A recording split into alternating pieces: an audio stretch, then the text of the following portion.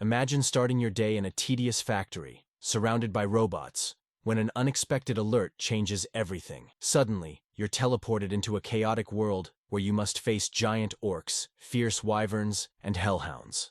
Along the way, you meet people in need, a guy riding a bike in the weirdest way, and you begin unlocking powers that might be your only chance at survival.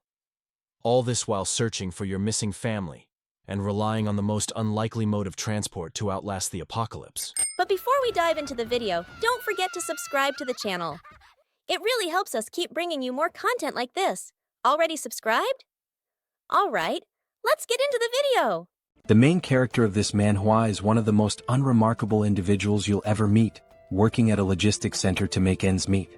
Kim Jeong-gyeom isn't too fond of his job, and you'll soon understand why. When he attempts to make small talk with the robot beside him, the machine simply ignores him and gets straight to work. That's exactly what he dislikes about the place. The entire logistics center is filled with advanced AI robots that handle most of the labor. Jeong-gyeom is responsible for overseeing everything, but there's no one around to chat with. He often feels down, missing the warmth of human interaction, and sometimes wonders if he's in the wrong place. This all began 2 months ago, right after he was discharged from the military, marking the start of a streak of bad luck. The first blow was when his parents relocated to Wojongbu. As a discharge gift, they paid the deposit and 6 months' rent for his small apartment, leaving him to live alone near his old school. Thus, his solitary life was forced upon him. Though financially stable thanks to government support and his parents covering rent, he took his time searching for a job, hoping to find the perfect opportunity without rushing. Unfortunately, things didn't go as expected, and he faced rejection after rejection before even getting a chance to prove himself.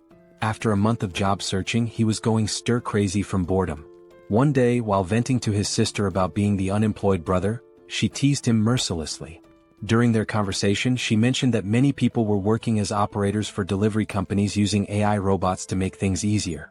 His interest was piqued, which led him to this lifeless place where there's literally no one to talk to. Just as I'm narrating this, someone else calls out to him. This person looks rather grumpy and unpleasant at first glance. Someone who could easily pass for the manager. Anyway, the senior worker informs Jeong-gyeom that they're out of tuna stock, despite the system indicating there's still some. He tells Jeong-gyeom to check the warehouse for any missing stock, and of course Jeong-gyeom agrees with a forced smile. Let's be honest, he finds the robots much warmer than his cold-hearted senior. As Kim enters the warehouse, the door behind him begins to close. He quickly searches for the tuna, eventually spotting it, climbing up to retrieve it. Just then he hears the door slam shut with a loud thud. He tries turning the knob, but it's jammed.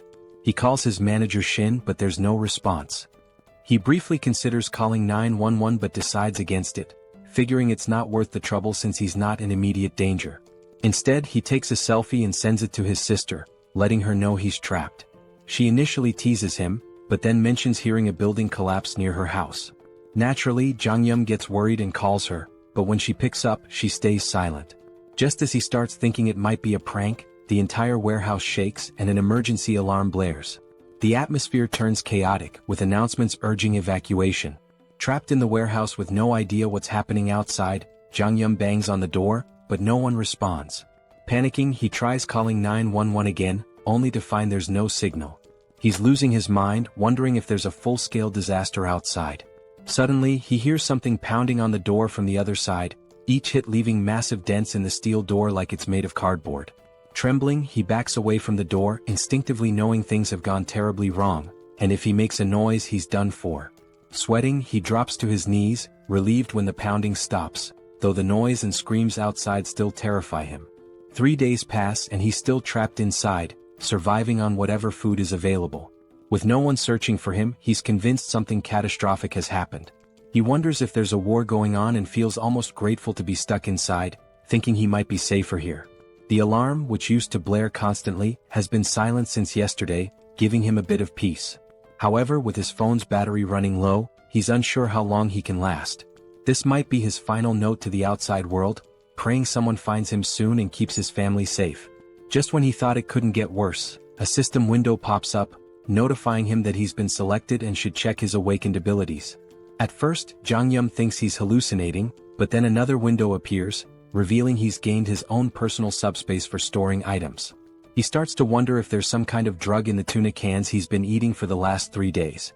Another digital notification pops up, informing him that a target has been designated and asking if he wants to store it. Without hesitation he confirms, and suddenly he feels himself falling, landing hard on the ground outside. Scrambling to his feet, he looks around only to find everything in ruins, debris and wreckage everywhere. He spots his senior lying dead nearby. As system windows keep flashing, our protagonist is too busy vomiting after seeing his senior's lifeless body. The system then announces that a suitable operating system has been found for him and is now being installed. Suddenly he hears footsteps approaching from behind, casting a huge shadow over him, and he's almost certain this shadow isn't human. As the scene zooms out, we see a monstrous orc-like creature with sharp fangs and a massive blood-covered body. Jong-yun starts sweating profusely, trying to calm himself, hoping his worst fears aren't true. He convinces himself that the loud roar he heard 3 days ago might have come from a gorilla or a bear. Still, he doesn't dare look back and instead sprints away as fast as he can, running for his life. Panic rises as he realizes he's being hunted by a literal monster. In his frantic escape, he even steps on someone's entrails. He has no clue why an orc-like creature is here or why it's after him, but one thing is clear: he has to get away. Suddenly, a system window pops up, announcing that synchronization is complete and asking if he wants to enter the subspace. Without a second thought, Jong-yun says yes, just as the monster's hand swings at him. He leaps into the portal, leaving the monster trapped on the other side, groaning in frustration. Jong-yun is confused, wondering why the creature can't follow him. A floating drone appears, explaining that nothing can enter his subspace without his permission, as he is the master of it. The drone further clarifies that the subspace is completely under his control. Shocked, Jong-yun feels a strange sense of déjà vu seeing the drone talk to him. Looking around, he realizes he's back in the PAX Fulfillment Center warehouse, but now it's part of his new subspace. The place is filled with the same robots as before. The system then informs him that as he's entered the subspace for the first time, he will be rewarded with a mana stone. The stone materializes in his hand, but before he can figure out what it does, the monster outside begins pounding on the portal again, startling him. He momentarily forgets he's being hunted by a monstrous beast and asks the system if it's sure the creature can't get in. The system reassures him that nothing can enter without his consent. A new system window appears, informing him that the PAX Fulfillment Center is a 5-story facility with a total area of 10,000 pyeong, approximately 33,000 square meters, and contains everything necessary for improving customers' lives. It can ship products at speeds of 60 kilometers per hour, with a maximum shipment size of 2 meters. Jong-yun is just as baffled as anyone would be by all this information. The system adds to his confusion by stating there are only 2 minutes left until maintenance. Jong-yun, still disoriented, asks if the facility will shut down after 2 minutes. The drone confirms this and explains that he can use the mana stone to power the facility and maintain operations within the subspace. With 1 mana stone he can keep the facility running for 24 hours. Impressed by its efficiency, Jong-yun listens as the drone explains that when the PAX Center was stored in the subspace, its energy system was modified to run on mana stones. Jong-yun, still skeptical, asks if this is even real or just some sci-fi nonsense. Suddenly, the facility's lights shut off, and the drone begins flashing warnings. The PX system explains that the power has been cut, and if energy isn't restored, PX fresh products, items like fresh vegetables, meat and pre-prepared meals, could begin to spoil. Jong-yun realizes that in a chaotic world like this, where outside is a war zone, food is essential for survival. The power outage in the freezers and refrigerators could be a huge problem. He asks the drone if the mana stone can really replace electricity. The drone confirms this, so Jong-yun inquires how he can get more mana stones. The drone replies that mana stones can be obtained from creatures of other worlds. Clearly, Jong-yun isn't thrilled at the idea of confronting a muscle-bound monster that could easily tear him apart. He tells the drone to use the mana stone for now, then rushes into the facility to gather weapons. Inside he grabs as many weapons as he can, but a system window flashes their prices. With limited resources, he's worried he might run out of stock if he throws everything at the monster too quickly. He's also unsure whether these blades can even pierce the monster's thick skin. He figures that wounding the monster slowly rather than trying to kill it outright might be a smarter strategy. Since the creature can't enter his subspace, there's no rush to finish it off in one go. He'll focus on injuring it little by little, ensuring he doesn't waste resources or run out of weapons too quickly. Jong-yun hurls an axe at the monster, but it only grazes its body, which only enrages the creature further. With his original plan failing and aware that his weapon supply is limited, he decides to give the heavy axe another try, hoping it will have a more noticeable effect this time. He asks the system how many axes are left in stock, and to his surprise, he's told there are 15 remaining. He was expecting far fewer, so the number takes him off guard. He quickly checks the location of these axes, and upon reaching the storage area, he's shocked to discover that the axes are duplicating infinitely. The system explains that the items are produced through a process that allows them to be duplicated endlessly. While they can be damaged or altered, they cannot be fully depleted. This revelation leaves Jeong-gyeom stunned. If the system is right, he has an endless supply of weapons at his disposal. Surprisingly, the system confirms this. With this newfound knowledge, Jeong-gyeom feels relieved, knowing he no longer needs to worry about running out of weapons. He can throw as many as he wants at the monster without fear of exhausting his stock. He realizes that his shoulders will probably give out before the monster does, but at least he has a seemingly unlimited arsenal. The system then reveals another useful detail. He doesn't even have to throw the weapons himself. He can automate the process, shipping items from the subspace to the outside world. The system clarifies that shipping can only occur every 30 seconds, but this speed can be increased by leveling up his skills. Jeong-gyeom quickly asks how to launch the weapons, and the system tells him he only needs to think of the registered item and say ship to have it automatically sent out. As soon as the system explains this, Jeong-gyeom says ship, and an axe hurtles through the air at incredible speed, slamming into the monster's grotesque face and bringing it down instantly. The axe was launched by the drone, and when Jeong-gyeom asks about the speed of the throw, the system replies that the default shipping velocity is 60 km per hour. Finally, Jeong-gyeom understands what the system meant earlier by shipping speed. The system then informs him that he can adjust the speed to a maximum of 75 km per hour, but anything faster will require skill upgrades. Naturally, Jeong-gyeom asks how to upgrade his skills, and the system explains that he can do so by using mana stones. At this point, Jeong-gyeom remembers the monster he just defeated and realizes that he'll need to fight more creatures to progress. He quickly gears up inside the facility. First, he grabs lightweight combat boots priced at about 50,000 KRW and matching tactical pants for 78,000 KRW. Once he's suited up, he also buys a detailed map of the Seoul metropolitan area and a permanent marker. He marks a circle around Gwangjin district, then highlights surrounding areas in a specific order. With his route planned, he decides to start with the nearest district and gradually work his way toward his final goal, Ijeonggu, where he hopes to reunite with his parents. Since he's starting from Gunpo and doesn't have a car, Jeong-gyeom knows the journey will be long. Even though it's not as fast as a car or motorcycle, a regular bicycle is incredibly valuable in a post-apocalyptic world, and in this situation it might as well be a Lamborghini. He hops on the bike and pedals through the desolate landscape. After around 30 minutes, night falls and Jeong-gyeom has already taken down nearly 12 orcs. He reveals that he's learned a valuable lesson from defeating them, but before he can explain, a new monster appears and tries to attack him. Jeong-gyeom quickly retreats to his subspace, leaving the creature outside. While the monster is stuck, he uses the shipment ability again to launch an axe at high speed. Unfortunately, the axe only hits the monster's shoulder, wounding it but not finishing it off. With the cooldown period of 30 seconds before he can ship again and a range limit of 10 meters, Jeong-gyeom realizes that his abilities, though impressive, need more refinement, and that he can further improve them by collecting mana stones. Beyond shipment, Pax's ability has other applications, and we'll soon discover what those are. Suddenly, the monster notices movement and turns around, only to see the axe flying back into the portal and then returning, striking it in the face again and finishing it off. This is actually the second function of Pax's shipment ability, known as product retrieval, which automatically brings back dispatched items, just as useful as the shipping ability itself. Jeong-gyeom uses the retrieval function once more to claim the mana stone from the monster, all while wondering why he can't simply retrieve the mana stone without killing the creature first. He then asks Pax the same question and learns that he can only use his retrieval skill on the stone after killing the monster, as it belongs to him at that point. Regardless, Jeong-gyeom steps out of his subspace and shares another vital piece of information about this apocalyptic world. It turns out that the strange orcs aren't the only creatures wreaking havoc. There are also winged monsters, and he knows it will be a serious challenge to hunt one of those. Suddenly, he hears cries for help, but before he can identify the source, the scene shifts to a man named Choi, desperately fleeing. He's so exhausted that each step feels heavier than the last, and a flying creature is chasing him.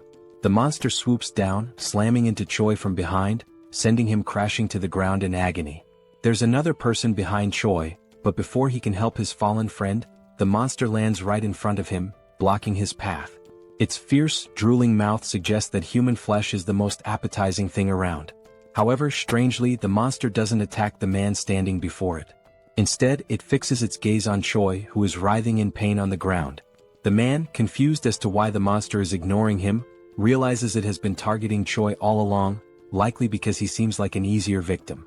He feels helpless, unsure of what to do with only a small knife in hand, doubting whether it could even distract the monster. Just then, the sound of a bicycle bell rings through the air, and not surprisingly, it's our boy speeding toward them, though these two have no idea who or what is approaching. Before they can process what's happening, they witness the monster that was hunting them get struck by a projectile, sending it sliding across the ground from the force of the impact. The creature was felled by a single axe throw, leaving both men in stunned disbelief. Jong-yeon quickly checks if they are okay, but they're still in shock, their mouths agape as they try to understand how someone on a bicycle managed to defeat a flying wyvern with just an axe. They immediately ask Jong-yeon if he's a soldier, bowing their heads in gratitude for saving their lives. Jong-yeon, glad they're safe, points to his uniform in response to their question. He explains that he's an employee of PAX FC, and they notice he's wearing the company's gear. This revelation shocks them even more, as they had assumed he was a trained soldier, given his impressive skills and presence. Even though he's not a soldier, his abilities are so extraordinary that if they hadn't seen it themselves, they wouldn't have believed someone could take down a wyvern with just an axe throw while riding a bicycle. Jong-yeon is surprised to find out that these people are already familiar with the concept of abilities. One of them confirms this, mentioning that he himself has an awakened ability, though it's just a simple driving skill, which he hasn't had much chance to use under the circumstances. Choi then laughs, admitting that he's a bit jealous because he hasn't awakened any ability of his own. Jong-yeon asks if there are more survivors nearby, and Choi explains that there aren't. They're currently in Block C, which houses a logistics center where many people gathered, but unfortunately so did the monsters. Most of the people were attacked, killed, or devoured, leaving only around 10 to 15 survivors who are now hiding in the underground terminal of Block E. He goes on to explain that they were searching for a drivable road and trying to collect essential supplies when the monster attacked them. The other man suggests that instead of continuing to talk there, Jong-yeon should accompany them to their living quarters on the 4th basement floor. He assures him that the monsters have never breached that area, so they can sleep peacefully there, and even offer some snacks. Jong-yeon considers the offer, clearly interested in seeing the vehicles they mentioned, as he's in desperate need of information about working transportation. Eventually he agrees to join them, though he remains cautious, unsure whether he can fully trust them. As they begin to walk away, we take one last glance at the dead monster lying on the ground. At that moment, Jong-yeon discreetly retrieves the mana stone from the creature's body and slips it into his subspace, relieved that the two men don't know about his ability. This way he has an escape plan in case things go wrong. He can always retreat into his subspace if necessary. A while later they arrive at the basement, where they encounter a man who has just taken down an orc on his own. Choi rushes over to his friend, asking if everything is alright and what happened. The orc slayer assures him that all is well, explaining that the orc must have wandered in by accident. Fortunately, it hadn't spotted them, so they were able to take it out easily. No one was injured, but now they're less confident that the place is truly safe. Jong-yeon meanwhile feels a surge of fear, realizing how perilous this area truly is. His thoughts are interrupted when the orc slayer asks who he is. Choi explains that Jong-yeon is the one who saved them from the wyvern and used to work for PAX FC. He also mentions that Jong-yeon is quite powerful, having taken down the wyvern with an axe throw from a distance. Everyone is both amazed and curious about what kind of abilities he might possess. At that moment, a woman rushes toward him, absolutely ecstatic that he saved Yongsoo and Byung-kal. Overjoyed, she begins to do a little celebratory dance. The rest of the group starts to gather around, showering him with praise. Jong-yeon tries to brush it off, modestly saying that he was only doing what was necessary. As he continues to receive so much attention, Choi steps in to break up the crowd, telling them not to tease the young guy. Just then, the orc slayer speaks up, revealing that everyone there has been working together for over a decade, and that Yongsoo and Byung-kal are like family to him. He expresses his deep gratitude for saving them and introduces himself as Lee Jin-mak, the center manager of Daehoon Express Terminal. He even bows respectfully to thank Jong-yeon for saving his two friends. After the introductions, Jin-mak gives Jong-yeon a quick overview of the place. He explains that while they can't guarantee total safety, it's far more comfortable than being outside. They have a stockpile of food and water from the logistics center, and he encourages Jong-yun to eat as much as he wants and to make himself at home. Jin-mak adds that they have enough supplies to last for a while and can always get more from the logistics center if needed. However, Yong-soo interrupts, pointing out that the logistics center they're talking about has suddenly vanished. The group is left wide-eyed and speechless at this absurd news. Jin-mak immediately asks what Yong-soo means by this. Choi confirms it, explaining that the building has literally disappeared, which is why they were being chased by the wyvern. The others are skeptical, questioning how such a massive structure could simply vanish. Jin-mak, though stunned, eventually accepts the reality, reasoning that if monsters like the ones they've encountered are real, then a disappearing building might not be so unbelievable. Jong-yun remains silent, unsure whether the disappearance of the logistics center is connected to his own subspace abilities. Trying to calm the group, the manager urges them to focus, stating that regardless of the situation, they must dig through the tunnel. Staying here will only make things worse. He encourages everyone to stay strong, saying that their time has just come a little earlier than expected and that they need to start heading into the tunnel as soon as possible. The woman from before, now fired up, tries to rally the group, reminding them that even without the logistics center, they must keep moving forward and force their way through. Jong-yun turns to the manager, asking what forcing their way through actually means. The manager explains that everyone has homes elsewhere, and vehicles are essential for getting around. But with the roads blocked, they need to find a way through. Jong-yun's interest peaks at the mention of vehicles, and he asks for more details. The manager confirms they do have working vehicles but says all the roads are blocked. A golf course obstructs the north, containers block the east, and the southern Yangdong Expressway is completely destroyed. The only remaining exit is the tunnel to the west, but unfortunately, a group of wyverns has taken control of it. Up until now, they've survived by scavenging supplies from the logistics center, but now they have no choice but to push through. The manager then tells Jong-yun that he doesn't have to go through the tunnel since the blocked roads only affect vehicles, and there are other ways to escape on foot or by bicycle. Jong-yun, however, insists that he also needs a vehicle, believing it's best to take the tunnel route. The manager doesn't argue further and tells him he's welcome to join them if he's up for it. Jong-yun grins and says he'd be happy to work with them. He also thinks to himself that it's better to keep his abilities hidden for now. While the group seems nice, he knows they've been struggling to survive, and they might not be entirely forthcoming about their situation. Jong-yun understands their need for secrecy and plans to stay cautious as well. He then turns to the manager, saying he wants to check out the situation at the tunnel and the wyverns. He claims he's planning to scout ahead, but in reality he's eager to use his abilities to wipe out the monsters and collect more mana stones. The scene briefly flashes back to when Jong-yun defeated several monsters and saved up 5 magic stones. With these stones, he's now able to reduce the cooldown on his shipping ability to just 5 seconds. That's when he sees 3 new shipping abilities. The first is precise delivery, which locks onto a target and guarantees a hit. The second is simultaneous delivery, allowing him to send 2 items at once.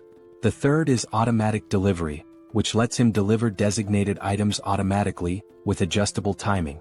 While these abilities sound amazing, each costs 10 stones and Jong-yun can't wait to try them out, though he's still unsure about the exact function of automatic delivery.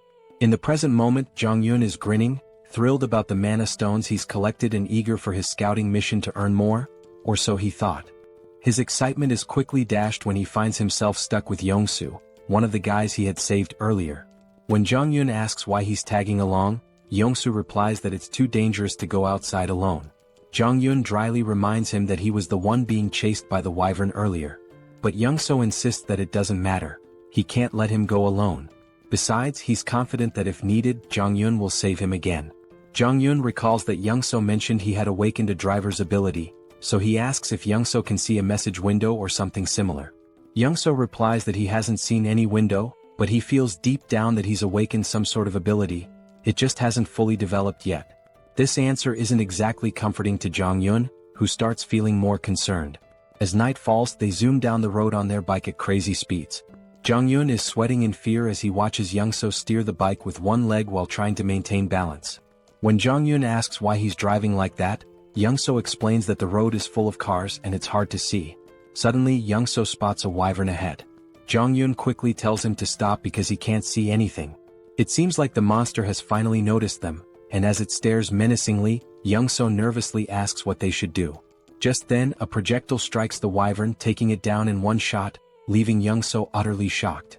Meanwhile, Jong-yun calmly tells him to focus and not look back. While speaking, he discreetly retrieves the mana stone and stashes it in his subspace. Finally, Young-so notices the tunnel up ahead and slams on the brakes. Before Jong-yun can ask why he stopped in the middle of the road, the answer becomes clear. They see a horde of monsters crawling around the area. Young-so is absolutely terrified, and Jong-yun wouldn't be surprised if Young-so had already panicked beyond measure. As one of the monsters starts advancing toward them, Young-so is convinced their time is up. Even with the electric bikes, there's no way they can outrun so many wyverns. Just as Young-so braces for the worst, Jong-yun realizes he has no choice but to use his subspace ability. He quickly pulls up his system and dumps his mana stones to reduce the cooldown from 30 seconds to just 5 seconds. Confused, Young-so asks what Jong-yun is doing, but he doesn't explain. Meanwhile, the monster roars and every nearby creature starts converging on them. In the nick of time, Jong-yun shouts, "Ship!" and a projectile drops, taking out the monster and saving Young-so. Looking back, still panicking, Young-so's eyes widen as he spots a portal behind them. After defeating the monster, Jong-yun quickly grabs the stones and tells Young-so to stay close. It's the only way he can protect him. Young-so agrees, though he remains completely clueless about what's happening or why there's a logistics center behind them. Just then, more monsters appear, but Jong-yun swiftly deals with one using his axes. As more monsters prepare to attack, Young-so panics and stumbles back, eventually falling into Jong-yun's subspace. The monster crashes into the subspace barrier, while Young-so falls to the ground in shock. The monster regains itself and charges again, but Jong-yun slips into his subspace just in time. The creature slams into the barrier once more before being taken down by another axe. Young-so watches in awe, unsure what to be more impressed by, the logistics center or the flying axes, but he's certain of one thing. To Jong-yun, these monsters are nothing more than nuisances, and this tunnel is just a minor obstacle he can clear without breaking a sweat. Young-so reflects on how everyone back at the base was relying on the delivery vehicle for safety and food transport, and how the tunnel was part of their escape route. Even if they made it through, monsters still lurked outside. But for Jong-yun, things are different. He only needs the vehicle for transportation since he can handle any threat with ease. Young-so even begins to feel a tinge of jealousy, thinking how with an ability like Jong-yun's, he could reunite with his family much faster. He wonders why Jong-yun needs a vehicle in the first place. Suddenly they notice the monsters starting to retreat. Jong-yun is intrigued, noting that these creatures are smarter than expected since they're fleeing rather than rushing into danger. As Jong-yun collects the mana stones, Young-so spots a blue stone hovering in the air and asks what it is.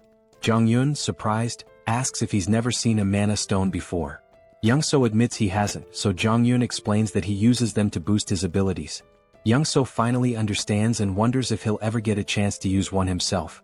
This clears up why Young-so didn't bother extracting the mana stone from the orc earlier. Young-so points out that with abilities like Jong-yun's, he could easily clear the entire tunnel on his own. Jong-yun replies that he didn't come here intending to clear the tunnel. He just wanted to check it out. If it seemed manageable, he'd sneak through quietly and not show off his powers. Young-so apologizes for tagging along, but Jong-yun reassures him that it's fine. He didn't know the way to the tunnel anyway, so if he had come alone, he wouldn't have made it this far. He then suggests they head back since the wyvern has retreated, but it could return soon. At that moment, Young-so asks how far Jong-yun plans to travel that he feels the need for a vehicle. Jong-yun explains that he's trying to reach his family, with his final destination being Wojongbu, near the Gangnam district. This revelation surprises Young-so because his own destination is along the same route. He shares that he's heading to Indaequan, which is on the way, and asks if it would be too much trouble to let him tag along until then. Jong-yun hesitates, unsure how to respond, but Young-so continues, admitting that even if he makes it through the tunnel, he's not confident about reaching home safely. His driving ability isn't much help in combat, but since Jong-yun can fend off monsters, he might have a better chance of reuniting with his family. Young-so then promises to help Jong-yun get to Gangnam faster than anyone else and swears he won't be a burden. He even offers to provide food along the way. Jong-yun starts to see some merit in this partnership. Young-so's driving skills are impressive, and more importantly, with him around, his secret abilities might stay hidden. It's a mutually beneficial arrangement since Jong-yun fears that if word got out about his powers, people might try to use or even eliminate him, though that might be overthinking. Still, better safe than sorry. Ultimately, Jong-yun agrees to let Young-so come along, and Young-so beams with excitement like a child in a candy store.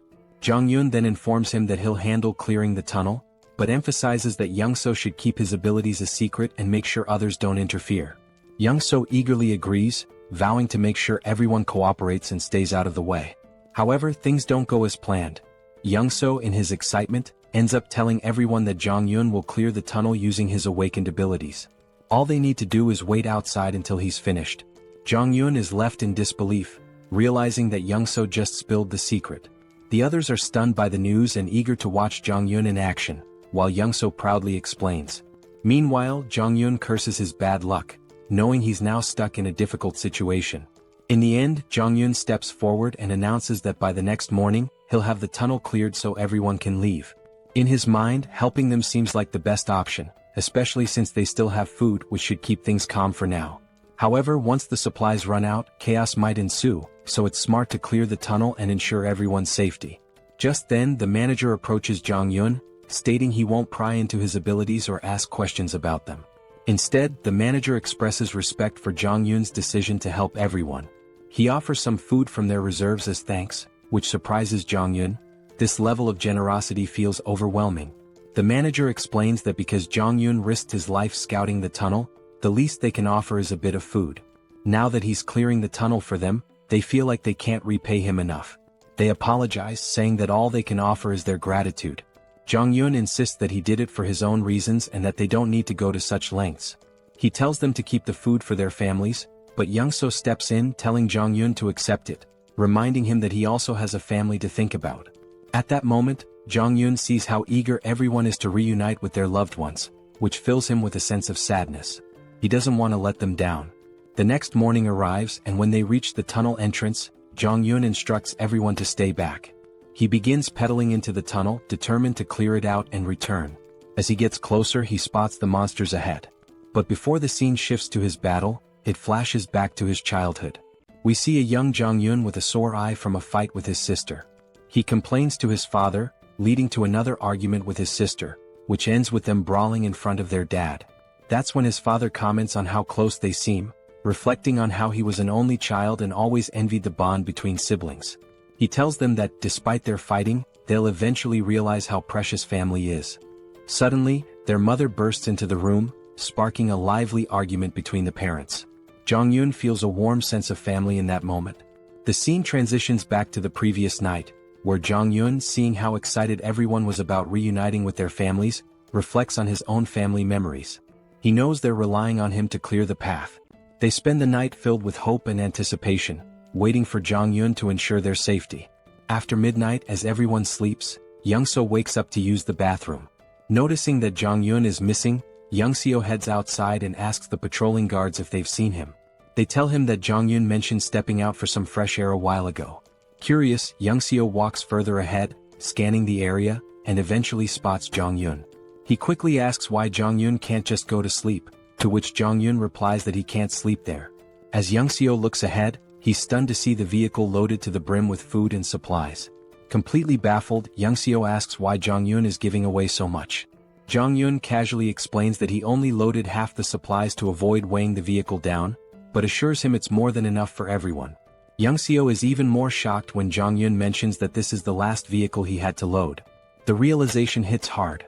If this is the last one, then Jong-yun must have packed the other 15 vehicles with the same amount of supplies. Jong-yun quickly tells Young-seo to keep this a secret from the others. Still confused, Young-seo points out that if Jong-yun is giving away all these supplies, what will they have left for their own journey? Jong-yun nonchalantly responds that they still have plenty of supplies. Young-seo is left astounded, realizing the amount of resources Jong-yun has given away is more than you'd find in an entire logistics center. He can't comprehend how much stock Jong-yun must have left. Back in the present, we see Jong-yun effortlessly taking down monsters like it's no big deal. While fighting, he contemplates how much easier it would be if he could put all the people into his subspace and carry them to safety. Unfortunately, his system informs him that with his current subspace level, it's impossible. However, if he reaches subspace level 2, he could carry up to 20 people. To level up, he needs at least 100 mana stones. After mentally counting, Jong-yun notes there are about 40 monsters left, with a few fleeing. The numbers aren't enough for him to level up here. He realizes he'll need to find another way to gain experience, especially since he wants to eventually bring his family into the subspace. Suddenly, Jong-yun notices something strange among the fleeing monsters. A closer inspection reveals a stronger, more imposing version of a wyvern, clearly some kind of boss-level monster. Even Jong-yeon is unsure of what he's facing. The scene then cuts back to the group waiting outside the tunnel, growing anxious about whether Jong-yeon is okay inside. Finally, they see him emerge, pedaling his bike effortlessly, as if he's been out for a leisurely ride. His uniform is stained with blood, and the group anxiously watches until they see him smile. They burst into celebration, relieved that their mission was successful. It's finally time for everyone to part ways and reunite with their families. They thank the manager for sticking with them and wish him a safe journey home. Jong-yeon hints that if they face any trouble, they should open the cargo hold. He's left a little surprise that might help. Curious but eager to continue, they get into their trucks and slowly make their way through the traffic. After crossing the tunnel, they wave their final goodbyes before heading in different directions. In the truck, Jong-yeon sits in the passenger seat, still thinking about the monster he saw in the tunnel. He's unsure if it was really a wyvern since it fled before he could get a good look. He wonders if it was a leader or just an adult version of the monsters they've been fighting. His thoughts are interrupted by a disturbing crunching noise from under the truck. Looking near the tires, they see they've run over some corpses, and the driver's face is full of sorrow from hearing the bones break. Even Jong-yeon notices the regret in his friend's expression, but they have no choice but to keep moving. The road is filled with bodies and wreckage, leaving no clear path. Jong-yeon reflects on how, if his discharge had been delayed by just 3 months, he might have ended up as one of those dead soldiers. The situation is even worse than they imagined, with monsters still feasting on the remains. Suddenly, Young-seo calls out to him, snapping him out of his thoughts. When Jong-yeon looks ahead, he sees that the road is blocked. Young-seo points out that the barbed wire looks like it was set up by the military to block something, and they'll need to find another route. He suggests they try crossing another bridge, but just then Jong-yeon notices something at the far end of the blocked bridge. Upon closer inspection, they see a new type of monster they've never encountered before, and it becomes clear what the military was trying to contain. While Young-seo panics and considers turning back, Jong-yeon sees this as a perfect opportunity to level up his subspace. He spots a narrow sidewalk along the road, blocked on both sides, and quickly suggests they drive through it. He explains that he has a plan to get through without turning back and excitedly tells Young-seo to push the truck through the pedestrian path. Young-seo is horrified by the risky idea, especially when an orc appears ahead among the mutant hounds, scattering the pack.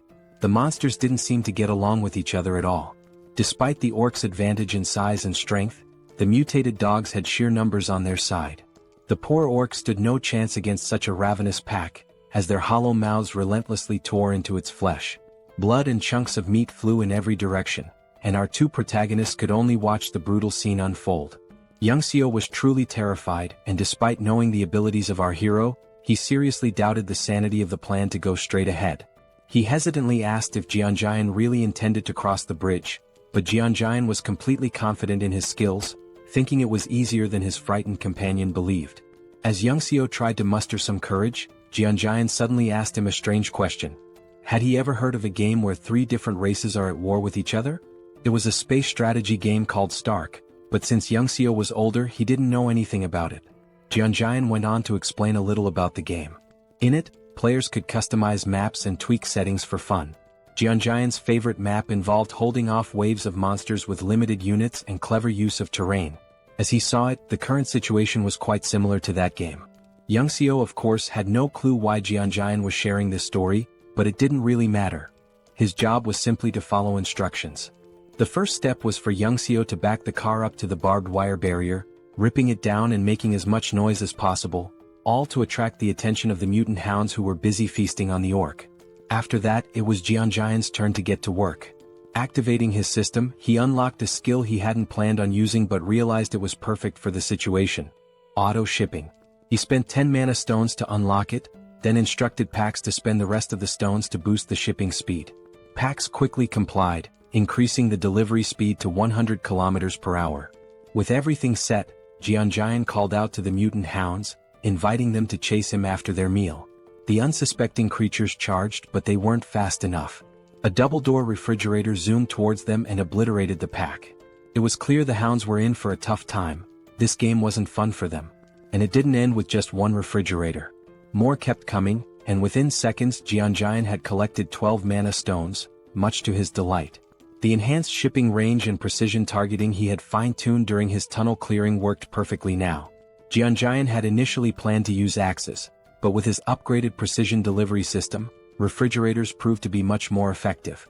He had discovered earlier that the precision delivery skill didn't track targets fully but only adjusted the trajectory slightly based on their movements. Against these swift mutant hounds, an axe flying at 100 km per hour might still be dodged, making it a less reliable option. But the refrigerator, with its size and weight, was ideal for taking out multiple enemies at once. A mere graze from it was enough to crush several hounds. On top of that, the auto-shipping feature made things incredibly convenient. Jeonjaeon didn't even need to monitor the battlefield anymore. The system automatically took care of any approaching threats. For now, our hero could just relax as the hounds continued their futile attempts to get closer. They howled with rage but were helpless against the flying refrigerators. As the battle raged on, Youngseo made the mistake of looking back. His jaw nearly dropped when he realized what he was witnessing. He had thought Jeonjaeon could only throw axes, but what he saw was beyond his wildest imagination. Refrigerators flying through the air, one after another, every 2 seconds. The sheer number of refrigerators was unbelievable. Youngseo couldn't fathom why the logistics center would even have so many in stock. He began to wonder if Jeonjaeon's system somehow replenished items, like how the axes were retrieved and reused. But how this worked with refrigerators remained a mystery. Youngseo stood frozen in shock, unable to comprehend what he was seeing. He didn't even notice when Jeonjaeon came up to him and casually asked if he wanted something to eat. Yongsoo finally pieced things together and asked a question to confirm his suspicions. He wondered if it was possible that Jeonjaeon's supply was actually infinite. Jeonjaeon was a bit taken aback by the question, assuming Yongsoo had figured it out long ago, but clearly he hadn't. All this time, Yongsoo believed Jeonjaeon was simply collecting the axes after each use to recharge them. He never imagined that Jeonjaeon had an endless supply. In reality, Jeonjaeon did collect the axes with his system, but only to prevent them from lying around and accidentally harming someone. Even after hearing this explanation, Yongsoo still found it hard to grasp the concept of infinite items. Once he gathered his thoughts, Jeonjaeon asked again if he wanted anything to eat. Having endured an emotionally exhausting day, Yongsoo felt that a Coke Zero and a donut would be more than enough for him. As they quietly enjoyed their food, behind them, the delivery system was relentlessly scattering the mutant hounds. Yongsoo felt a bit embarrassed for underestimating Jeonjaeon's abilities and his own naivety, but he was still grateful for the meal, even if it came from an endless stock. Jeonjaeon was happy to share and thanked Yongsoo for trusting him from the start. He told Yongsoo that if he ever needed anything he should just ask since he had almost everything in stock.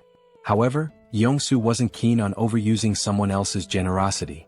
Jeonjaeon had already done enough by clearing the path of monsters and helping him get home faster. Once they crossed the bridge, it would only take an hour for Yongsoo to reach his house. Jeonjaeon was glad to hear his friend would soon be reunited with his family, though he could sense Yongsoo's worry about what might be waiting for him there. Yongsoo hoped his family was safe, and Jeonjaeon understood the concern all too well. He was worried about his own parents and sisters as well. Wanting to give Yongsoo a gift, Jeonjaeon noticed his friend's tattered clothes and thought he shouldn't return home like that. Plus, with the hounds still lingering, they had time to resolve the clothing issue. The only question was what style Yongsoo would prefer. Feeling a little uneasy about receiving even more help, Yongsoo didn't refuse. He knew Jeonjaeon probably had what he needed: aviator glasses and a cool jacket, the perfect outfit for a top-class driver navigating the apocalyptic landscape. Just in time, the last few hounds were almost dealt with. Yongsoo's new look gave him a boost of confidence, and with renewed assurance in the truck's durability, he was ready to get going. He moved with speed and precision that would make even Formula One drivers envious. Jeonjaeon barely had time to grab on before Yongsoo floored the gas pedal. The remaining hounds didn't stand a chance as they sped down the narrow road. Yongsoo handled the driving with lightning speed, so much so that it seemed like they'd reach his home in just 20 minutes. But Jeonjaeon had to hold on for dear life as the truck zoomed over broken roads as if they were smooth highways. Jeonjaeon desperately asked Yongsoo to slow down, but it was futile. It seemed like he was about to be sick. Fortunately, the wild ride didn't last too long. They finally arrived at Yongsoo's destination, or rather what was left of it. His home was now nothing more than a ruin. Yongsoo stands in front of his house, looking out at the wrecked buildings through the window. The destruction is overwhelming, and he tries to reassure himself that these buildings were just old. That's why they crumbled. But deep down, Yongsoo's hands are shaking. He's right at his own doorstep, frozen with fear, dreading what might be inside. The thought haunts him: what if his family isn't there? What if he opens the door to find their lifeless bodies? The fear feels suffocating. He keeps repeating that they're safe, that when he opens the door, everything will be okay. But his hands won't move. He's paralyzed, unable to turn the handle. Kim, standing behind him, watches, understanding exactly what Young-so is feeling. He had driven like a maniac, covering a journey that would normally take an hour in just 20 minutes, fueled by the hope of reuniting with his family. It shows just how desperate he was to get here. But now, standing before the door with the potential of finding something horrifying, Young-so can't bring himself to move. He knows that if he finds death behind that door, it might destroy him too. Sensing this, Kim steps forward, places a supportive hand on Young-so's shoulder, and offers to open the door for him. Young-so freezes, frustration and fear etched on his face. Almost on the verge of tears, he pleads with Kim to do it. Kim, understanding the fear of facing one's worst nightmare, steps up to the door. If he were in Young-so's position, he'd be scared too, wanting someone else to open it for him. Turning back to reassure Young-so one last time, Kim tells him he's about to open the door.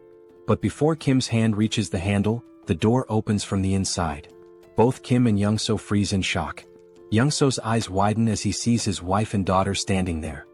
His wife calls his name softly, her voice warm, and his daughter shouts, "Daddy?" Young-so's wife starts crying, and soon he's breaking down too.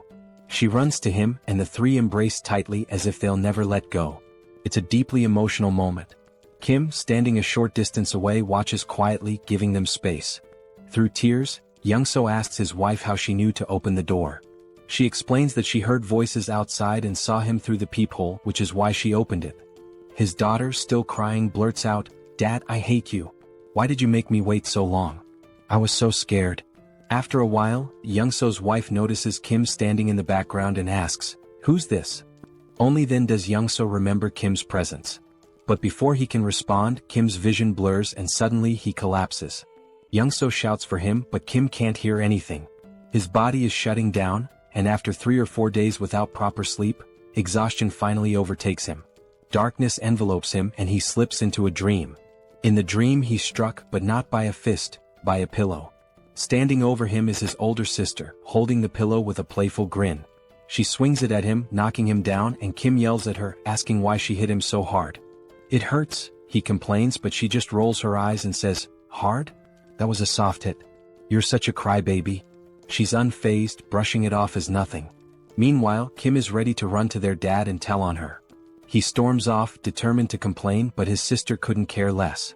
She stands tall, holding the pillow like she's won the pillow fighting championship of the month. Suddenly the scene shifts. Kim's dad is sitting with him and his younger sister, trying to mediate a sibling quarrel. He calmly explains that, annoying as they might be, family is precious. One day, Kim will realize how lucky he is to have them and how much love there is in their little fights. His father reminds him that, no matter the arguments, their bond is something to treasure. Just then, Kim's mom storms into the room, scolding his dad for not helping with dinner when she asked. She's frustrated, telling him she needed help, but there he is, just lounging around. The scene cuts to the whole family at the dinner table, enjoying delicious food, laughing and sharing stories. As they eat, Kim's mom eyes his older sister, Seoul, suspiciously and asks if she's got a crush on someone, noticing how she's always on her phone. Looking nervous, Seoul explains that she's just texting her friends non-stop. It's just how things are nowadays. From the outside, their family is filled with pure joy and warmth. Kim's dad, unable to resist, talks about how Seoul is interested in boxing, suggesting she check out a sports club at the local middle school. With a smirk, Seoul admits that the boxing club is the real reason she chose that school. Kim's ears perk up at the mention of middle school. Fast forward a year, and we see Kim attending the same middle school as Seoul. He's excited, ready to make new friends and have fun, but things don't go quite as he had planned. Instead of finding new friends, Kim ends up being bullied daily by the older students. They beat him, mock him, and Kim, who tends to be sensitive, doesn't fight back. He endures the blows day after day. But then one day someone steps in. Seoul, his fierce older sister, storms in like a force of nature. With an intense, threatening look, she grabs one of the bullies by the hand and breaks it with a single punch. Kim feels relief seeing his sister, his rescuer, but that relief is short-lived. Frustrated by her brother's weakness, Seoul declares that his training starts now. And so, Kim's grueling training under his ruthless sister begins. It's brutal, but it pays off. Soon, no bully dares to approach Kim again. For a while, life seems to settle down. Kim makes friends, enjoys himself, and coasts through middle school. But time flies, and one day his younger sister lands a job at a nursing school, catching both Kim and Seoul by surprise while Kim is lounging on his PS5, barely keeping up. Then, a moment arrives that flips his life upside down. Kim's dad walks in and tells him the time has come. Kim doesn't understand at first, but when it sinks in, it hits hard. It's time for him to enlist in the military. The family worries, though Kim tries to put on a brave face. Outwardly he's tough, but inside he's trembling. He doesn't want to leave his family. And after that, well, the rest is history. Slowly, Kim's eyes open. He feels disoriented and a bit afraid, lying in an unfamiliar bed. He remembers collapsing, standing outside Youngso's door, meeting his family, but after that, nothing. His mind races. Did Youngso betray him? Instinctively, he opens his portal and pulls out a heavy axe, gripping it tightly. Suddenly, a calm, warm voice interrupts his thoughts. Kim turns, startled, and sees Youngso's wife and daughter at the table, looking at him with puzzled expressions. Reality hits him. He's in Youngso's house. Looking to the side, he spots Youngso sound asleep, completely out. It dawns on Kim, he must have been so exhausted that he collapsed at the door. Youngso's wife had said he fainted and had been out ever since. He must have been more worn out than he realized. Kim glances down at the heavy axe in his hands, momentarily confused as to why he even drew it. What had he been thinking? Quickly, he stashes it back in his portal, hoping no one noticed, especially Youngso's wife. She didn't need to see that. He asks how long he's been asleep, and she tells him it's only been a few hours. Then the mood shifts. With a soft smile, Youngso's wife begins to thank him, expressing her gratitude for everything he's done. Kim can feel the weight of her words, how he saved Youngso's life and brought him home safely. The gratitude in her eyes and her slight bow make him feel uneasy. Kim isn't used to this, feeling awkward and a little nervous, wanting to brush it off as no big deal. He thinks about how Youngso had helped him too. It hadn't all been on him. Just then Youngso wakes up. Still groggy, he chimes in to back up his wife, insisting that Kim had done far more than he lets on. Youngso makes it seem like driving Kim here was nothing compared to Kim saving him again and again. To Youngso, Kim was a true lifesaver. Even if Youngso hadn't made it, he believes Kim would have come through on his own. Then Youngso's wife changes the subject, saying everyone must be hungry. The atmosphere shifts once again as Kim's stomach growls, reminding him he hasn't eaten in what feels like ages. She mentions that Youngso had refused to eat without him, waiting until Kim woke up. Kim can't help but smile. Youngso, with that goofy grin, is all about eating together. With a warm chuckle, they decide it's time to dig in. Suddenly, Kim finds himself staring at a bowl of kimchi stew in front of him. The sight alone makes his mouth water. The smell pulls him back to memories of his mom, filling him with a bittersweet sense of warmth. The food isn't fancy. Youngso's wife even apologizes for the limited ingredients. But to Kim it doesn't matter. This is his favorite meal. After everything he's been through, nothing feels as comforting as kimchi stew. The first bite? Pure bliss. The moment the stew touches his tongue, it's like fireworks going off in his mind. Every cell in his body feels alive. The flavor, the warmth, it's almost unreal. And just like that, he's taken back. Back to when he'd sit down to meals with his family, back to simpler times. But as the meal ended, Kim felt a wave of sadness. For the first time in 3 months, he'd had a meal that reminded him of home, of family, and the ache of missing them overwhelmed him. The others noticed his quiet sadness, which shifted the conversation back to their journey. He mentioned their next stop was Gangnam, and Kim froze, realization hitting him. He was stunned, unable to fully grasp what Youngso was saying at first.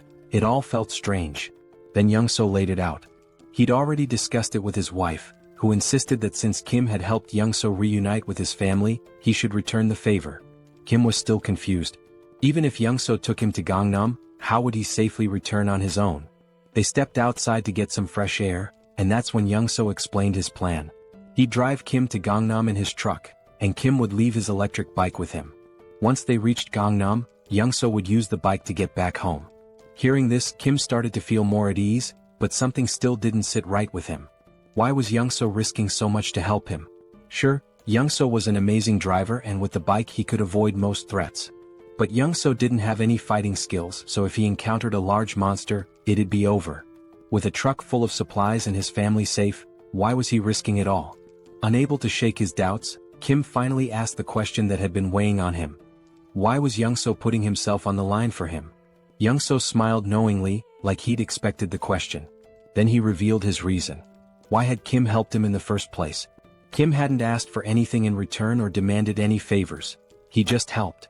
Without Kim, Young-so wouldn't have survived that tunnel. Now, he wanted to return the favor because they were in the same boat.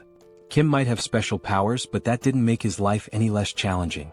Young-so understood what it felt like to be desperate, clinging to the hope that his family was safe somewhere. That's why he'd risked the tunnel, and now he wanted Kim to feel that same happiness of reuniting with loved ones. With a sly grin, Young-so reassured Kim that he wouldn't take unnecessary risks. He was confident his driving skills would get him out of any tough spots, so Kim didn't need to worry. Then Kim had a flashback to when he first set out for the tunnel and saw a car with keys inside. Young-so could have left the group behind, but he didn't. He stayed and helped. That's when Kim realized Young-so wasn't about to leave him. He just didn't want to admit how far he'd go to help. Kim smiled and agreed, but with one condition. If Young-so was coming with him, he had to bring his family along. Kim explained he'd upgraded his subspace, allowing him to bring others inside.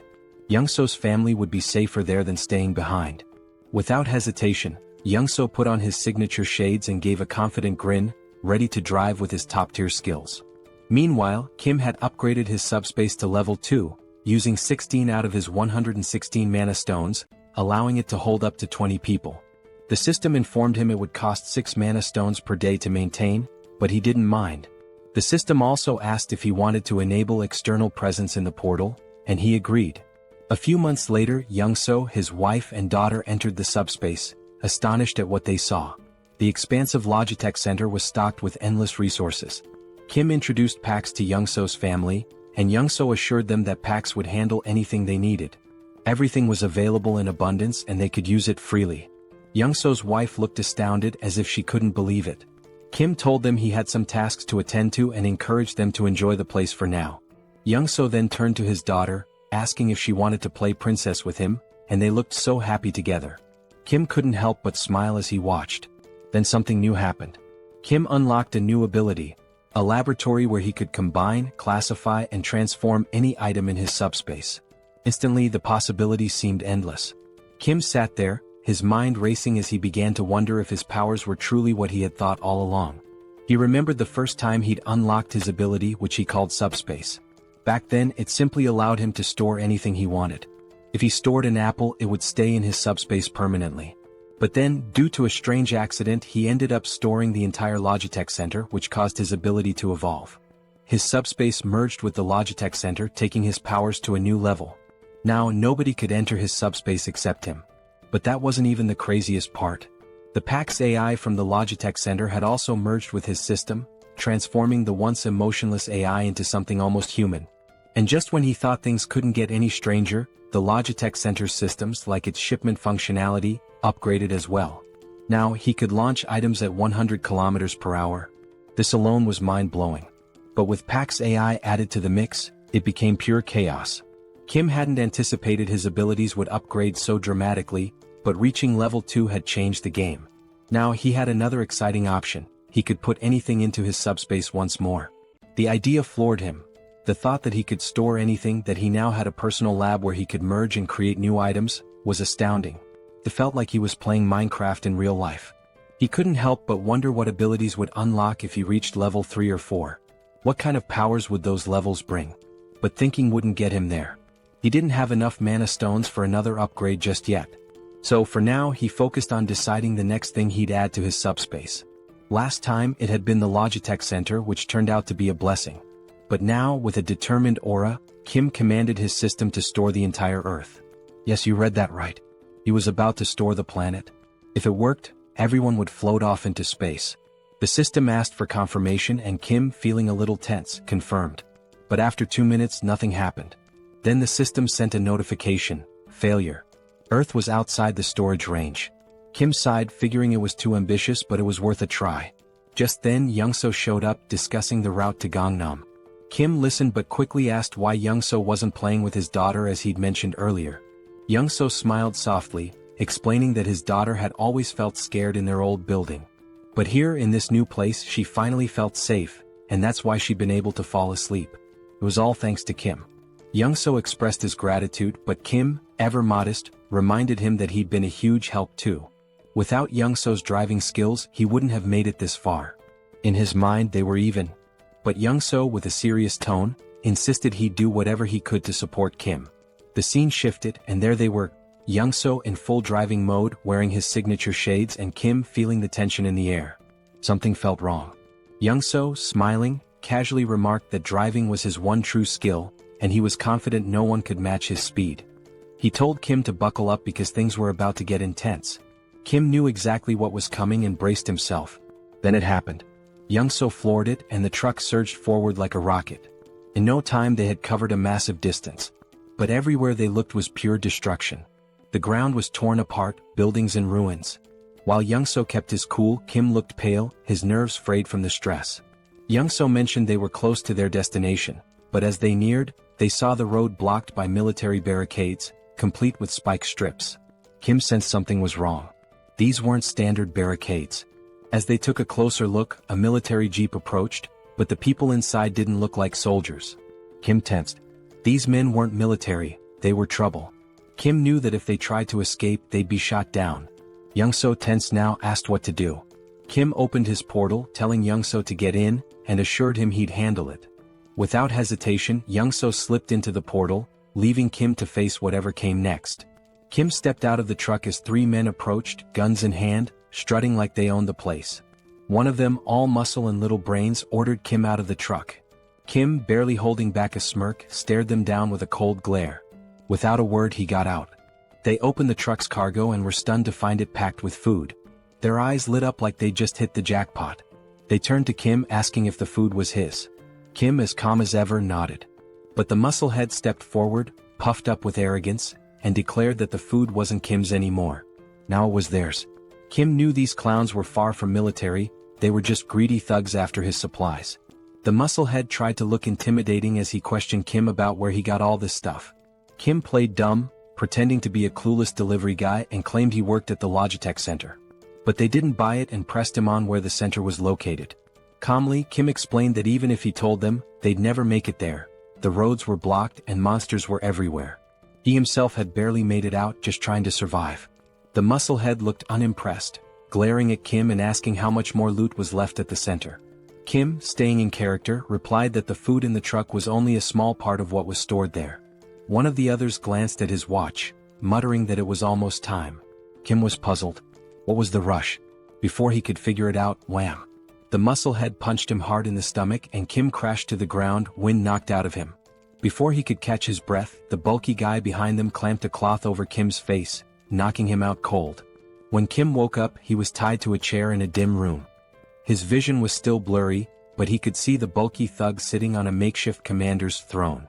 Nearby, a body lay on the ground, a pool of blood spreading around it. Clearly a dead soldier. Kim quickly pieced it together. These guys had taken over the military base. The bulky guy started talking, bragging about how they'd wiped out the military and made themselves the new rulers here.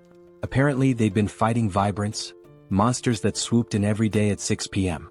The military had tried to fend them off with guns but couldn't keep up, so they'd recruited people like him and his crew. When the military was overrun, the gang had taken control, and now the bulky thug was the self-proclaimed commander. He made it clear that Kim was only alive because he needed him. Kim's task? To head back to the Logitech Center with some of the gang and raid it for more supplies. If he succeeded, maybe they'd let him join their group for protection. Kim was beyond annoyed. He was done with these lowlifes. Standing there, he decided what to do next. It struck him. This military base would make a perfect addition to his subspace.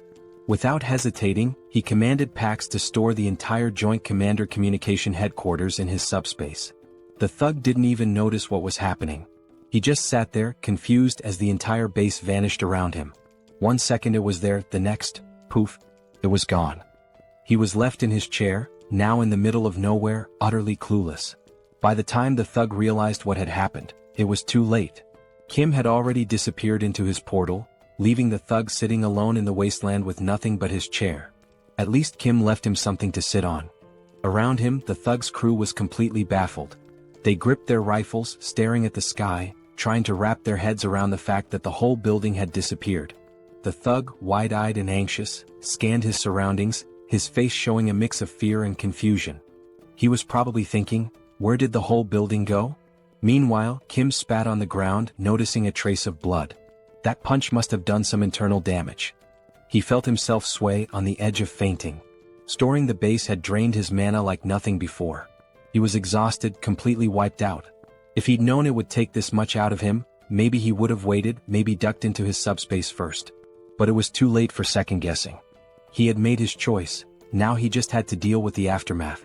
His priority now was to get into his subspace to recover.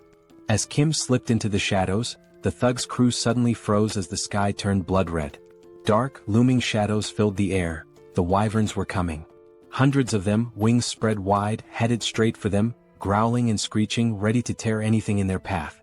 The sight hit the thug's men like a slap, sending them scrambling in all directions, completely forgetting Kim as they bolted for their lives. Even the guy who had captured Kim took off, leaving him free to drop to the ground. The thug was furious, shouting at his crew to hold their ground. He yelled that their rifles could still take out the smaller wyverns, vowing to handle the largest one himself. But his men weren't listening, they were too busy running. Rage twisted his face as he cursed them, calling them traitors. Then bam. The ground shook. Something huge landed behind him, shaking the earth. He turned slowly, terror contorting his face, only to see a massive wyvern towering over him. This one wasn't like the others. It stands a solid 20 feet tall, with black scales gleaming under the blood-red sky, and its piercing yellow eyes locked on him with deadly focus. This wyvern is 20 times larger than any he's ever encountered, a real monster brought to life. Amidst the chaos, we see Kim slipping into his subspace, bringing along an injured soldier. The system pings asking if Kim wants to allow the outsider in. Kim nods, weary but resolute, and both are let inside. Kim feels exhaustion pulling him down even further, and he knows he's just seconds from passing out. His mind races, he barely managed to sneak himself and the soldier in, and he realizes he'll have to be careful with these aftereffects. Storing something as massive as a whole base during such a critical moment might be risky next time. The black-scaled wyvern is still looming behind, its fierce gaze fixed directly on him, making Kim wonder why it's so intensely focused on him. Meanwhile, Pighead stands confidently before the wyvern, boasting about his new physical enhancement power, bragging he can shatter boulders with a single punch. Without hesitation, he swings at the wyvern, but to the enormous creature, it's nothing more than a mosquito's tickle. The wyvern doesn't even react. Suddenly, a bone-crunching sound fills the air. Kim, dreading what's happening, turns around slowly to see Pighead's fate, eyes widening in shock. With a single chomp, the wyvern swallows Pighead whole. Just like that, he's gone. Young-soo rushes over to Kim, checking if he's okay. Kim assures him, though he's clearly drained, his energy barely hanging on. He managed to bring the injured soldier along, who looks worse for wear. Kim and Young-soo gently lay the soldier on a bed, relieved to see he's mostly unharmed, with just a few scratches. But the man is severely malnourished. Kim recalls Pighead's rant about taking over the military base while struggling with food shortages, which must have left the soldier without proper nutrition for weeks. Young-soo then mentions something strange happening in Kim's subspace. An enormous structure has appeared, and not just any structure. It looks like an entire city. He leads Kim to a vantage point and Kim's jaw drops. He thought he'd stored just the military base, but somehow he transported the whole base city into his subspace. His mind races. He hadn't realized the extent of his power. He'd only commanded the system to store the base, but without specifying a building, it interpreted it as the entire city. Young-soo is equally stunned, staring in awe at this impossible sight. Kim realizes he needs to explore the military base thoroughly. Young-soo agrees to watch over the soldier and let Kim know when he wakes. Kim hops into his Mercedes and begins driving through the military base city, his mind buzzing with possibilities. Weapons, ammo, gas masks, military vehicles, even tanks. It's the ultimate jackpot for surviving the apocalypse, but there's a catch. Unlike the Logitech Center, where PAX handles everything and can send supplies directly, this sprawling city means he'll have to locate and retrieve each item himself. As he drives, Kim starts to grasp just how huge this place really is, realizing he has a massive job ahead of him to map out every corner. If he'd known it was this vast, he might have stored all the weaponry and supplies directly in his subspace. Now he's planning his next move. Once he identifies the locations, he'll send Young-soo to retrieve ammo and weapons, while he prepares to strike from his portal. Then a crucial thought hits him: supplies here aren't endless. Unlike the Logitech Center's infinite stock, resources from the base could run out. No more limitless bullets or grenades for reckless use. As he's lost in thought, Pax suddenly appears, casually correcting him. Pax explains that the base isn't an ordinary storage area. It's been fully integrated into the Logitech system format. Kim's jaw drops as Pax continues, revealing that since the military base has merged with his subspace, he can now command it just like the Logitech center. Kim can hardly believe it, but Pax confirms that the base is synchronized. He'll have unlimited access to its supplies, vehicles, and equipment, just like in the Logitech center. This changes everything. Kim can barely comprehend it. His mind races through the possibilities, his face a mixture of shock, wonder, and pure excitement. He asks Pax for double confirmation. Are they really talking about endless rifles, ammo, grenades, everything? Pax nods, and it's like Kim's entire reality has flipped upside down. This isn't just groundbreaking, it's downright game-changing. Still buzzing with excitement, Kim needs more details. He asks Pax how long synchronization will take. Pax admits it's a massive job with only 0.81% done so far, so there's no clear timeline. But Pax offers a solution. If Kim prioritizes specific items, Pax can sync those first, making them immediately accessible. Without hesitation, Kim lists his essentials. Rifles, ammo, grenades, vehicles, and fuel, the lifeline for surviving this apocalypse. Kim smirks, knowing that with these at his fingertips, there's nothing out there he can't face. Pax informs him that the synchronization will be ready in just 10 minutes. After that, he'll have unlimited access to all the weapons, vehicles, and supplies he needs to go full throttle. Feeling a surge of confidence, Kim asks Pax if there's a security system, something to ensure no one touches the base without his direct approval.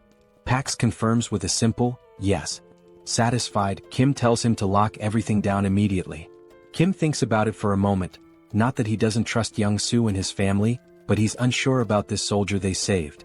Standing by his portal, he realizes he now holds power over food, vehicles, and weapons in his hands, hoping the outside isn't as chaotic as he suspects.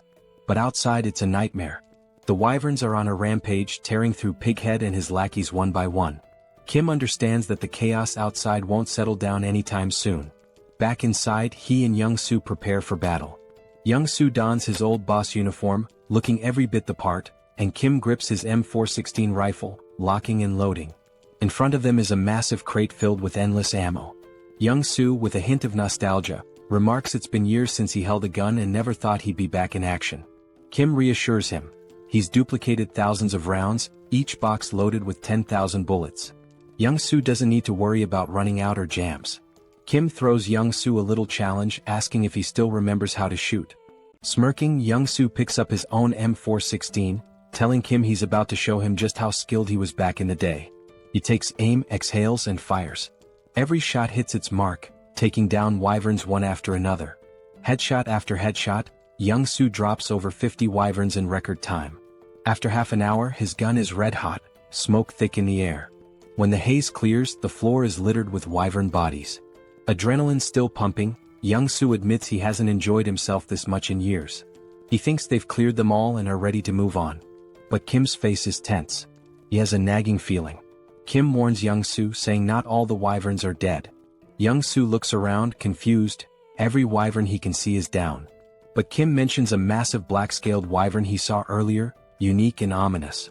Young-soo is skeptical, but then the scene shifts, revealing the creature Kim described. Hidden in the shadows behind Kim's portal, the black dragon waits, silent but fierce, as though it knows Kim and his team are inside and is simply waiting for the right moment to strike. Young-soo peers outside, squinting but sees nothing. He wonders if Kim is just being paranoid. Then Kim shares an idea. What if these massive creatures are lying in wait, hidden and ready to pounce the second they step outside? From what he observed, that black wyvern seemed too smart for comfort. Young-soo agrees, noting that in this post-apocalyptic world, caution isn't just smart, it's survival 101. Then Young-soo has an idea. Could a remote-controlled car serve as bait? Would that huge beast chase a small moving target? They decide to give it a try. The scene shifts, showing both men with remote-controlled cars, each with a humanoid doll mounted on top. With a deep breath, they count to 3 and send the cars forward. The dolls roll out of the portal, looking like humans stepping into the danger zone. In an instant, a massive wyvern swoops down, claws piercing the doll's torso and ripping it apart. Young-soo's jaw drops in disbelief. He can't believe the wyvern was actually lurking back there. His eyes widen in terror as he watches the beast tear the doll apart, its massive teeth glinting in the light, each one nearly the size of Young-soo himself. In the next instant, the wyvern turns, its glowing eyes fixed on the portal. Without hesitation, it lunges forward, trying to force its way inside. Kim's heart skips a beat. He shouts for Young-soo to start firing. Together, they unleash every round of ammo they have on the beast.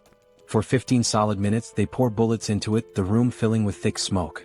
They think maybe they've taken it down. But as the smoke clears, those glowing eyes remain fixed on them. The wyvern, undeterred, shoves its head closer, drool dripping as it tries to devour the portal itself. Young-soo and Kim stumble back, horrified. They can see every detail of the wyvern's mouth, its deadly teeth just inches away. Young-soo is stunned. How is this creature still standing after all this firepower? Kim recalls that Pighead mentioned a similar wyvern, a beast that shrugged off all the military's attacks, forcing them to retreat. Kim realizes it must be the same one. But this isn't just brute strength. Something seems to shield this creature from harm. It's as if its hide isn't only thick but somehow imbued with a protective ability. Kim doesn't have time to dwell on it. He grabs a couple of grenades, hurls them into the wyvern's mouth and smirks. Let's see if that hide's tougher than a grenade. The grenades explode with a deafening bang, filling the portal with even more smoke. Kim and Young-soo don't let up, throwing grenade after grenade, each explosion answered by the wyvern's enraged roars. An hour passes, their shoulders aching from the relentless attack. Young-soo groans, never imagining that throwing grenades could be so exhausting. Kim's shoulder feels like it's about to give out, but the wyvern remains calm as ever, with its fierce gaze locked on the portal. They're trapped. How are they supposed to escape with this beast guarding the exit? Suddenly, the wyvern slams its claws against the portal, but thanks to its unique properties, it can't break through. Kim is left feeling both frustrated and confused. They've thrown everything they have, yet the wyvern's scales remain untouched. Finally, with what seems like a snort of boredom, the wyvern turns away and flies off. Young-soo, bewildered, wonders why it left. Kim suspects it got tired of waiting for them to make a mistake. After hours of failed hunting, it probably decided to look for easier prey. At least for now they're safe. They wait an extra hour to be sure. When the wyvern doesn't return, Kim and Young-soo share a look. Exhausted but determined, they gather their supplies, ready to continue the journey. The scene shifts as Kim and Young-soo hit the road again. Young-soo, still visibly shaken, can't help but mumble about the horror of facing such a monstrous wyvern. Kim shares his concern. Those dozens of grenade explosions barely left a mark. If a creature that size can withstand grenades, what kind of weapon would it take to bring it down? Kim realizes that regular explosives just aren't enough. Bombs are designed for taking out smaller targets like humans, not dragons. Sure, he could grab a rocket launcher or missile from his subspace, but that kind of firepower would destroy everything around them, risking innocent lives. He can't take that path, it would strip away his humanity. Frustrated, he realizes he needs a weapon as powerful as a bomb but without the massive destruction. The more he thinks, the more his head aches. Maybe, he muses, if he had something heavy enough dropped from an extreme height, it could seriously damage the wyvern. But using a tank wouldn't work, the wyvern would dodge it with ease. He needs something small, heavy, and lethal, but such a thing doesn't exist yet. He's stuck with just grenades and guns. Just as he resigns to the situation, he decides to check his magic stones. When he glances at his crystal, he's stunned. 314 magic stones. How did he get so many? He recalls killing dozens of orcs and goblins and barely gathering 50 stones, but perhaps wyverns yield more. With this many stones, Kim gets an idea. He'll upgrade his abilities. He invests 100 stones into his subspace, expanding its range to an impressive 50 meters. Now he can transport 4 items per second, making this skill incredibly powerful. With 189 stones remaining, there's one thing he hasn't tested yet: his pocket dimension lab. It was something he'd unlocked with his last upgrade but never got around to testing. Now, with curiosity piqued, Kim decides to activate it. He channels 50 magic stones into it and suddenly, his pocket dimension lab comes to life. According to the description, this is a space where he can combine or separate anything he desires. A spark of excitement lights up his eyes. Maybe he can create something unique, something that will give him the advantage he's been looking for. Kim turns to Young-soo, telling him he has something important to investigate and that he should hang out in the subspace for a while. Young-soo pauses, then grins, saying they're almost in Gangnam. He points out that there's no sign of any monsters, so he'd rather keep driving while Kim checks out the subspace. Kim, still worried, asks if Young-soo is sure it's safe. Ever the problem solver, Young-soo suggests that if Kim's that concerned, He can go into his portal while Young-soo continues driving the Mercedes. He's noticed that as long as he's driving, the portal stays with them. Intrigued, Kim ducks into his portal and sure enough, as Young-soo drives, Kim realizes he's moving right along with him. Impressed, Kim agrees to the plan, though he still feels a bit tense. He steps into his newly unlocked pocket dimension to explore. Inside, everything is vast, white and empty. He wanders around, testing the space, when his system chimes in, explaining the capabilities. He can combine or separate objects here. He can merge multiple items, regardless of their type, or break them down into components. Kim's mind races. This could change everything. Could he, for example, merge a rifle with its magazine to create an endless ammo feed so he wouldn't need to reload? Pax confirms that this idea is completely possible. Then Kim wonders if he could pull a grenade safety pin while storing it, so it would explode the moment he sends it out. Pax confirms again. Eager to test it, Kim has Pax remove the pin and create a new item, costing him 15 magic stones. He's fascinated by the result, but he knows a single grenade won't be enough for the wyvern. He needs something far more powerful. A smirk forms as Kim begins crafting a secret weapon. Meanwhile, Young-soo encounters a massive barricade, a wall of stacked cars blocking the road like some post-apocalyptic obstacle. He wonders who would create such a barrier. At that moment, Kim steps out from his subspace and asks how much longer to Gangnam. Young-soo explains that there's no monster trouble, but someone's blocked the road entirely with cars. He suggests they'll need a detour. Kim stops him. No detour is needed. He's got a new weapon to clear the way. Just as Young-soo is about to ask what he means, metal plates, each weighing 20 kilograms, start flying like bullets, slamming into the cars at incredible speed and scattering them like toys. Young-soo watches in shock. It's a stack of plates fused together, flying at 150 kilometers per second, creating a barrage of 500 kilograms that obliterates anything in its path. He's awestruck, yelling, "What on earth did you make?" The scene shifts to a group guarding the road from atop a building, watching for any monsters. They're armed with whatever they could find, mostly household tools. A middle-aged man, nervous and bewildered, wonders how that wall of cars collapsed so fast. Another, equally baffled, mentions how the wall withstood multiple monster attacks. It shouldn't have fallen like that.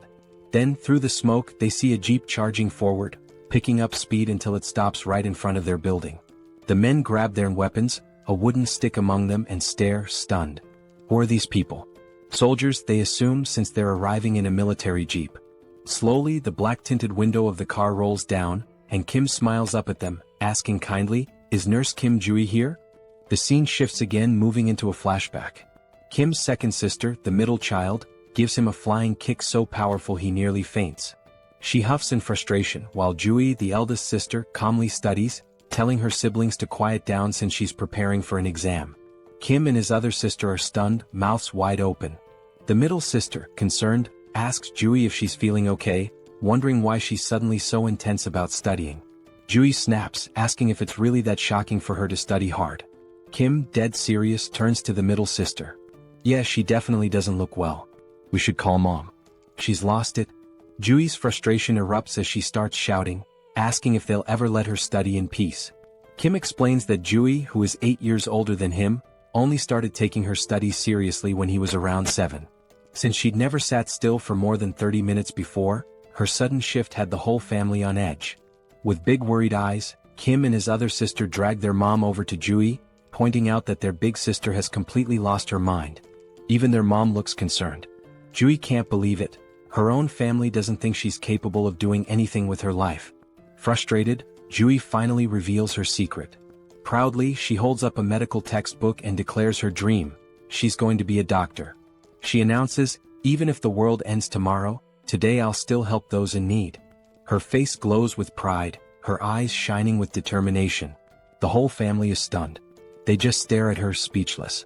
Kim and his other sister turn to their mom, whispering that Jui's condition is getting worse. Maybe she needs a mental hospital ASAP. The house erupts into a family brawl, everyone yelling, laughing, the whole scene chaotic. Days pass, and they assume Jui's passion will fade like a teenage phase, and that her ambition to be a doctor will pass. But no, her grades soar. She skyrockets through high school, and before anyone realizes it, she's accepted into the top nursing school she applied to. Her dad, mom, Kim, and her other sister are shocked. Juri, who once couldn't sit still for 30 minutes, has achieved the unthinkable. In the present, Jui stands frozen in shock, staring at Kim, who's come back to find her. It's all real, her journey, her family, her dream, and now this reunion. Tears start streaming down Jui's face, her cheeks red with emotion. Kim stands before her, his eyes filling with tears too, overwhelmed. Barely able to speak, Jui, still sobbing, asks Kim how he made it this far and if he's hurt. Kim, equally emotional, tries to reassure her, saying he's fine, nothing happened. Young-soo, watching from behind, smiles warmly, whispering to himself, grateful that Kim's sister is safe. Kim and Jui finally embrace, holding each other tightly, letting the weight of the world fall away, if only for a moment. Once they calm down, Kim wipes his tears and introduces Young-soo, explaining how much he helped him get here safely. Young-soo bows respectfully, introducing himself, and Jui, deeply grateful, introduces herself as Kim's older sister, thanking Young-soo for protecting her little brother in this apocalyptic nightmare. With a small, mischievous smile, Jui suddenly reaches into her pocket and tells Kim she has something for him, figuring he hasn't eaten well in all this chaos. She hands him a chocolate bar, but Kim stops her, saying, "I'm really full, sis. Actually, I've got enough chocolate to last me a lifetime." Then, Kim's expression turns serious as he explains that he has a critically injured patient. Jui's face shifts to concern, and she asks where the patient is, insisting they bring him to her immediately. But Kim explains that the patient isn't in the car. He's in Kim's subspace. Jui's jaw drops, her eyes wide with shock. "Kim, you have an ability too?"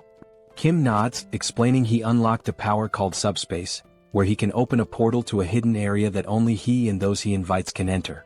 He laughs a bit nervously, noting that it might scare people if they saw it, so he suggests they find somewhere private. Jui agrees, noting the people around, and they decide to head inside the hospital for privacy. Slowly, Kim, Young-soo, and Jui enter the hospital, and the sight is heartbreaking. People clutching nothing but wooden sticks for protection, hollow-eyed and starving, sprawled across the floor like lifeless bodies. They finally reach Jui's private room. Young-soo closes the door behind them, leaving only the three of them. Kim then opens the door to his subspace, and as he does, Jui stands in shock, her eyes wide, mouth open, as she gazes at the vast, city-like area before her. "What is this?" Jui asks in amazement. "Are all these buildings part of your ability?" Kim reassures her, promising to explain later, but for now, she needs to follow him. They make their way to where Kim has kept the injured soldier. Jui rushes to his side and begins examining him. Kim, still anxious, asks, "What do you think, Jui? Will he make it?" Jui, dead serious, asks how long he's been like this. Kim explains he's not sure, but it couldn't have been too long since he found him on the way there. He suspects the man was beaten and tortured. With a solemn expression, she tells Kim that this man may not survive much longer. Upon hearing this, both Kim and Young-soo freeze, fear visible in their eyes. They had been holding on to hope that the man could be saved. Desperate, Kim asks, "Is it really that bad?" Jui's tone then shifts. She smiles and explains that under normal circumstances, his chances would be slim. But then, her hands begin to glow with a green aura, and she grins confidently. "Isn't it cool?" she says, "I've awakened as a healer." She places her glowing hands on the soldier's chest, the green light spreading over his body. She warns them that her skill level is still low, so a full recovery is unlikely, but he won't die. After 5 minutes, Jui finishes the healing. The soldier's wounds close and his breathing stabilizes. Jui explains that while it's not a complete recovery, the essentials are taken care of. He's severely malnourished and will need food and rest to regain strength. Suddenly, Kim says, "Sis, even with the world ending, you're still treating patients. Just like you said you would." Jui, caught off guard and slightly embarrassed, laughs nervously. "Why bring that up now?" But Kim, undeterred, repeats her words from childhood. "Even if the world ends tomorrow, I'll still treat the sick today." Blushing, Jui shouts, "I should have disciplined you like sister number 2 did when you were little." And just like that, they're bickering again. Once the playful quarrel dies down, Jui turns serious. "Now, explain everything. What's been going on?" Kim takes his time and goes into detail, telling the entire story, how he got trapped in the storehouse, how he sent messages to Jui and sister number 2, and how the network system went down. He recounts unlocking his subspace ability, accidentally storing the Logitech Center, and merging with Pax AI. He talks about meeting Young-soo and their journey here. While Kim is telling the story, Jui is devouring a meal as if she hasn't eaten in days. Kim sighs, annoyed, and asks, "Are you even listening, Jui?" With her mouth full, Jui nods and says, "Of course I'm listening." Kim challenges her, "Alright, what did I just say?" Juri, clearly distracted, fumbles and gives a brief summary missing most of the important details. Kim groans but lets it slide, chuckling a little. It turns out the delicious meal was prepared by Young-soo's wife, who introduces herself to Juri. Juri smiles warmly and says, "Nice to meet you, I already love you." They all laugh together. Young-soo's wife offers more food, saying, "If you're still hungry, there's plenty more in the fridge. Just ask." She also tells Kim that she's prepared a bed for him in the first-floor staff room with supplies, suggesting he rest there. Kim tries to thank her, insisting she didn't need to go through so much trouble, but she smiles and replies, "With everything you've done for us, it's the least I could do." Juri, still curious, turns to Kim and asks, "How did Young-soo and his wife get into your subspace?" Kim, exasperated, groans, "I literally just told you this whole story, Juri." But Juri shrugs, so Kim sighs and begins the story again. Afterward, Kim starts explaining his future plans. He sums it up, saying he's going to bring his entire family into his subspace. The first goal has already been accomplished. His older sister, Juri, is safely inside. Next, he'll go find sister number 2, who is in Area 0. Juri's expression changes at this. In a serious tone, she apologizes to Kim, saying she can't come with him because she needs to stay here. Kim's face falls, shocked. "Why do you have to stay in such a dangerous place all alone?" he asks, concerned. Juri sighs, agreeing that it's dangerous, but explains it's not just that. There are other patients, and while other nurses can help, she stops mid-sentence as the scene shifts. In another building, a shadowy figure watches through a window at Kim and Juri's building. He notes that 2 people arrived in a military jeep, and his guards reported a loud crash from the car wall outside. The wall was broken by a jeep, he wonders. Puzzled, he speculates that they might be special forces, but an unknown voice interrupts, suggesting that one of them is Juri's younger brother. The man's face is revealed, ugly and intimidating. His companion, sounding hopeful, remarks that if one of them is Juri's brother, they might not be hostile, just in need of food and shelter. With control over the food supply, they could leverage Kim if necessary. But the ugly man's expression turns serious as he smirks and says, "Do you really think those 2 are stronger than you?" Just then, a towering 7-foot muscular figure steps forward from the shadows. His body is covered in veins and has a lifeless, vacant look, almost like a living corpse. The muscular man reassures his boss that it's unlikely anyone is stronger than him. The boss instructs him to greet Juri and her brother warmly, feigning kindness, while also making sure to fix the broken car wall.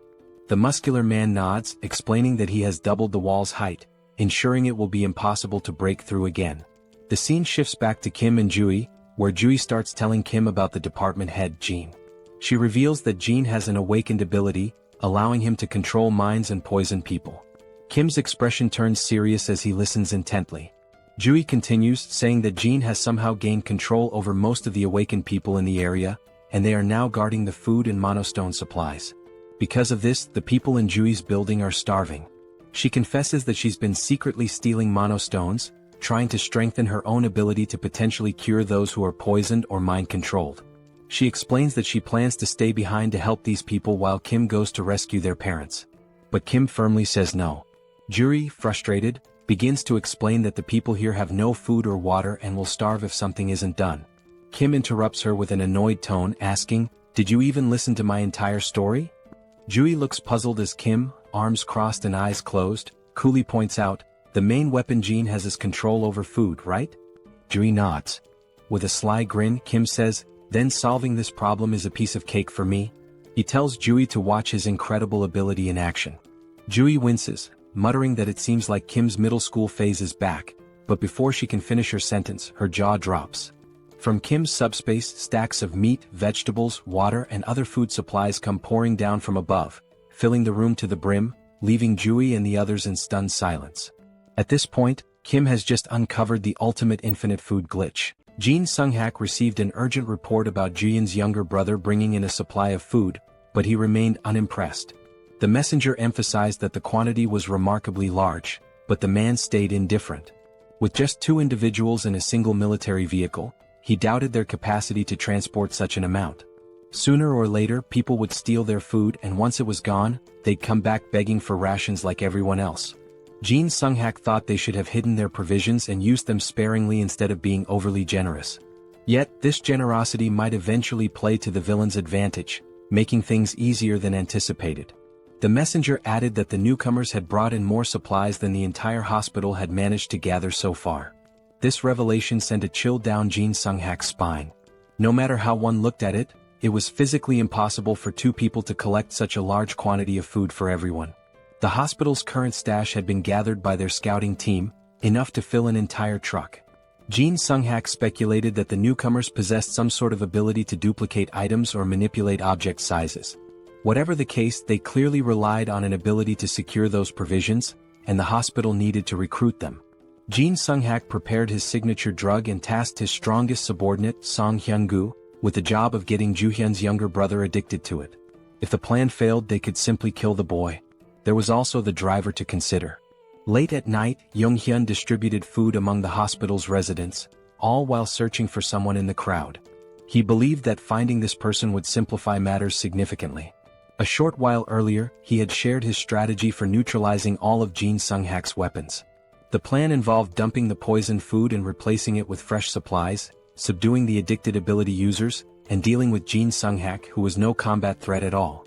Yong-hyun tried to gather as much information as Joo-hyun had. Most of the abilities possessed by the addicted users were trivial. One could reseal cans and another could automatically do laundry. In general, very few awakened abilities were combat relevant, with the exception of one individual in the hospital.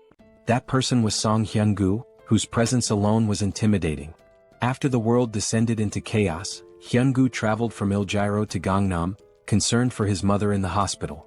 Joo-hyun didn't know much about Hyun-gu's ability other than that he was unnaturally strong. His massive frame was impossible to miss, and the car wall protecting everyone had been built by him with his bare hands. Now, that giant of a man had finally come face to face with Yong-hyun for a private conversation. Although Yong-hyun felt nervous, he had some business to settle with the muscle-bound man, making this encounter ideal. Hyun-gu couldn't fathom what kind of business the younger man had in mind, but it no longer mattered. The two stepped outside near the car wall that started it all. Calmly, Hyun-gu presented Yong-hyun with two options: either drink the medicine willingly or face a painful death. He strongly advised against trying to flee as it would be futile. It became clear why Hyun-gu had chosen such a secluded location for their meeting. Yong-hyun, however, never planned to run. He knew he'd be caught if he did. Instead, he opted for a secret third choice, trapping Song Hyun-gu on the spot. Provoked by the young man's defiance, Hyun-gu lunged to grab and crush him. Before he could, his fingers touched an immovable barrier. Yong-hyun had disappeared, leaving behind only a strange portal to the logistics center. At first, Hyun-gu couldn't make sense of what he was seeing. By the time he noticed the drone hovering before him, it was already too late. A professional-grade high-speed bowling ball struck him in the stomach, winding him. Yong-hyun wondered if a 90 km/h bowling ball was excessive but decided mercy wasn't an option. He followed up with another strike, this time targeting Hyun-gu's right leg. The attack left Hyun-gu groaning in pain, unable to move effectively. When the muscleman demanded to know what ability Yong-hyun was using, the young man responded by launching a barbell plate stack to the ground. Immobilized, Hyun-gu was warned to stay put. The plates, though slowed, were still heavy enough to shatter bones or end lives. Refusing to stay idle, Hyun-gu charged at one of the stacks and managed to grasp it firmly, surprising Yong-hyun. The brute began lifting the stack, disrupting Yong-hyun's plan. But while Hyun-gu focused on lifting the stack, he unknowingly triggered the metal trap. Yong-hyun apologized for the cramped conditions of the makeshift prison and promised to release Hyun-gu once the situation was resolved. For now, all Hyun-gu could do was endure the heaviest cell ever devised. Yong-hyun was extremely anxious, worried he might have seriously harmed the big guy. Thankfully, the man was incredibly resilient. Back inside, Nurse Joo-hyun hurriedly let her brother in. She had heard a loud noise outside and feared her little brother had encountered the muscle-bound man. Yong-hyun casually confirmed her suspicions as if it were nothing. He gestured outside, allowing his sister to see where he had left the biggest threat. Joo-hyun peeked out and was shocked by the bizarre metal structure she saw. Yong-hyun calmly explained that Song Hyun-gu was now his temporary prisoner. With the most dangerous obstacle neutralized, they only needed to wait for Yang-soo to arrive. Right on cue, the East's best driver made his appearance. However, as Yang-soo came into view, the siblings froze. Yang-soo was limping, holding his head in pain, drenched in sweat, and complaining of an intense pounding headache. The symptoms were eerily similar to those of poisoning. It seemed the enemy had gotten to him somehow. Yang-soo's last memory was handing out food to survivors and receiving some words of gratitude. Joo-hyun noticed a tiny puncture wound on his finger, a likely delivery method for the poison. The culprit must have pricked him while pretending to thank him. For now, Yang-soo needed rest and confinement in the subspace. He would have to be isolated for a while. Jung-hyun hadn't anticipated this turn of events. He felt responsible for failing to protect his friend. Without knowing how the poison worked, the situation could become even more complicated. Finding Jin Sung-hak quickly was now their top priority to secure a cure. They prepared the break room in Sector 1 as a confinement space, blocking all windows and doors just in case. However, before Yang-soo could step into the portal, the system detected and blocked an unidentified energy from entering. Since subspace was an independent domain, external energy connections were impossible. Yang-soo, confused, looked to Jung-hyun for answers. Miraculously, the pounding headache disappeared as soon as he placed a finger into the portal. To test this further, they decided to try the method on the most prominent poison victim, Song Hyun-gu. Jung-hyun opened a portal beneath the muscle man's feet, pulling him into the subspace against his will. Once inside, the poison in Hyun-gu's system was neutralized. Afterward, Jung-hyun removed his access, returning him to the real world. When Hyun-gu reappeared, his complexion was healthier, and his expression showed clarity as if he had awoken from a deep slumber. The poison had been completely eradicated. Jung-hyun realized that his subspace wasn't just impervious to physical attacks but also to mental and chemical ones. The first thing Hyun-gu did after recovering was visit his sick mother. He hugged her and apologized for neglecting her for so long. Encouraging her to rest more, he assured her he would return soon after settling some important matters. Jung-hyun asked if he'd be okay on his own, and Hyun-gu confidently replied that he would. With his abilities, ordinary attacks posed no threat to him. Still, the vivid memories of his actions under Jin Sung-hak's influence filled him with shame and regret. He resolved to settle things with the mastermind before moving forward with his life. Hyun-gu promised to deal with real cancer in the hospital swiftly. Meanwhile, Jin Sung-hak received notice of losing contact with one of his underlings. He was startled. He suspected the worst, and his fears were confirmed when the last person he wanted to see entered his office. Song Hyun-gu, muscles bulging, held himself back from immediately tearing Jin Sung-hak apart. Although Jin Sung-hak didn't understand how their connection was severed, he smiled smugly and begged for mercy. Hyun-gu responded by slamming his arm into the villain's head, silencing him for good. While Hyun-gu went to finish business upstairs, Jung-hyun and his team discussed how to cleanse the remaining survivors of their poison addiction. Since they couldn't identify everyone who was affected, the safest approach was to let everyone pass through the portal.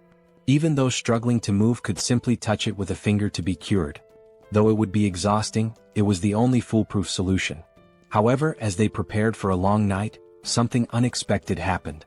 Survivors all over the hospital suddenly began acting as if a weight had been lifted off their shoulders. One by one, those afflicted were inexplicably cured. They realized they had been out of their minds and regained their senses. The group was bewildered until Song Hyun-gu arrived, clearing up the mystery. His clothes and hands were smeared with blood, a clear indication of the method he used to resolve his unfinished business. He bowed his head, expressing gratitude to Jung-hyun for saving everyone in the hospital. Jung-hyun, in turn, thanked the big man for removing the root of their troubles. He also apologized for earlier throwing bowling balls with excessive force. Thankfully, Hyun-gu's resilience meant he only ended up with a few light bruises, his bones miraculously unharmed. Since the apocalypse began, Hyun-gu had encountered many monsters and strange occurrences, but seeing those plates descend from the sky to trap him was truly surreal. Even monsters paled in comparison to the sheer power of Jung-hyun's abilities. When Hyun-gu asked if he planned to stay at the hospital, Jung-hyun seemed surprised. The big man admitted it might be selfish to ask for more after all Jung-hyun had done, but the hospital would undoubtedly be safer with him around. Jung-hyun explained he was still on a mission to find the rest of his family and would have to leave soon. Understanding this, Hyun-gu didn't push further and wished him success in reuniting with his loved ones. This brought up the topic of family, and since Hyun-gu came from Iljiro, it was a good chance to ask about the situation in the city. Hyun-gu was startled to hear that the group planned to head there, warning that it was now impossible to reach. Several hours later, as dawn broke over the hospital, the survivors awoke to a brighter future. Not only had Jung-hyun ensured they had enough food to last for a long time, but he had also supplied them with essential items like clothing and tools. Former enemies parted ways as allies, with Hyun-gu shaking Young-yeom's hand and promising to repay his kindness someday. With that, the group departed the hospital, heading toward Il-gyro. Mr. Yong-soo, now fully recovered, drove with his usual expertise. He brought up the wall around Il-gyro that Hyun-gu had mentioned, theorizing it might be a product of someone's ability. If so, Young-yeom hoped to establish communication with whoever created it. Otherwise, breaking through might be their only option. The previous night, Hyun-gu had explained what he saw while leaving Il-gyro. He described the wall growing out of the ground like a tooth emerging, eventually reaching the height of a typical skyscraper. This meant ground travel was nearly impossible. Hyun-gu also mentioned something peculiar about the monsters in Il-gyro. Unlike those in Gangnam, the city was infested with undead creatures, skeletons that reanimated even after being destroyed. Walking corpses were a common sight there. Despite Il-gyro's challenges, Young-yeom wasn't worried about his sister, Seoul, who was trapped inside. He believed she could handle herself, even without awakening any special powers. While inside his subspace, Young-yeom received a call from Ju-yeon, who had finally agreed to join them after the hospital was freed of poison. When he lazily asked why she was calling, Big Sis immediately scolded him to adjust his tone. She informed him that the soldier they had rescued had regained consciousness. Young-yeom quickly entered the subspace, where the soldier sincerely thanked him for saving his life. The soldier introduced himself as Colonel Han Hyung-ho of the 50th Intelligence Communications Battalion. Thanks to Ju-yeon's careful treatment, he had made a full recovery. Looking around, the colonel seemed confused. He could see the military command center outside but found the rest of the surroundings unfamiliar. There shouldn't have been any buildings in that area, let alone a logistics center. Young-yeom explained they were currently inside the staff lounge of the PAX FC Logistics Center within his subspace. Outside, they were in Gangnam, heading toward Hanam Bridge. The colonel struggled to process this information until Ju-yeon simplified it. They were inside the kid's ability, situated in Gangnam. Upon learning this, the colonel humbly requested to be dropped off on the road. Young-yeom assured him they meant no harm and only wished to help. The colonel acknowledged this as the group had saved him from near death, but he couldn't share the details of his mission, which was to reach the Joint Chiefs of Staff as soon as possible. Recognizing the national importance of the mission, Young-yeom called PAX for assistance. Instead of simply letting the colonel go, he handed him banana milk and a sandwich, insisting he eat before explaining more about his mission. Despite his hunger, the colonel resisted at first. But when Young-yeom presented a feast of pizza, waffles, chicken, and other delicacies, the colonel couldn't hold back. As he ate, he began to reveal classified information. It all started when creatures from the other world appeared simultaneously across the globe. These entities included more than just monsters. There were insects, animals, plants, and even geographical features like mountains suddenly emerging. They attacked indiscriminately, targeting humans, animals, and even each other. They showed no mercy to anyone or anything. With the appearance of these monsters, the government began enlisting individuals known as the Awakened to form a specialized unit. These recruits, wielding their extraordinary abilities, were highly effective against the creatures. Colonel Han's unit was stationed near Gwacheon and Anyang, where they maintained a relatively stable situation. Everything was under control until that beast appeared. He witnessed his men being massacred and devoured by a massive wyvern. Their weapons, guns, grenades, and even heavy artillery were completely useless against the creature. They repeatedly called for reinforcements from nearby military units, but everyone else was overwhelmed by their own battles against other formidable monsters. Strangely, they were able to communicate with Gwacheon and Anyang during the battles, yet no reports or updates ever came from command. Ultimately, Colonel Han made the tough decision to retreat to avoid complete annihilation by the wyverns. Their destination became the National Communication Command. As the monsters relentlessly hunted the remaining members of his unit, more comrades fell. When they reached a city, they attempted to recruit additional awakened individuals to strengthen their numbers. After many days of exhausting travel, they finally arrived at the base camp, only to find it deserted as expected. The reason for the abandonment became evident soon after. While searching the command center, they discovered suspicious documents containing references to a coup. It appeared a rebellion was unfolding.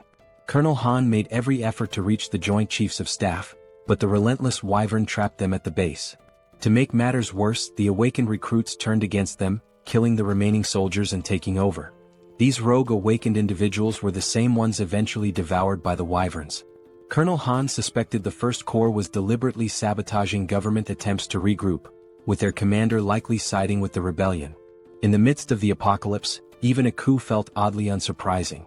Since Jeong-gyeom's group was heading toward Yeoljiro, he assured the colonel they'd drop him off when they crossed the Han River Bridge. The colonel expressed his gratitude while continuing to savor the gourmet meal in front of him. Jeong-gyeom instructed Yong-soo to increase their speed slightly, though not to maximum, given the time-sensitive situation. As the colonel pondered, he realized the young man had likely encountered the wyvern at the military base as well. He was just beginning to wonder how Jeong-gyeom managed to evade such a persistent monster when his eyes widened in shock. A terrifying ogre was furiously pounding on the portal's barrier, desperate to break through. Yet Jeong-gyeom and Yong-soo appeared completely unbothered. While the colonel was paralyzed with fear, the rest of the group acted as though it were just another mundane day. Suddenly, a stack of heavy barbell plates shot out of the portal, striking the ogre and sending it flying like a lifeless ragdoll. The colonel watched in disbelief as the barbell stacks splattered the ogre's blood across the streets. Meanwhile, Jeong-gyeom and Yong-soo remained utterly unfazed, accustomed to such scenes. The colonel, however, had stopped mid-bite, unable to process what he was witnessing. When Jeong-gyeom summoned a military vehicle from thin air, the colonel nearly choked in shock.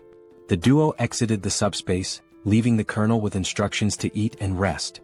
Jeong-gyeom left the portal open so the colonel could monitor the situation on the road if he wished. Launching pillars of discs at incredible speeds and conjuring vehicles out of nowhere clearly highlighted the overwhelming power of Jeong-gyeom's ability. What once were fearsome ogres now became trivial enemies, easily defeated in a single attack. Jeong-gyeom's method was simple: hurl stacks of discs at the monsters, crushing them instantly. Colonel Han was so captivated by the ogre massacre that he leaned closer to observe. He saw magic stones from the slain ogres being effortlessly absorbed into the subspace. At first he doubted his eyes, but it was all happening before him. The portals were indeed propelling heavy objects at breakneck speeds, obliterating enemies at a rate of 4 per second. The trajectory of the discs could even shift mid-air, while magic stone collection had been streamlined through an automated system. Anyone could see that Jeong-gyeom's subspace ability was nothing short of broken when used this efficiently. Eventually the group reached Banpo Bridge, only to find it completely destroyed by some unknown force. Jeong-gyeom apologized to the colonel, explaining their travel time would increase slightly as they sought an alternative route. The colonel, however, remained grateful for their assistance and decided to rest in the subspace while they searched for a new path. Even with the detour and the constant monster attacks, it was remarkable that they had reached Banpo Bridge from Gangnam in just an hour. Although Jeong-gyeom's ability played a significant role, most of the credit belonged to Yong-soo, who was in the driver's seat. Jong-soo might seem like a bit of a clown at times, but his driving skills were absolutely top-notch. Even from the passenger's seat, watching him navigate the roads was enough to make one's head spin. When the colonel experienced it for the first time, he was so startled that he almost threw up in the back seat. It didn't take him long to figure out that staying inside the comfort of the subspace was the only way to avoid serious motion sickness. The colonel's evaluation of Jeong-gyeom and Jong-soo was nothing short of stellar. Both young men were incredibly skilled and resourceful. After more driving and monster slaying, the group reached another bridge. It looked worn and unstable, but at least it was still intact. Jong-soo believed he could drive across the entire length, but Jeong-gyeom hesitated. He had noticed some suspicious figures in the distance and grew cautious. Upon closer observation, he saw what appeared to be a massive wall, likely the rumored barrier of Yeoljiro they'd heard about. With its immense size, there was no chance of getting through it by car. However, since they were still too far to confirm whether or not they could breach it, the best course of action was to get closer and assess. Crossing the bridge would also take them through Yongsan, allowing them to drop off Colonel Han along the way. After a few minutes of uneventful driving, they reached the colonel's stop. He expressed his gratitude for being safely escorted, even though it wasn't their responsibility. Jeong-gyeom wished him luck with his urgent mission and they parted ways. Meanwhile, Jeong-gyeom's focus returned to finding a way into Yeoljiro, where his little sister might be. The fortress wall, upon closer inspection, was even higher and sturdier than expected. He considered whether leveling up enough to absorb the entire wall into the subspace might be a viable solution if all else failed. Unfortunately, his current level was far from sufficient for such a feat. He estimated needing another 2 hours of grinding, collecting 400 magic stones per hour, to upgrade his subspace abilities. Han, meanwhile, suggested that Jeong-gyeom and Jong-soo join him in the government's efforts. The government was offering mana stones and resources to aid the initial growth of awakened individuals. Han believed the duo's talent would ensure they received substantial support. Jeong-gyeom, however, politely declined, explaining that his family was his top priority. As for the magic stones, he had no issue collecting them himself while hunting monsters. Han, though disappointed, understood Jeong-gyeom's reasoning. However, he mentioned that if they went to the Joint Chiefs of Staff headquarters, Jeong-gyeom might reconsider since they likely had helicopters available. Han guessed correctly, they probably did. Meanwhile, the headquarters was abuzz with reports of Gwacheon and Anyang falling, along with the destruction of the 56th Division. It seemed that only the 1st Corps retained any semblance of operational strength. In such chaos, the existence of a governing body was uncertain. The military forces that survived were completely in the dark. The director, lost in pessimistic thoughts, was interrupted by a messenger announcing a visitor. Colonel Han, the commander of the 50th Battalion of the National Communications Agency, had arrived. He insisted on delivering a personal message to the director, detailing how his entire unit was wiped out and how he'd made it to HQ. Han gave a flawless salute before recounting the events in excruciating detail, omitting nothing. He concluded his report by handing over a document containing undeniable evidence of rebellion within the 1st Corps. The director's stomach dropped as he read through the papers. He had been oblivious to the treachery brewing beneath the surface during this crisis. Glancing outside, he saw the men who had helped Han deliver the critical intel. Both the director and the colonel hurried to thank Jeong-gyeom and Jong-soo for their incredible service to the country. The director also mentioned Jeong-gyeom's abilities and his request for a helicopter in exchange for supplies. Given the strategic importance of helicopters, the director agreed to provide one, on one condition. He formally invited Jeong-gyeom to join the military as an awakened operative. The government was desperate to stabilize the situation, and Jeong-gyeom's abilities could be a game-changer. However, Jeong-gyeom respectfully declined, reiterating that his priority was rescuing his family. The military, unable to force him into service, had to withhold the helicopter. Jeong-gyeom understood, acknowledging the director's position and wishing him success in restoring order. With a proper goodbye, Jeong-gyeom returned to his vehicle. The director stood there, puzzled and frustrated, realizing he had mishandled the situation entirely. He assumed the young man would eventually give in. But these fools underestimated Jeong-gyeom's determination.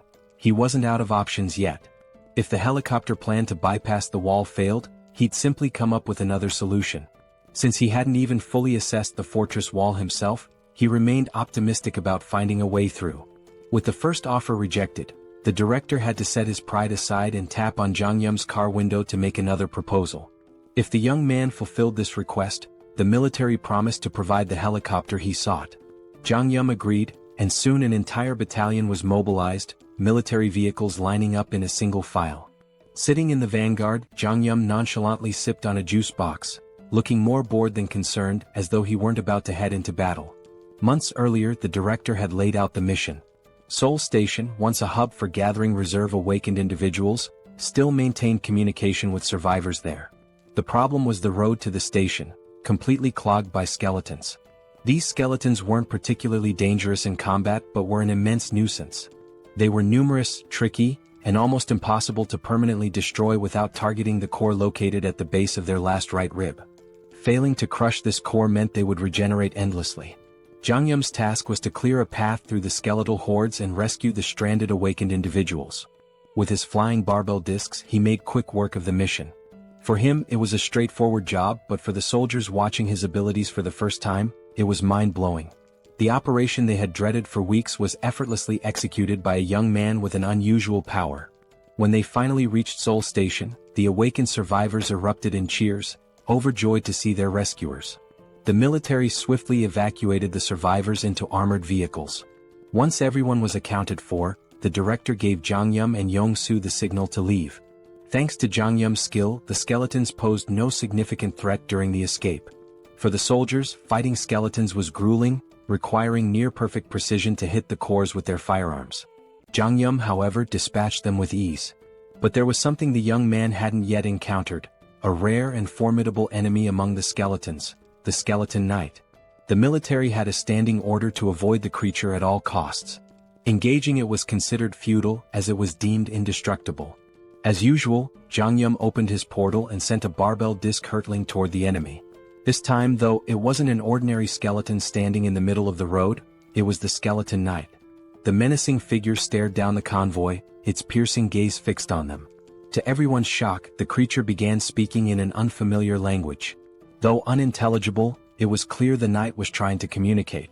Then, it plunged its sword into the ground and pulled out a magic stone, crushing it in its skeletal hand and sprinkling the resulting dust onto the ground.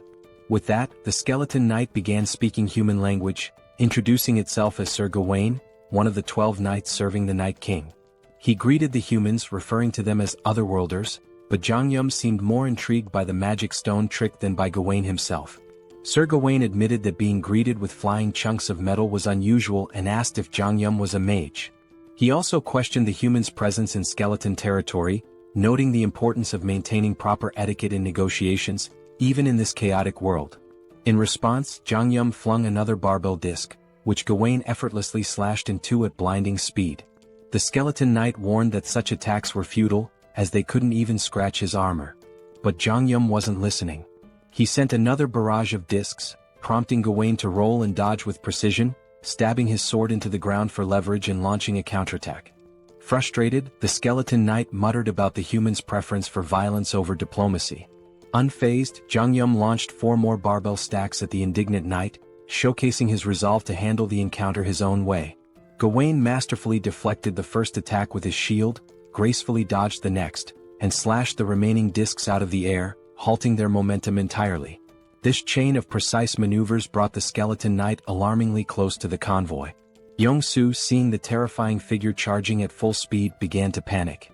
Meanwhile, Jeong-gyeom was more intrigued than scared, marveling at how easily the knight could slice through 500 kilograms of steel as if it were butter. However, he noticed that Gawain was cautious, clearly trying to avoid taking any direct hits. If I can land a solid blow, Jeong-gyeom thought, we might have a chance. Determined, he gritted his teeth and spent 50 magic stones to unlock tracking delivery for greater precision. As a test, he launched a single stack directly at the skeleton knight's chest. The massive steel disc shot out of the portal like a cannonball, aimed with pinpoint accuracy. Gawain scoffed, mocking Jeong-gyeom for using the same trick repeatedly and calling him a fool by a mage's standards. Confidently bragging that he could dodge any projectile thrown at him, Gawain was blindsided when the disc suddenly adjusted its trajectory midair. Instead of the usual straightforward attack, this one veered sharply, homing in on Gawain's chest just as Jeong-gyeom intended. Though the attack struck, the skeleton knight managed to absorb most of the impact with his armor, batting the disc away after the initial hit. "You're getting ahead of yourself, boy," Gawain growled. "I was merely caught off guard. It won't happen again." But before he could finish his sentence, a bowling ball came hurtling out of nowhere, slamming into his head and knocking him to the ground. Gawain recovered quickly, lifting his head with newfound wariness.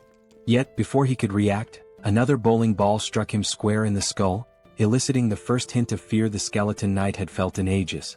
The fear froze him momentarily, giving Jeong-gyeom another opening to unleash a relentless barrage. Inside the car, Jeong-gyeom chanted commands like a gamer inputting cheat codes. Left head, back head, crown, front head, right head, left head.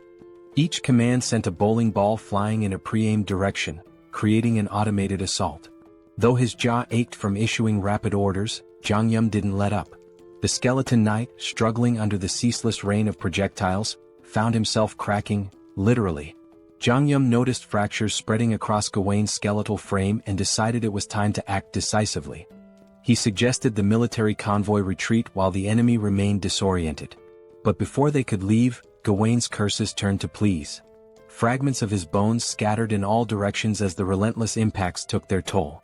Seizing the opportunity, Jeong-gyeom ordered simultaneous disc attacks from all sides, left, right, front, and back.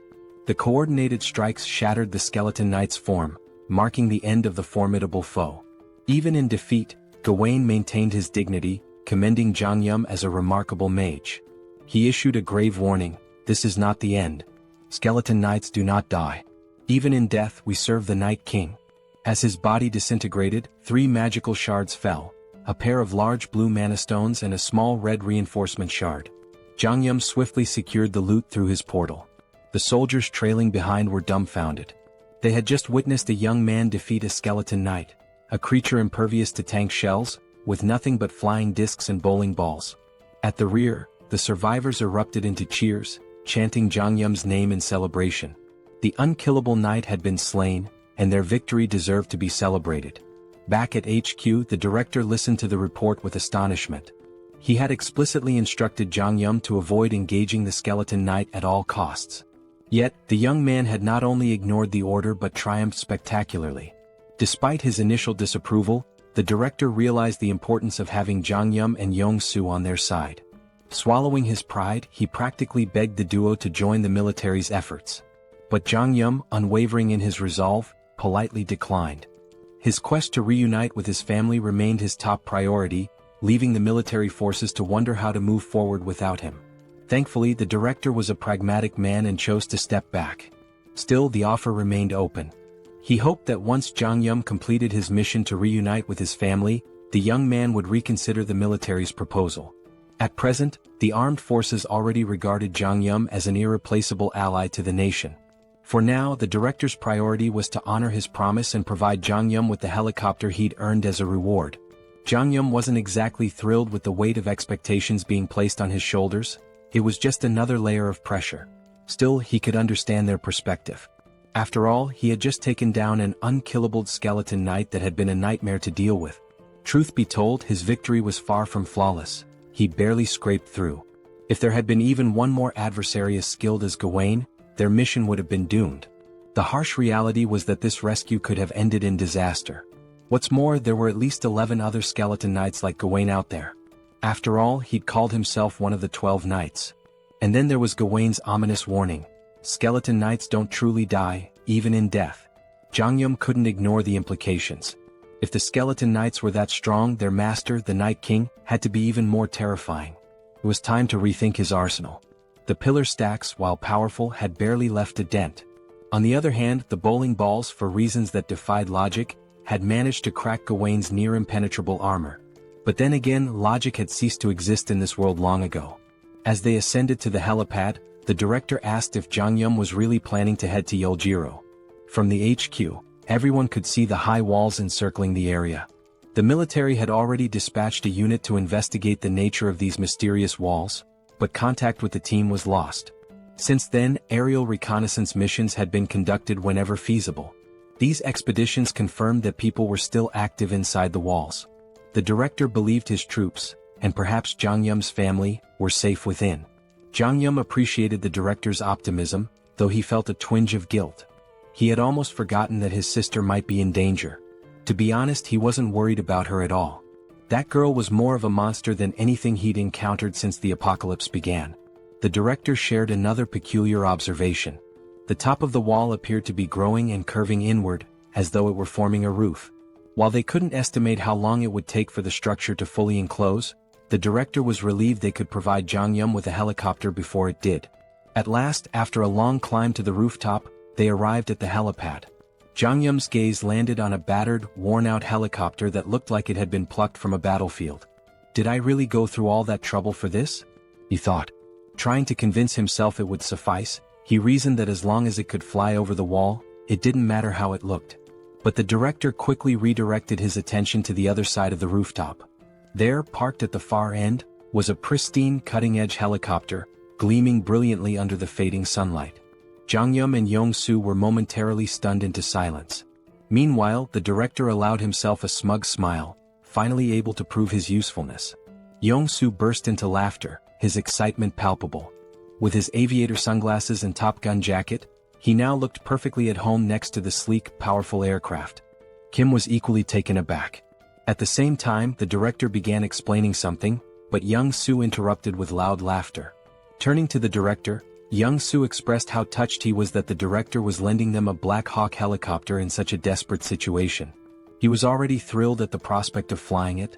The director chuckled, remarking that he had been wondering who would pilot the Black Hawk, but it seemed Young-soo had prior experience with such aircraft. Before the director could finish, Young-soo interjected, "I've never flown a Black Hawk before." Young-soo then glanced at his system notification and explained that while he'd never flown a helicopter, he felt confident about piloting this one. As he inspected the Black Hawk, a notification appeared on his system.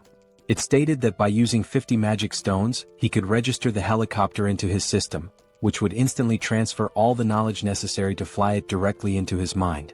Excited, Young-soo enthusiastically shared this discovery with the group, explaining his unique ability, Best Driver. This skill allowed him to operate any vehicle effortlessly. Until now he had believed his ability only worked with vehicles he'd already driven, but this moment revealed something new. Instead of leveling up his skill traditionally, Young-soo realized he could register new vehicles to his system individually. This revelation exhilarated him. Kim was equally amazed and things began to fall into place. Reflecting on their countless battles together, Kim recalled how Young-soo's ability never seemed to evolve in a conventional sense. Now it was clear, Young-soo's skill wasn't about progression but about expanding his arsenal by registering new vehicles. The director then surprised them by retrieving a suitcase from the Black Hawk. Opening it, he revealed a collection of magic stones. Placing the suitcase before Kim, he explained that it contained 200 magic stones. Originally intended as a surprise for their journey, the director now offered the stones so Young-soo could register the Black Hawk immediately. Hearing this, both Kim and Young-soo expressed their deep gratitude. Without delay, Young-soo took 50 magic stones and began the registration process. As the process completed, a torrent of information flooded into Young-soo's mind about piloting the Black Hawk. His excitement surged, his grin growing wicked, almost as if he were possessed by some malevolent spirit. Kim, observing the transformation, felt a shiver run down his spine. With a devilish smirk, Young-soo declared, "I've got this bad boy all figured out." He urged Kim to board the helicopter quickly, claiming he couldn't wait to take off. Nervous about Young-soo's enthusiasm, Kim hesitated and cautiously asked if he could fly the helicopter at a slower pace. Maintaining his mischievous tone, Young-soo laughed. "Slow? I don't do slow." Moments later, Young-soo leapt into the pilot's seat, his excitement palpable. Kim, his eyes brimming with tears of apprehension, reluctantly strapped himself in, resigned to what he knew would be a chaotic ride. Like a mad scientist at work, Young-soo began pressing buttons and muttering to himself. Turning to Kim, he quipped that they still had a bit of time before departure, suggesting Kim mentally prepare. Finally accepting his fate, Kim shifted his focus to what lay ahead. He knew that once they entered the city, they would face more skeleton knights. With this in mind, Kim decided to check his inventory to assess how many magic stones he had. He needed to upgrade his subspace level. Kim thought upgrading his subspace might unlock a new skill. Opening his inventory, he used 2 large mana stones and 1 enhancement stone. The system notified him that the large mana stones had been converted, along with 200 regular mana stones, leaving Kim with a total of 1,393 mana stones. Shocked at the sheer quantity, Kim used 1,000 mana stones to upgrade his subspace to level 3. The system informed him the upgrade would take a few minutes. While waiting, Kim inspected the enhancement stone. The system explained that enhancement stones were unique, imbued with special properties. Unlike regular mana stones, they could be consumed via the awakening system to grant specific enhancements to an item. The enhancement stone in his possession carried the fire property. A spark of inspiration struck Kim. He now had an idea of how to use the enhancement stone. However, the critical question loomed: which item should he upgrade? More importantly, Kim had no way of knowing how much his ability would increase from enhancing an item with the stone. He considers his 2 primary weapons for offense, the bowling ball and the iron pillars. However, whenever Kim used the iron pillars, the skeleton warriors easily sliced through them. Only the bowling ball proved effective against them. This is why Kim decides to upgrade the bowling ball. Upon upgrading it, he receives a new item, the fire bowling ball, which is surrounded by lava-like flames and possesses 2 main abilities, penetration and ignite. Afterward, Pax asks Kim if he wants to register the fire bowling ball as a new item. Kim agrees, and as soon as the registration is complete, Pax informs him that it's time to depart. Kim begins to mentally prepare himself, but before he can steady his nerves, Young-soo starts the helicopter. As the Black Hawk lifts off, Kim grows anxious. The director salutes Kim, expressing his hopes that he will safely reunite with his family and eventually return to the team once his mission is complete. Kim gives a thumbs up, bidding the director farewell. At that exact moment, the system notifies Kim that his subspace has been upgraded. The upgrade reveals new unlockable items and enhancements, including the ability to temporarily increase the shipping size limit for individual items using magic stones. As Kim reviews his unlockable items one by one, he comes across his new skills. His jaw drops in astonishment as though he's seen a ghost. The director, observing Kim's stunned expression from the ground, begins to feel uneasy. Reflecting on the 200 mana stones and the Black Hawk helicopter he provided to Kim, the director feels he has been more than generous. He even imagines reminding Kim of his help once he returns to the military base. However, he can't help but worry if something might be wrong to cause Kim's concerned reaction. Meanwhile, Kim is still reeling from his newly unlocked skill, the SUBSPACE laboratory. This feature grants a transportation function with a minor healing effect, allowing him to recover naturally within the lab. More importantly, it enables Kim to register external objects into his subspace. The system explains that a registration fee will be determined by the object's size, weight, and value. This revelation is a game-changer for Kim. Previously, his subspace ability was limited to pre-registered items, such as those from the Logitech Center or military base. But now, the ability to register external objects offers massive potential. However, the system clarifies that new items must still fit within the two existing categories, Logitech Center or military base. Kim's gaze falls on the Black Hawk helicopter. He wonders if it qualifies as a military base item. Testing his theory, Kim attempts to register the helicopter into his subspace.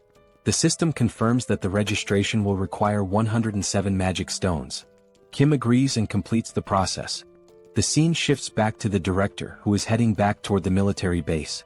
Suddenly, the sound of the helicopter fills the air again. Turning around, he sees Kim and Young-soo flying back. The director grows anxious, fearing something might be wrong with the Black Hawk. Before he can react further, a large portal opens in front of him. Out of it falls a Black Hawk helicopter. Moments later, a second portal opens and another Black Hawk helicopter emerges. As the two helicopters land before the stunned director, Kim waves at him with a smirk before flying off again. The director stands there speechless. He doesn't understand what just happened. He gave Kim a battered old Black Hawk, only for Kim to somehow gift him two brand new ones in return. As the director contemplates the situation, his confusion quickly turns into mounting worry. The scene transitions to Kim, who has now entered the city.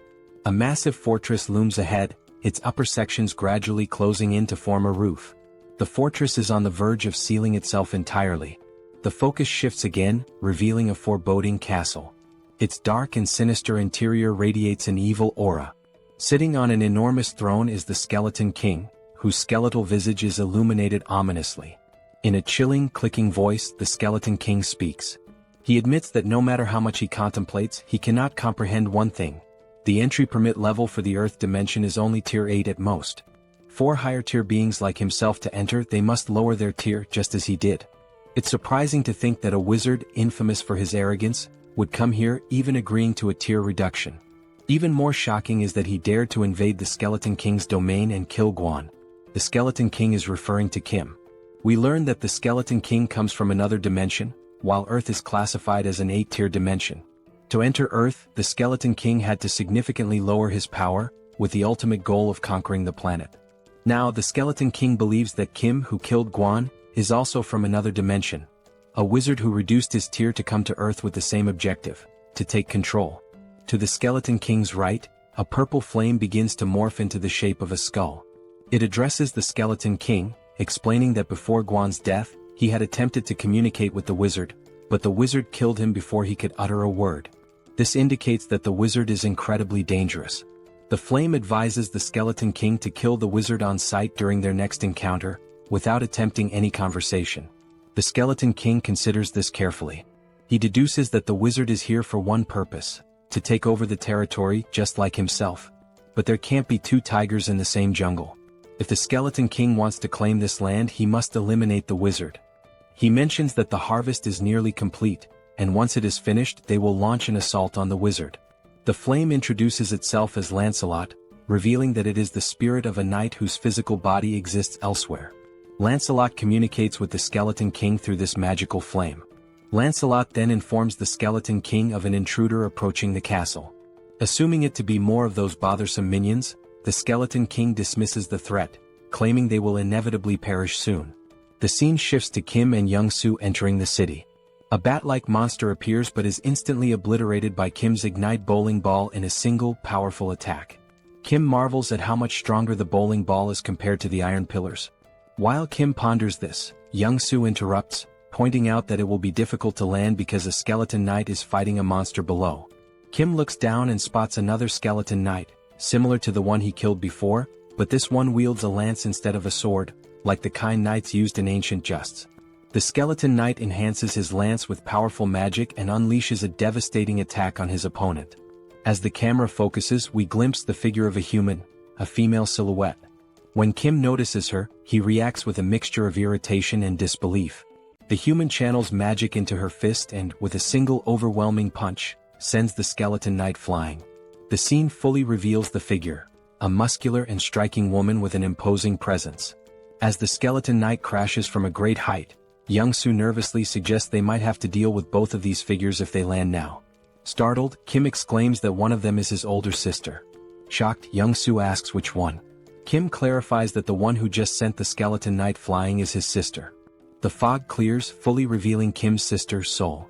She stands confidently, her toned muscles and impressive physique drawing attention. Viewers might even call her a muscle queen. Clearly annoyed, Seoul remarks that while she felt the full impact of her punch on the skeleton knight, the creature refuses to die no matter how many times she beats it senseless. Kim begins narrating Seoul's backstory, referring to her as Sister Number 2. He explains that, as a child, Seoul discovered mixed martial arts by chance on TV and was immediately captivated. Luckily, she had a supportive younger brother. Whenever she watched martial arts matches, she would practice the techniques on Kim. But Seoul's victories over weaker opponents left her unsatisfied. Her desire for greater challenges drove her to find tougher opponents at the local playground. There, she defeated anyone who dared to face her, boys, girls, even kids 3 years older. Recognizing her extraordinary talent, their father enrolled Seoul in a mixed martial arts academy. Thus began her journey toward becoming a powerhouse of martial arts. This was the moment Seoul encountered her first defeat. Her teacher bested her. But rather than feeling disheartened, Seoul found the pain of losing exhilarating. At last, she had found a challenge worth her effort. Her new goal became defeating her teacher. Along the way, she achieved victory in multiple jiu-jitsu competitions. By the time she reached 7th grade, she had no equal in the junior division. Her intense passion for training and obsession with fitness drove her to constantly strive for perfection. However, this fixation soon spiraled into a dangerous addiction. Eventually, Seoul sustained a serious injury, tearing the cruciate ligaments in both legs. Impatient with the recovery process, she resumed training prematurely, leading to further injuries. The cycle continued, injury, recovery, and relapse, until she finally made her professional fighting debut at the age of 24. Her skill level could have allowed her to debut much earlier, but her stubbornness and repeated setbacks delayed her entry. Despite the late start, Seoul became so formidable that she easily ranked among Korea's top 10 fighters. Young-soo, hearing this, is dumbfounded. But Kim reassures him there's no need to be intimidated by Seoul, suggesting they land the helicopter slowly. However, Young-soo, still observing Seoul from afar, mutters that she looks more like a monster than a human.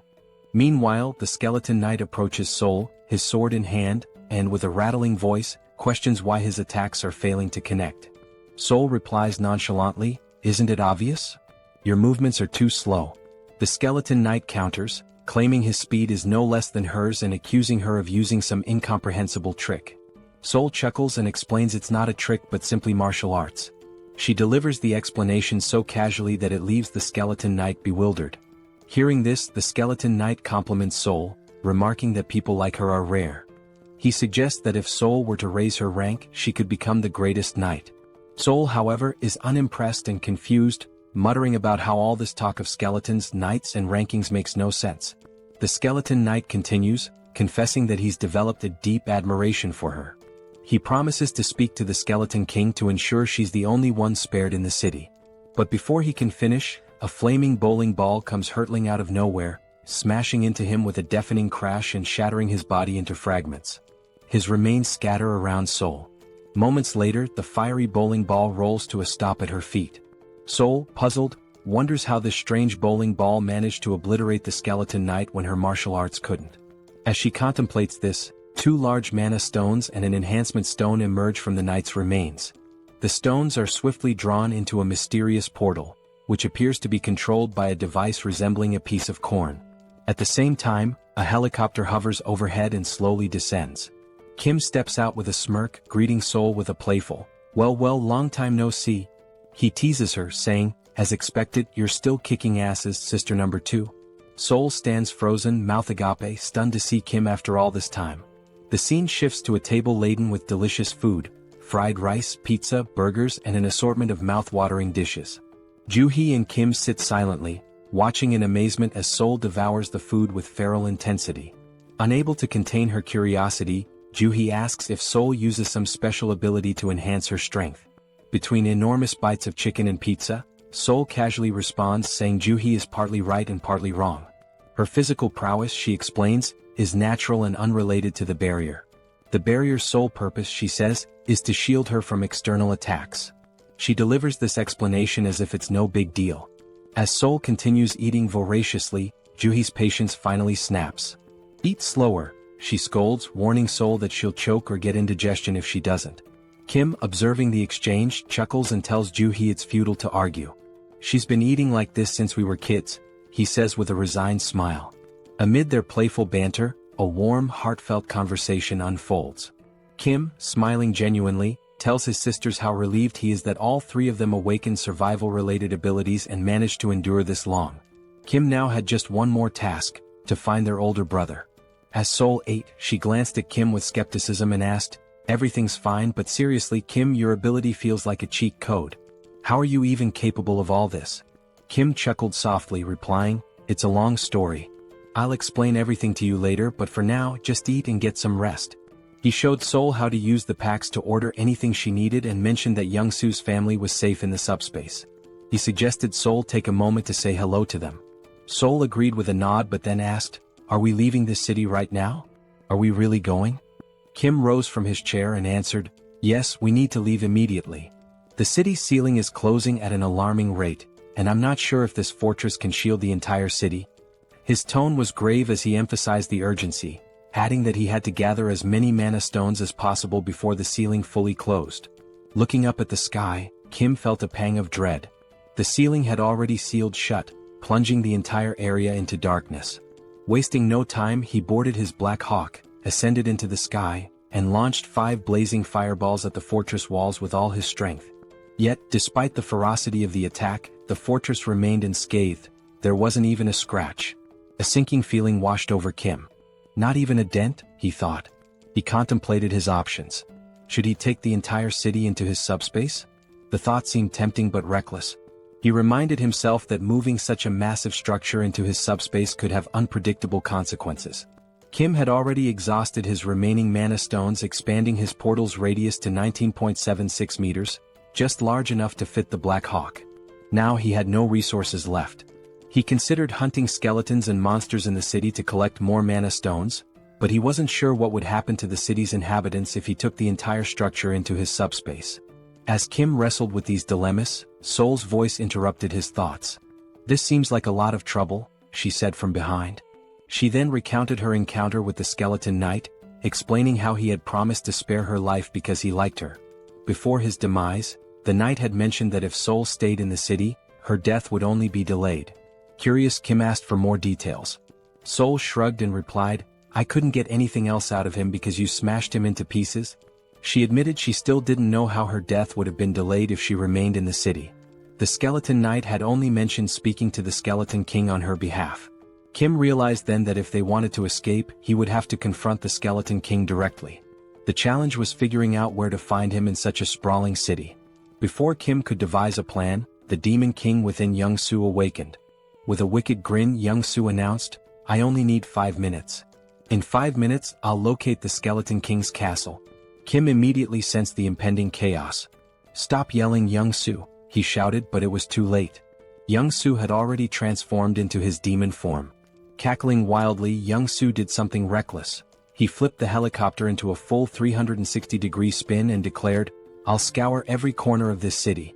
The helicopter twisted and dove like a snake, zigzagging through the air as it covered every inch of the city.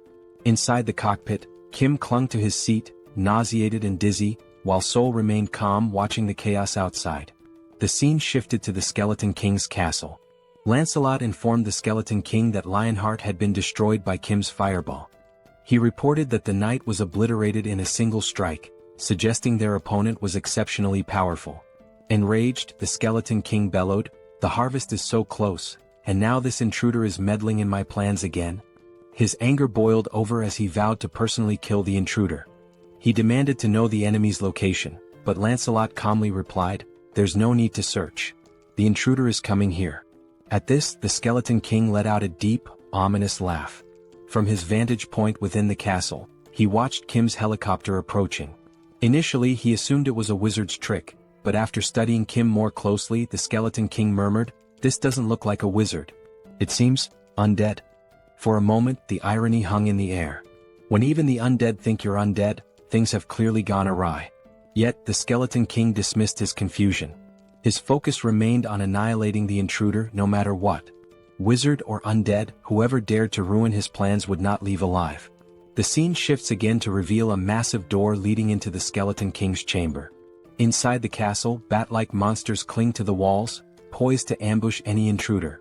The huge door creaks open and Kim stumbles into the room, looking barely alive, almost ghostly. In a faint voice he mutters, "I'm never getting on a helicopter again." The motion sickness was on another level. Suddenly Seoul notices something behind Kim. She bolts forward, calling his name, but before Kim can react, he sees a massive, muscular bat monster with razor-sharp teeth lunging at his neck. Just in time Seoul leaps into action.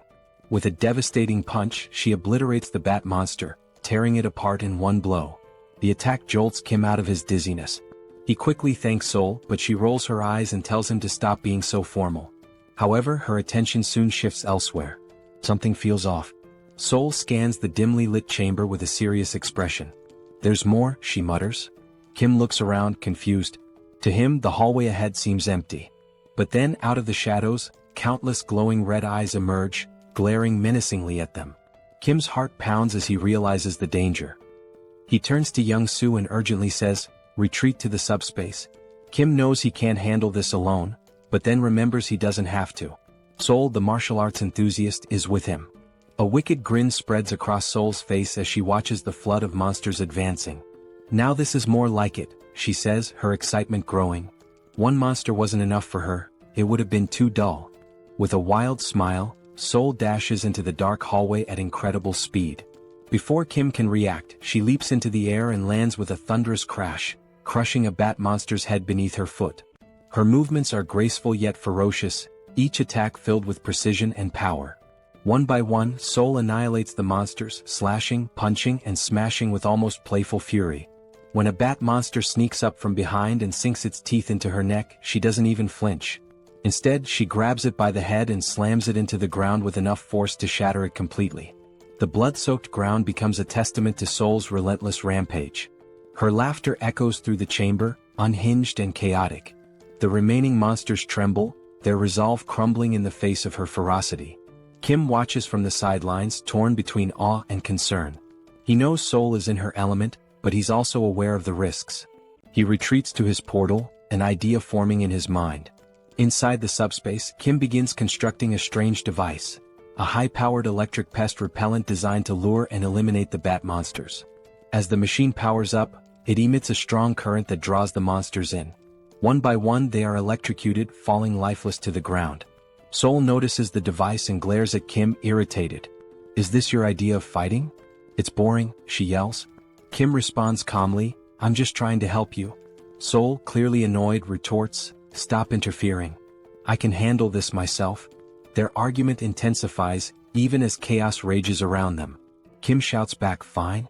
But be careful and stop taking stupid risks." Meanwhile, outside the chamber, Lancelot reports to the Skeleton King. The wizard is struggling, Lancelot begins, but he's not alone. "There's another warrior with him, someone as strong as I am." Lancelot adds that the wizard is using unconventional tools and seemingly limitless resources. Hearing this, the Skeleton King's irritation grows. He growls in frustration, realizing the fight is far more complicated than anticipated. Defeating a wizard was one thing, but now he had to deal with another formidable opponent, and that was no small challenge. The Skeleton King, deep in contemplation, mutters that he has no alternative. Lancelot warns him, however, that summoning additional power might provoke the wrath of the Chamber of Commerce. Ignoring the warning, the Skeleton King insists he has no choice. After all, the wizard is at least an 8th-tier rank, the same as himself. While the Skeleton King might stand a chance against the wizard alone, the presence of another 8th-tier warrior drastically shifts the odds. He knows he cannot triumph by himself and resolves to summon Lancelot.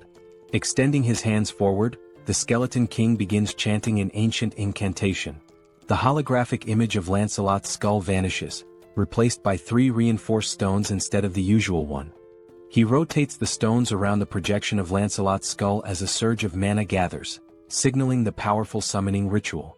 Meanwhile, in the team subspace, electric appliances and tangled copper wires are scattered everywhere.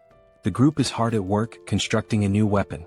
Wrapping thick copper wire around an aluminum rod, they create the electric repellent bat, a semi-rare grade weapon crafted specifically for Seoul.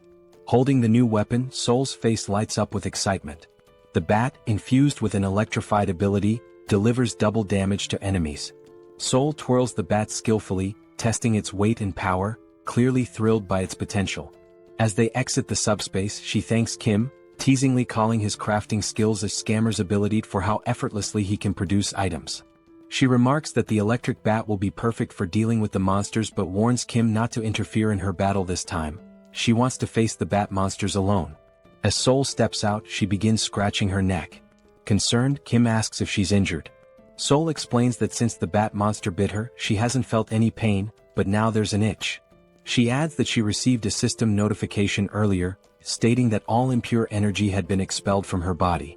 This revelation makes Kim uneasy, wondering if Seoul might transform into a vampire. Seoul, noticing his worry, jokingly tells him that if she does turn into a vampire, he has to kill her. She wouldn't want to live as a vampire lady. The siblings share a brief, light-hearted moment. The scene shifts back to the Skeleton King, who turns his attention to Kim, his voice laced with sarcasm. He sneers, mocking that the name Arcane must be ashamed of Kim's reckless behavior.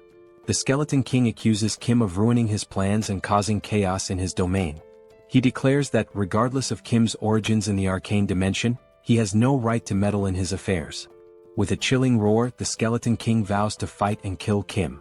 Kim and Seoul exchange glances, baffled by the king's rant. "This idiot makes no sense," Kim mutters under his breath. The word idiot only enrages the Skeleton King further. Furious, he calls for Lancelot to attack, commanding him to eliminate Kim and Seoul immediately. Lancelot finally emerges from the summoning. His presence is nothing short of terrifying. His 4 glowing eyes gleam menacingly, and his massive silver armor radiates power. In his hand, he wields an enormous sword capable of cutting through anything. Seoul, seeing Lancelot, grins with excitement. She had grown tired of weak monsters and was ready for a real challenge. She turns to Kim, warning him again, "Don't interfere in this fight. If you do, it won't end well," before charging straight at Lancelot. Before Seoul can make her move, Lancelot lunges forward, hurling his sword with lethal precision, aiming to cleave her in half. Reacting quickly, Seoul dodges the attack and counters with her electrified bat. The clash sends shockwaves through the room, the force so strong that even Kim feels it from a distance. As the battle intensifies, Seoul notices that Lancelot's strikes are slowly slicing through her weapon. Realizing the danger, she retreats just as Lancelot delivers a devastating blow, splitting the electric bat in two. Seoul looks back at Kim and jokes, "My bat wasn't weak, it's just that Lancelot is ridiculously strong." Despite losing her weapon, Seoul remains undeterred. Lancelot, now fully revealed, stands as a fearsome and nearly invincible knight. Watching from afar, the Skeleton King boasts about summoning Lancelot, his most powerful knight. Meanwhile, Kim reflects on Seoul's words. It's rare for her to acknowledge an opponent's strength, and that fact alone tells him how formidable Lancelot truly is. If Seoul acknowledges Lancelot's strength, then he is indeed a formidable and dangerous opponent. Watching Seoul, Kim proposes a deal. If she manages to kill Lancelot, would she give him Lancelot's magic stone? Kim argues that he used up all his own magic stones to craft weapons for her, and since Lancelot destroyed those weapons, it's only fair to repay him with the stone. Seoul, however, flatly refuses, declaring that whoever lands the killing blow will claim the magic stone. With a confident smirk, she adds that Lancelot won't be able to stop her. Determined to contribute, Kim activates his Ignite bowling ball and hurls 5 fiery high-speed projectiles toward Lancelot. Yet Lancelot remains unfazed, standing casually as if unbothered. Drawing his sword, Lancelot effortlessly slices through all the bowling balls with a single slash. The shattered projectiles ooze a molten, lava-like liquid, but even this does not affect Lancelot. Refusing to give up, Kim launches more bowling balls from different angles, hoping to overwhelm him, but Lancelot cuts through every single one with the ease of slicing tofu. Kim's jaw drops in shock as he watches. He can't believe how effortlessly Lancelot counters his high-speed, magic-infused attacks. While Lancelot focuses on cutting the projectiles, Seoul sees an opening. She charges forward and punches Lancelot in the face with all her strength, but to her dismay, it doesn't even cause 1% damage. In retaliation, Lancelot swings his massive sword, narrowly missing Seoul's neck as she dodges. She counters with punches to his face and chest, but the strikes are completely ineffective. Kim seizes the moment and launches another ignite bowling ball, this time aimed directly at Lancelot's head. The impact sends Lancelot flying, but when he rises he remains unscathed, glaring at Kim with glowing, menacing eyes. A growing sense of unease washes over Kim. Something feels terribly wrong. He recalls a similar ominous feeling from his battle with the Black Wyvern. Trusting his instincts, Kim quickly activates his subspace and pulls Seoul into it. Furious, Seoul demands an explanation for Kim's interference. Kim explains the overwhelming sense of danger he felt. Even after using his most powerful attack, Lancelot emerged unscathed. He compares the situation to previous battles, where his strongest move could split the Skeleton King in half, yet it did nothing against Lancelot. Begrudgingly, Seoul admits she cannot defeat Lancelot alone. Outside the subspace, Lancelot wastes no time. In a flash of insane speed, he vanishes from his position and reappears in front of Kim's barrier, slamming his massive sword against it. Kim is genuinely terrified by Lancelot's speed and strength, while even Seoul admits the knight is extremely dangerous. If the fight continues, both of them will die. Despite Lancelot's relentless assaults, the barrier holds firm. Kim notices something crucial. Lancelot is standing dangerously close to the barrier. An idea forms in his mind. If he launches his ignite fireballs at such close range, Lancelot won't have enough time to dodge. Acting quickly, Kim unleashes 5 fireballs at point-blank range. To his horror, Lancelot effortlessly slices through every fireball, even at such proximity. The situation grows more dire. Lancelot isn't just strong, he's unstoppable. Kim is baffled. None of their attacks are effective. He watches in disbelief as Lancelot cuts through every projectile with precision, as if the heavy metal were nothing more than butter. Meanwhile, the Skeleton King observes the battle from afar, finding it dull. With a smug grin, he taunts Kim, mocking how long he plans to cower behind his barrier. He declares that Lancelot is a 7th-tier warrior, immune to all of Kim's abilities. According to the Skeleton King, no matter what Kim tries, he cannot defeat Lancelot. Seated arrogantly on his throne, the Skeleton King begins reminiscing. He reveals that he poured all his resources and wealth into coming to Earth and believed summoning Lancelot was the only way to survive against Kim and Seoul. Now, watching their futile efforts, he expresses disappointment. Had he known how weak they truly were, he wouldn't have taken the risk of summoning Lancelot. As the Skeleton King observes, something unusual catches his attention. Kim is no longer using magic. Instead, he's pulling strange, unconventional items from his portal in an endless stream. Realizing this, the Skeleton King's eyes gleam with inspiration as an idea begins to take shape. Meanwhile, Kim is at a complete loss. He checks all of his abilities: Subspace Laboratory, Replicate, Extra-Large Subspace Life Support, but none seem useful in defeating either the Skeleton King or Lancelot. Desperate, Kim resorts to repeatedly throwing ignite bowling balls at Lancelot, but Lancelot slices through them with ease, leaving Kim genuinely stuck. Suddenly, the Skeleton King bursts into loud laughter. He commands Lancelot to stop attacking, announcing that the 2 individuals in the portal are not wizards, but rather potential allies for his future plans. Obeying the command, Lancelot ceases his assault and steps back toward the Skeleton King. The Skeleton King rises from his throne and approaches Kim's portal.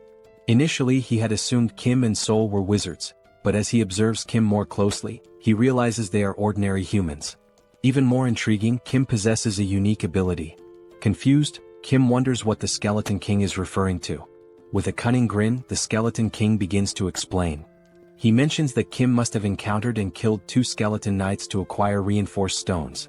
These stones, the Skeleton King reveals, can only be produced within Camelot Castle by sacrificing living beings.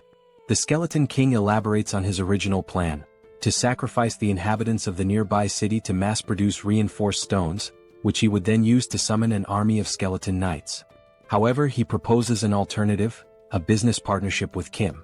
The Skeleton King suggests that Kim, with his unlimited replication ability, could duplicate the reinforced stones, allowing them to dominate not just Earth, but the entire universe. Kim stands silently processing the offer. As the Skeleton King laughs sinisterly, envisioning his grand scheme, Kim suddenly begins laughing and crying simultaneously, leaving the Skeleton King perplexed. Kim thanks him, explaining that the Skeleton King has unknowingly solved all of Kim's problems. Before the Skeleton King can react, Kim utters 4 decisive words. Pax, put Camelot in subspace. Instantly, the entire Camelot castle vanishes before the Skeleton King's eyes. The Grand Fortress, once the source of his power, shrinks and disappears into Kim's subspace. The Skeleton King and his skeleton knights are left standing outside, bewildered and enraged. Looking around in disbelief, the Skeleton King tries to comprehend what just happened. Meanwhile, the castle reappears in Kim's hands, now reduced to the size of a toy. Seoul, observing the shrunken structure, casually remarks how small and insignificant it looks. Overcome with fury, the Skeleton King roars, "How dare you 9th-tier slaves!" He accuses Kim and Seoul of destroying his life's work and vows to annihilate them. Enraged, he summons a dark purple orb of energy, brimming with the souls of the dead. The green, ghostly spirits surge toward Kim's portal, attempting to shatter it. Yet as the smoke clears, Kim and Seoul remain unharmed. Now calm, Kim begins to think strategically. He recalls the name of the skeleton knight summoned by the Skeleton King, Lancelot. Deciding to take a bold risk, Kim calls out Lancelot's name, attempting to summon him. To everyone's astonishment, Lancelot materializes before Kim. However, this time his appearance is different. Gone is the dark aura that usually surrounds him. Instead, he radiates a golden light, warm and majestic. Lancelot turns to Kim and acknowledges him as his new master. Without hesitation, Kim commands Lancelot to kill the Skeleton King. Obeying immediately, Lancelot draws his sword and, with a single, precise slash, cleaves the Skeleton King cleanly in two. The Skeleton King, unable to react or defend himself, is defeated in an instant. With grace and overwhelming power, Lancelot ends the battle in one swift motion. As soon as Lancelot struck the Skeleton King, the violet core within the Skeleton King was destroyed. It shattered into fragments with a faint explosion. Lancelot then drove his blade into the back of the Skeleton King like a royal decree. We see the Skeleton King's body sprawled before Lancelot, his jagged crown lying discarded at Lancelot's feet, and his dismembered parts scattered across the ground. As the Skeleton King's form faded, a golden mana crystal began to glow. The system alerted Kim that he had defeated the Skeleton King. When Lancelot transferred ownership of the Night King's dimensional account, it became Kim's property. Upon opening the system notification, a new feature appeared, the dimensional account. When Kim accessed it, he discovered 3,086 mana stones within. Staring at such a vast number of mana stones, Kim felt both bewildered and astonished. This meant that by defeating the Skeleton King, Kim had acquired thousands of mana crystals in one go. Despite his happiness, Kim couldn't help but wonder, what would he do with so many mana stones? As Kim stood lost in thought, Seoul placed her hand on his shoulder. She told Kim that if he had any sense of morality, he should gift his sweet little sister 1,000 mana stones. After all, she reminded him, she had saved his life when they entered the Skeleton King's castle. Did he forget that? Kim sighed and told Seoul that 1,000 mana stones was too much. He accused her of acting like a mob boss and exaggerating her role in saving his life. Kim pointed out that he had also given her a weapon, which allowed her to fight Lancelot on equal terms for a brief time. Shouldn't she repay him for that? Seoul looked at Kim and retorted that they had both helped and saved each other, so it would only be fair to settle on 500 mana stones instead. Kim smirked and said that if she wanted to assign a price to everything, then she should also start paying rent for living in his subspace free of charge. Did she think she could live and sleep safely without contributing anything? Taken aback, Seoul called Kim a miser. She asked if he was so stingy that he couldn't even spare 500 mana stones. Frustrated, Kim finally handed over 500 mana stones to his sister, not wanting to argue further. Seoul smirked, thanked Kim and declared the argument over. But with a serious tone, Seoul asked Kim what he planned to do next. Both Kim and Seoul turned to their left. From Kim's subspace, Lancelot emerged. Towering at 10 feet tall with eyes glowing red, Lancelot approached them with heavy, deliberate steps. Seoul glanced at Kim and asked what he intended to do with Lancelot. Meanwhile, Lancelot reached Kim and in a deep, resonant voice, called him his lord. Lancelot informed Kim that he had carried out his command and cleaved the Skeleton King in two. Now he awaited Kim's next order. Kim stood silently, pondering what to do with Lancelot. The scene shifted, and Kim narrated that no one could have foreseen what happened next. We saw Lancelot standing still. Sitting atop his helmet was Young-Soo's daughter, clutching tightly to one of its feathers. Lancelot gently moved to keep her entertained while, from behind, Kim, Joo-hee, and Seoul watched in astonishment. Kim thought to himself how unimaginable it was that one of the most fearsome knights could end up in such a situation. Meanwhile, Young-Soo and his wife stood in front of Lancelot. Young-Soo's wife was beaming with joy as she watched her daughter play happily with Lancelot. She apologized to Lancelot, explaining that her daughter was usually shy and didn't enjoy playing with strangers. But this was the first time she had played so freely with someone she had just met. To her, this meant her daughter genuinely liked Lancelot. While Young-Soo's wife was overjoyed, the same couldn't be said for Young-Soo. He stood there, stunned, his mouth agape as though his entire world had crumbled. His face reflected despair, like someone who had just received a dire sentence. Lancelot, meanwhile, continued playing with Young-Soo's daughter. He calmly assured Young-Soo's wife that aiding the Lord's companions was equivalent to serving the Lord himself. She apologized repeatedly, worried that her daughter would keep bothering Lancelot to play. But Lancelot, in his commanding voice, reassured her that it was no bother at all. He said he loved children and saw her as if she were his own. From afar, Kim, Joo-hee, and Young-Soo watched this touching moment. Joo-hee, with a warm smile, turned to Kim and remarked that it was impossible not to admire someone so considerate. She commented that Lancelot wasn't just strong but also kind and compassionate, someone anyone would look up to. But Kim didn't share her sentiment. With a side eye, he muttered that calling Lancelot a person felt strange. After all, Lancelot was a skeletal knight, and no one really knew what lay beneath his armor. Yet, after a moment of reflection, Kim admitted that Lancelot was never truly evil. He realized that Lancelot had simply been following the Skeleton King's orders. The true villain had been the Skeleton King all along. Now, with Lancelot under Kim's command, away from his former master's dark influence, Kim saw that Lancelot displayed qualities of goodness and loyalty. This made Kim reconsider his initial judgment, allowing him to trust Lancelot at least for now. Joo-hee, noticing Kim's thoughtful expression, turns to him with a serious tone and asks, "Are you planning to go to Daebongu City right now?" Kim glances at Joo-hee and replies that he intends to head to Daebongu City immediately since their older brother's new home is located there. Hearing this, Joo-hee looks visibly concerned. She tells Kim that she has observed from the start how tirelessly he's been working, without taking proper rest for days. With a worried expression, Joo-hee warns Kim that, while she understands his urgency, what if he collapses or falls ill? She pleads with him to prioritize his health, cautioning that overworking himself could lead to severe problems. If that happens, she asks who will look after him. Joo-hee insists that it's already too late to leave tonight. She advises Kim to rest and wait until sunrise to set out and rescue their brother. Kim listens to her advice and nods in agreement. He then turns to look at his wife and daughter. His daughter is still perched atop Lancelot's head, while Young-Soo is trying all sorts of ways to coax her down. With a mix of exasperation and humor, Young-Soo tells his daughter to climb down from Lancelot and sit on his shoulders instead. He even volunteers to play the role of a brave knight.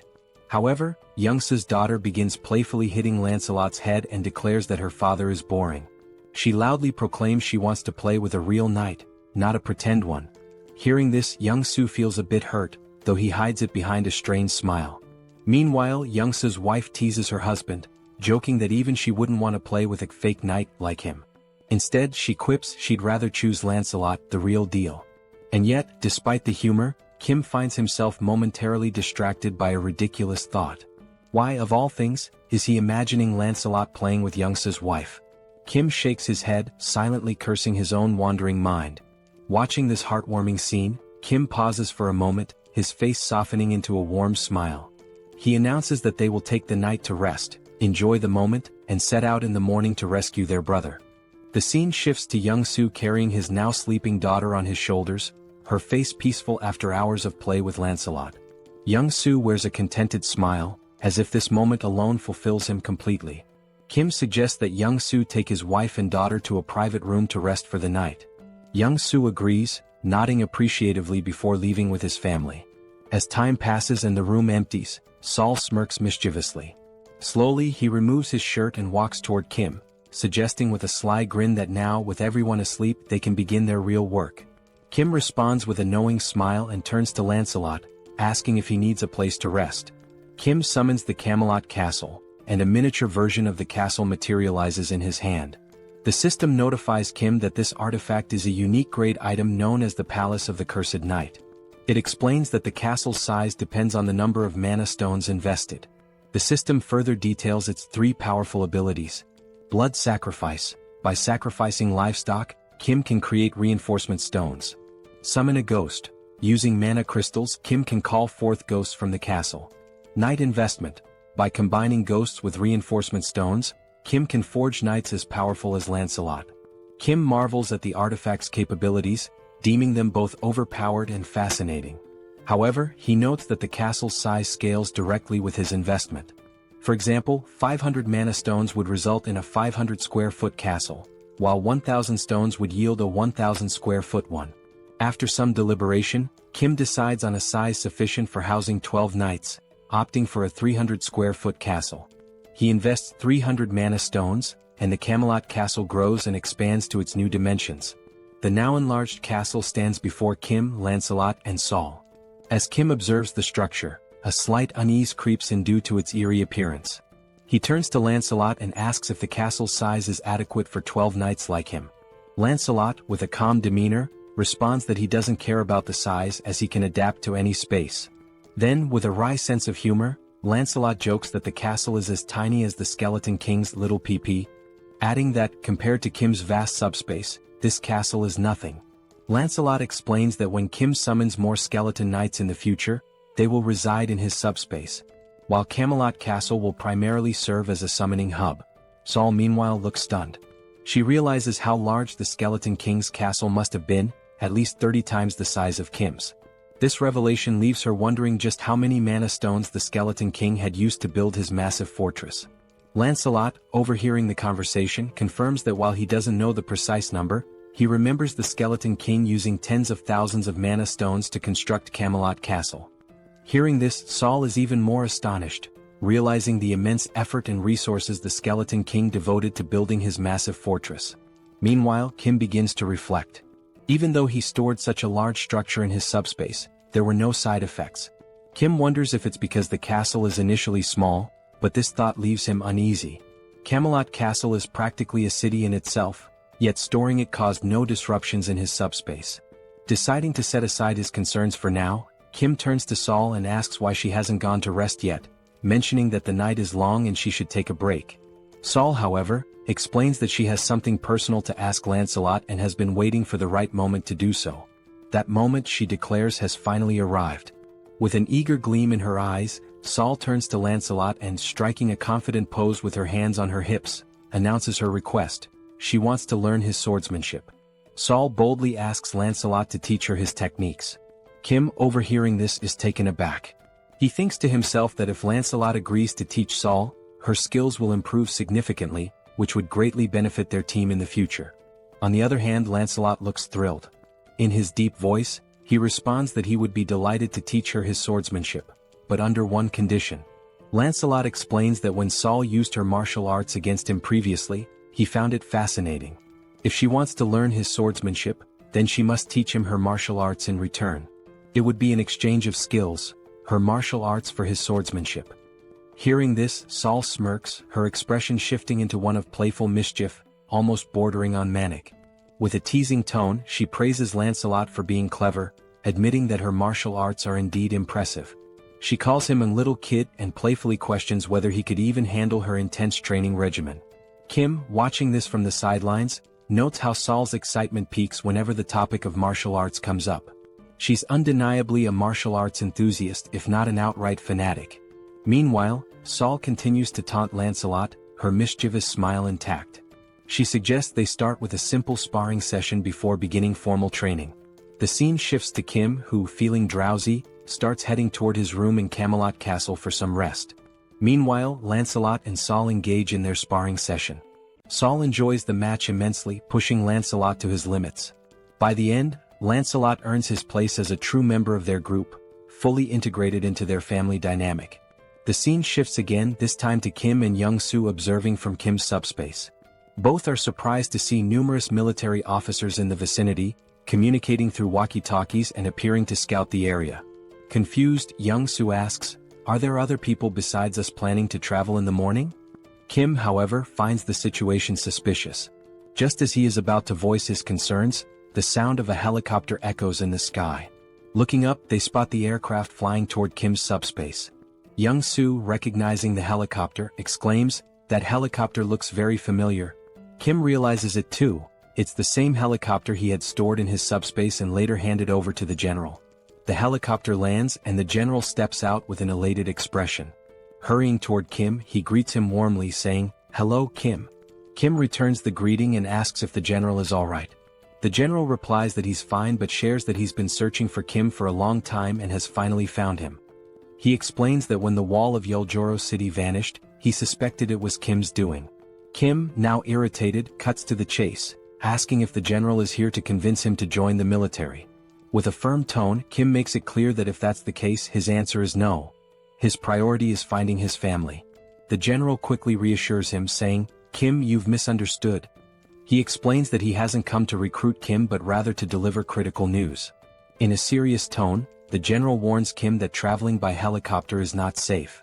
He explains that a faction that betrayed the military has seized a base and now controls air defense systems. If Kim and Young-soo were to travel by helicopter, especially a military one and a general's at that, they would be targeted and shot down. Both Kim and Young-soo are stunned by this revelation.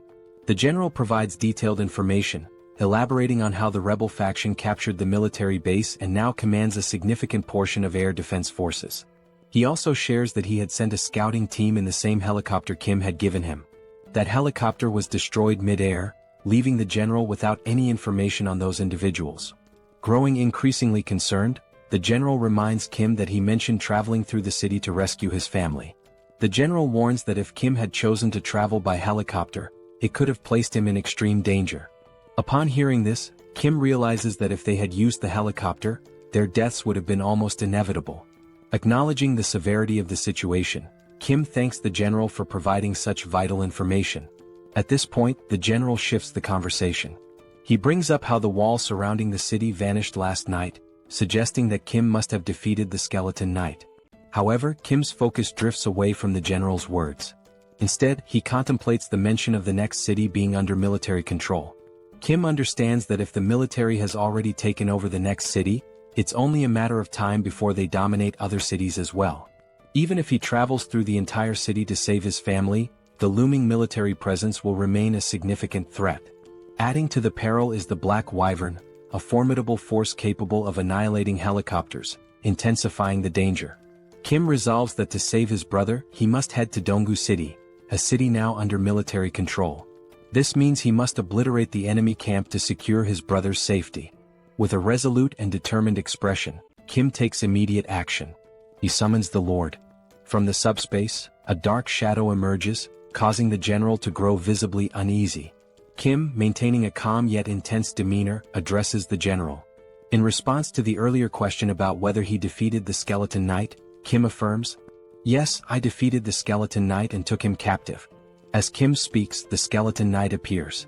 Towering 10 feet tall, the figure has glowing red eyes, wields a massive sword and carries a formidable iron shield. The knight stands ominously behind Kim.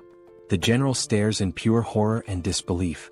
He realizes that this knight is far stronger, at least 10 times more powerful, than the previous Skeleton Knight. And now, this terrifying entity is under Kim's command, ready to follow his every order. The general struggles to process the sheer weight of what he is witnessing. Kim, undeterred, confidently declares that his older brother's new residence is in Donggu City, the very city housing the military camp. This leaves Kim with no alternative, he must go there. With a sly, confident smile, Kim turns to the general and asks, "So, how about we take down all those military forces?" Overcome with joy and relief, the general feels tears welling up in his eyes. We are now introduced to another location, seemingly destroyed, which appears to be some kind of base. In this base, goblin soldiers, clad in military uniforms, are seen wielding rifles and equipped with heavy artillery. Behind one of the goblins, a human hand becomes visible, revealing humans imprisoned in cages under the watchful eyes of the goblin soldiers. As the goblin squints to focus, it notices something unusual ahead, though it cannot determine what it is. From a distance, we see Lancelot's ghostly head infiltrating the goblin base, investigating how it operates. Noticing that the goblin is approaching, Lancelot decides to retreat to avoid alerting the enemy. While flying to gather more information, he overhears a conversation between two goblins but cannot understand their language. However, upon observing their movements more closely, he notices that even within the goblin army, there is a ranking system that dictates the level of importance and influence each goblin holds over the others. Still concealed behind a tree, the ghostly head concludes it has gathered enough information and decides to return to the command center to report his findings. As he departs, the system screen reveals how the summoning ability for this ghostly form works, named Phantom Summon. This ability allows the summoning of Camelot's ghosts, with specific costs associated with each invocation. It is also shown that while knights are in their ghostly forms, they cannot physically interact with the environment, but they are also immune to physical interference. Moreover, this ability enables them to pass through walls and even fly freely. Summoning a ghost consumes 1 enhancement stone and 500 magic stones, the same cost as summoning a knight.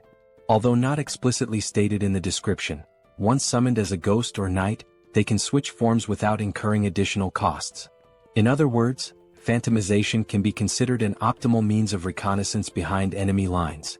A few hours earlier, the general had been outlining the strategy they would use, showing on a map the cities involved and relying on Lancelot to patrol the enemy lines, determining the strength of their forces, the location of anti-aircraft weapons, and other characteristics of the enemy troops. Based on the information gathered, the plan was to devise a strategy to outmaneuver the enemies. However, due to the ghost's limited range, everyone needed to move closer to the enemy lines and pinpoint where government forces were stationed before reconnaissance could begin. Lancelot returned to the Allied base after taking 2 hours and 30 minutes to complete his reconnaissance. While reporting his findings, Kim was shocked to learn that the soldiers had mutated into goblins and had imprisoned over 200 people, referring to them as sacrifices. Additionally, Lancelot shared further details he had overheard. First, the enemy had a total of 9 anti-aircraft weapons. Second, they planned to recruit additional manpower from Bangkok Dong. Third, the brigade commander, a high-ranking officer, was stationed in the eastern wing. Lastly, they mentioned that the world would change when a certain someone arrived. Lancelot confirmed the accuracy of this information, leaving the 4 members listening utterly astonished. The commander remarked that security had indeed been tighter than usual and suspected they were plotting something but hadn't anticipated the capture of civilians. Kim mentioned rumors that some had voluntarily joined the rebel forces but expressed confusion about their motives and the reason for imprisoning civilians. He also questioned who this person capable of changing the world might be. Lancelot's ghost replied that he didn't know who this individual was but speculated that the reason for capturing people was likely to gain repulsive force. He explained that all beings across dimensions have a classification system known as hierarchy. Repulsive force is the power granted by this hierarchy, essentially the right to be protected from lower-ranked beings. The lower the hierarchy number, the stronger the repulsive force, preventing attacks from lower ranks, e.g., a 9th rank attack cannot affect an 8th rank being. However, this is not an absolute rule. At this point, Kim recalled the attack by the skeletal knight. The sister asks if they are sacrificing people to achieve this hierarchy. Lancelot, based on prior information, confirms it, stating that this method is instinctively used by beings with lower intelligence as a shortcut. With a serious expression, he explains that when this method is used in a lower dimensional hierarchy, it signifies that contact has been made, and possibly an agreement, with a higher-ranked being. Intrigued, Kim asks what kind of agreement this could be, but Lancelot admits he doesn't know the specifics. Seoul, now furious, says that since they are sacrificing people, they're undoubtedly up to no good and suggests going to the base to eliminate them all. Kim responds that if it were that simple they would have already done it. The colonel adds that these enemies seem extremely dangerous. The colonel also notes that the information provided by Lancelot has been excellent. They now know the positions of the brigade commander and the anti-aircraft cannons, which increases their chances of success. However, he emphasizes that the enemy's defensive line is much stronger than expected. Once the operation begins, the enemy will likely call reinforcements from the 1st Legion, potentially escalating this into a large-scale war. Given that they don't know the full strength of the 1st Legion, it's crucial to capture the enemy before reinforcements arrive. This will require requesting support from nearby units to handle such a large-scale target with sufficient weaponry and troops. Deep in thought, Kim realizes they don't have time to wait for reinforcements. Moreover, Bangkok Dong, where his brother lives, is at risk, making it imperative to finish the mission before the enemy moves there. He also remarks that since Lancelot is of the 7th hierarchy, he could theoretically eliminate the enemy on his own, but the area is too vast for him to cover alone, giving the First Legion's reinforcements enough time to arrive and turn this into a full-scale war. Lancelot suggests that if the anti-aircraft cannons are a problem, Kim could simply summon another knight, and points out that summoning requires both enhancement stones and magic stones. While they have enough magic stones, they are short on enhancement stones.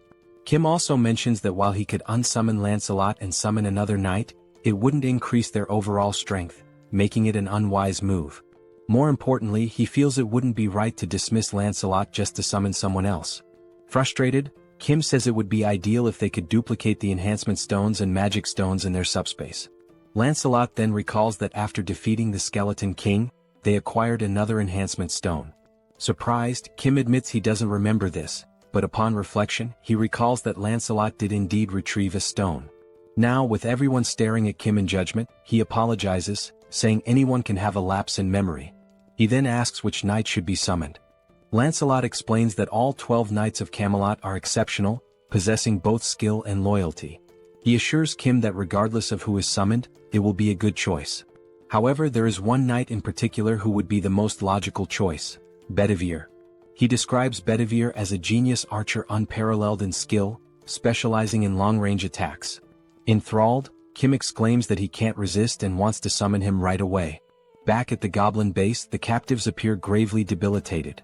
A girl wearing an orange sweater is called out by one of the goblins. Frightened, she asks if he's really speaking to her. The goblin points out that everyone else in the cage looks weak except for her. He then asks if she wants to escape. Confused, she hesitates, but the goblin quickly reveals he's only testing her. He declares that if she offers him something of value, he'll let her go. From the expression on the goblin's face, she understands exactly what he means. Before he can finish his proposition, his head is swiftly severed. The girl is stunned, her eyes lighting up as she realizes what Lancelot has just done right in front of her. Lancelot opens the prisoner's cage and, without wasting any time, continues moving swiftly. The girl steps out of the cage, still trying to process what just happened before her eyes. In the sky, something resembling a flaming bowling ball appears. From a distance, the goblins notice the strange object in the sky but cannot identify it. Upon closer inspection, one of them realizes it is indeed a bowling ball, but it makes no sense to him. Before he can react, the ball suddenly hurtles in his direction, catching him off guard, and moments later, it strikes one of the anti-aircraft weapons. A goblin further away hears the explosion and wonders about its origin. The only thing he knows for sure is that something has blown up somewhere. From a distant viewpoint, we see the explosion and, coincidentally, also a hand gripping another flaming bowling ball. Yes, the summoned knight is hurling bowling balls at the enemies, already contemplating his next target. Moments earlier, Lancelot reveals something he hadn't mentioned before: Bedivere has only one arm. Kim is taken aback and confused, as Lancelot had described Bedivere as an archer. He questions how Bedivere could possibly be an archer with just one arm. Lancelot confirms that Bedivere was indeed an archer, but that is a story from the past. He explains that long ago, Bedivere served as a knight under the Duke's command but lost his arm to a commander jealous of his exceptional talent. From that point on, Bedivere adapted, mastering throwing techniques using a leather strap. Thus, he earned his place among the 12 knights of Camelot. Still skeptical, Kim asks if Bedivere can truly destroy anti-aircraft cannons from such distances. Lancelot reassures him, stating that he fought alongside Bedivere for a long time and knows the full extent of his abilities. Additionally, Lancelot confirms that after scouting the enemy lines, only he and Bedivere will be needed for this mission. Back in the present, we see Bedivere launching more flaming bowling balls at the enemies from afar. The ball soars through the sky and strikes another anti-aircraft cannon. As the goblin base is a large area, a goblin from a distance notices the explosion and wonders what is happening. Turning around, he sees another goblin soldier being attacked and flung away by someone. Alarmed, he asks his officer what's going on, but then hears the distinct sound of a sword. When he looks closely, he spots Lancelot calmly walking in his direction. The goblin, trembling with fear, stammers that this is a restricted area where unauthorized individuals are not allowed.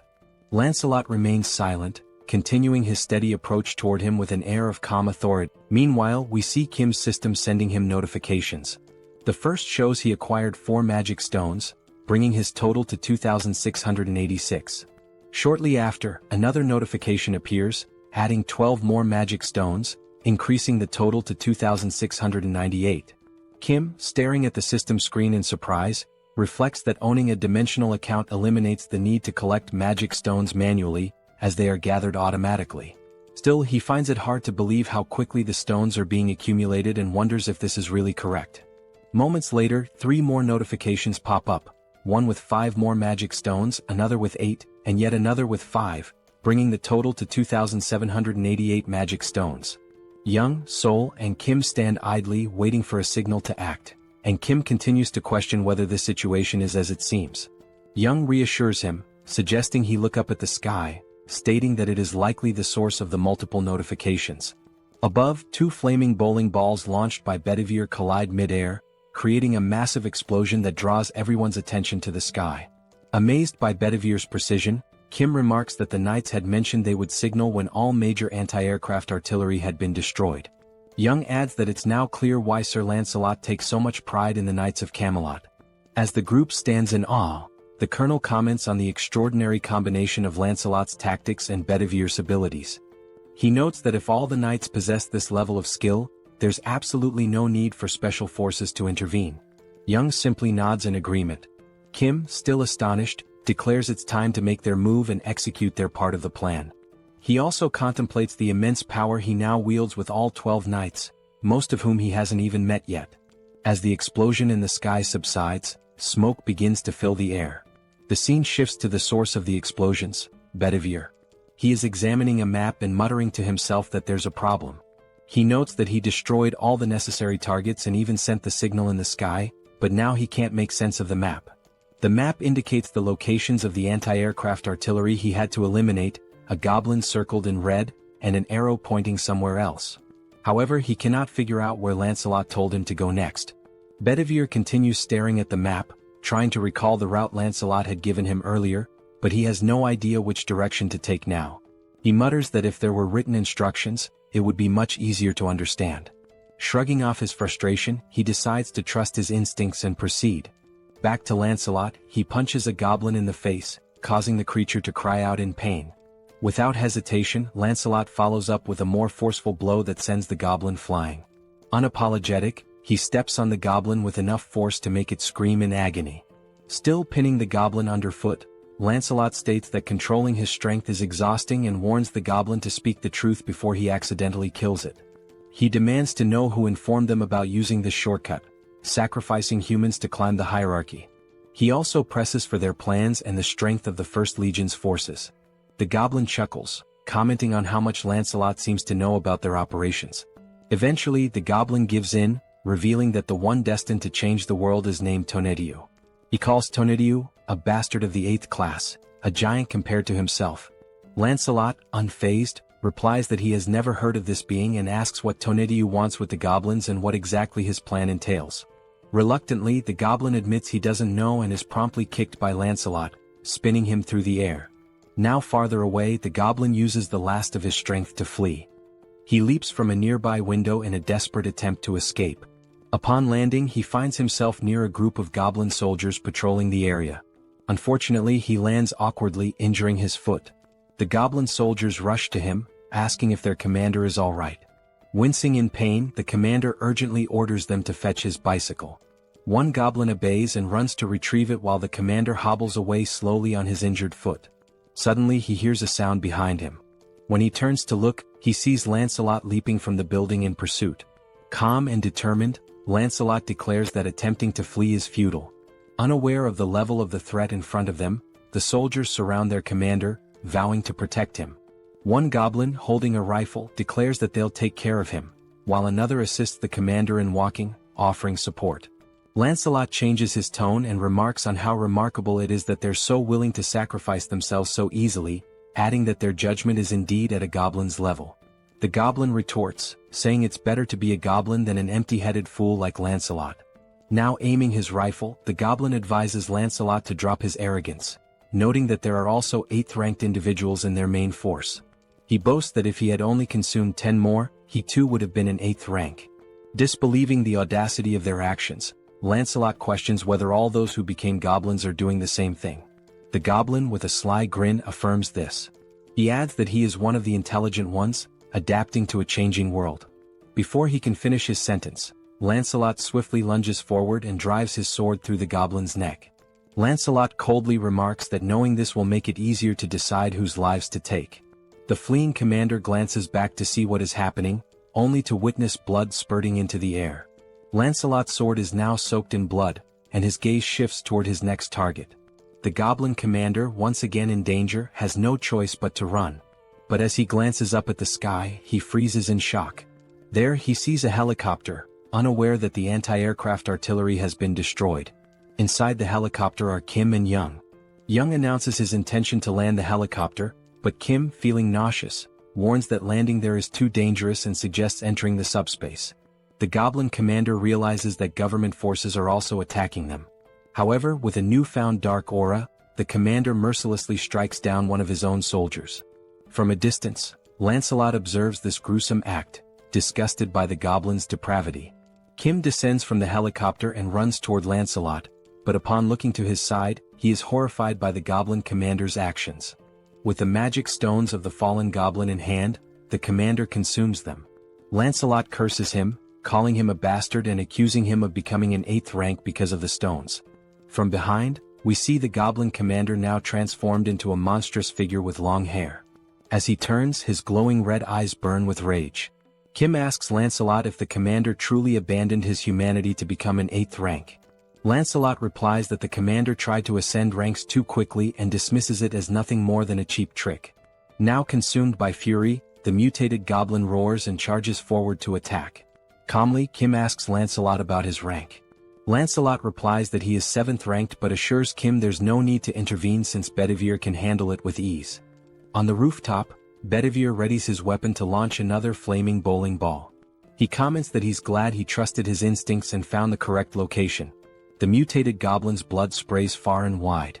The system notification flashes, showing that Kim has acquired 322 magic stones, bringing the total to 3,542.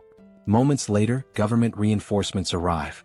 The head of operations acknowledges that thanks to the knights, the removal of enemies and the rescue of civilians is progressing much faster. Kim feels a wave of relief hearing this. A soldier asks where the commander is, and Kim directs him to look to the side, where the lifeless body of the goblin commander lies. The head of operations is stunned. Kim asks Lancelot if he has uncovered more information about their plans.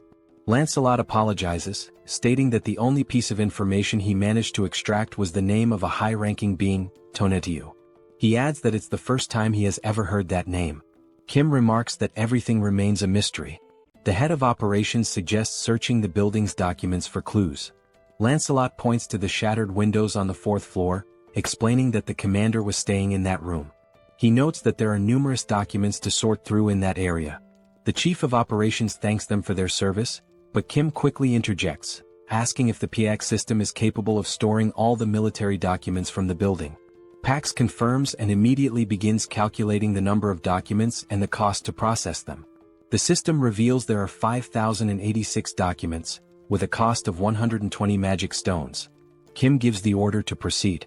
The chief of operations remarks that such measures weren't necessary, but Kim explains that PX will handle it efficiently, and he needs to locate the family as quickly as possible. Soon after, the system alerts him that an unsuitable document has been detected among the military files, labeling it as an incompatible item. Confused, Kim tries to understand what an incompatible item might be. Now holding the document, he attempts to read it. It turns out to be a registration form for dimensional beings. Lancelot clarifies that it's a document capable of increasing someone's rank. Examining the two documents in hand, Kim notes that one is in poor condition. Lancelot explains that the pristine document is the official form, while the damaged one is a shortcut. He further elaborates that the soldiers likely turned into goblins because they failed to register properly using the official method. To add to this, Sir Lancelot explains that registering a dimensional being requires magic stones and a dimensional account. He states that Earth's dimension is still in its early stages of exploration, and no one currently meets these conditions, except for Master Kim, who defeated an 8th rank being possessing a dimensional account. Kim and the Colonel fail to grasp much of what he says, but Lancelot continues, emphasizing that despite the oddity of the document's existence, Kim should register since he meets the requirements. This suggestion catches Kim off guard. However, Lancelot assures him that by completing the official form, Kim will avoid becoming a goblin. He also explains that dimensional being registration is automatically adjusted for each dimension, and the reason Kim can read it in a standard language is that it's the official document. Holding the document, Kim scans the fine print and notes that the process would consume only 1,000 magic stones. Without hesitation, he signs his name on the form. The system announces that the dimensional being registration is complete, leaving Kim with 2,422 magic stones. After signing, the document begins to glow and disintegrates into dust. Jokingly, Kim remarks that he's curious to know where the system wants him to submit the documents. Outside, someone arrives on a motorcycle, calling out to the commander and apologizing for the delay. The individual explains that the holdup was due to something being incredibly heavy to carry. However, upon taking a closer look around, they are baffled by what happened to the goblins in the area. From atop the building, Bedivere watches the scene with curiosity, wondering aloud if the vehicle the goblin is riding might be a horse. Meanwhile, back in the document room after the PX scan, they manage to retrieve not only the contract but also approximately 40,728 pages of military documents. Kim informs the colonel that he remains worried about his family and won't be able to review the documents himself since he's heading out to search for them. He adds that the director of operations will handle the verification and assures the colonel that once he finds his family, he will return to assist the government forces. The colonel thanks him and wishes him good luck. As they leave, Kim tells Lancelot that the plan is to enter without the rebels mistaking them for government troops. However, they learn that Dobonggu has been occupied by the rebels, making it too dangerous for Yong-soo to drive. Kim decides to take the wheel instead. He considers that, for now, it's safer for him and the two knights to travel in unassuming vehicles to avoid drawing attention and being identified as enemies. However, a significant problem arises. Upon inspecting the subspace inventory, they discover that only military vehicles are available, which completely disrupts the plan. Kim wonders how they will resolve this issue, convinced there must be a non-military vehicle somewhere. Determined, he decides to search thoroughly to find something usable. Descending the stairs, he acknowledges that the task will be slow and dangerous but accepts that there is no other option. He also expresses hope that they will locate a drivable vehicle.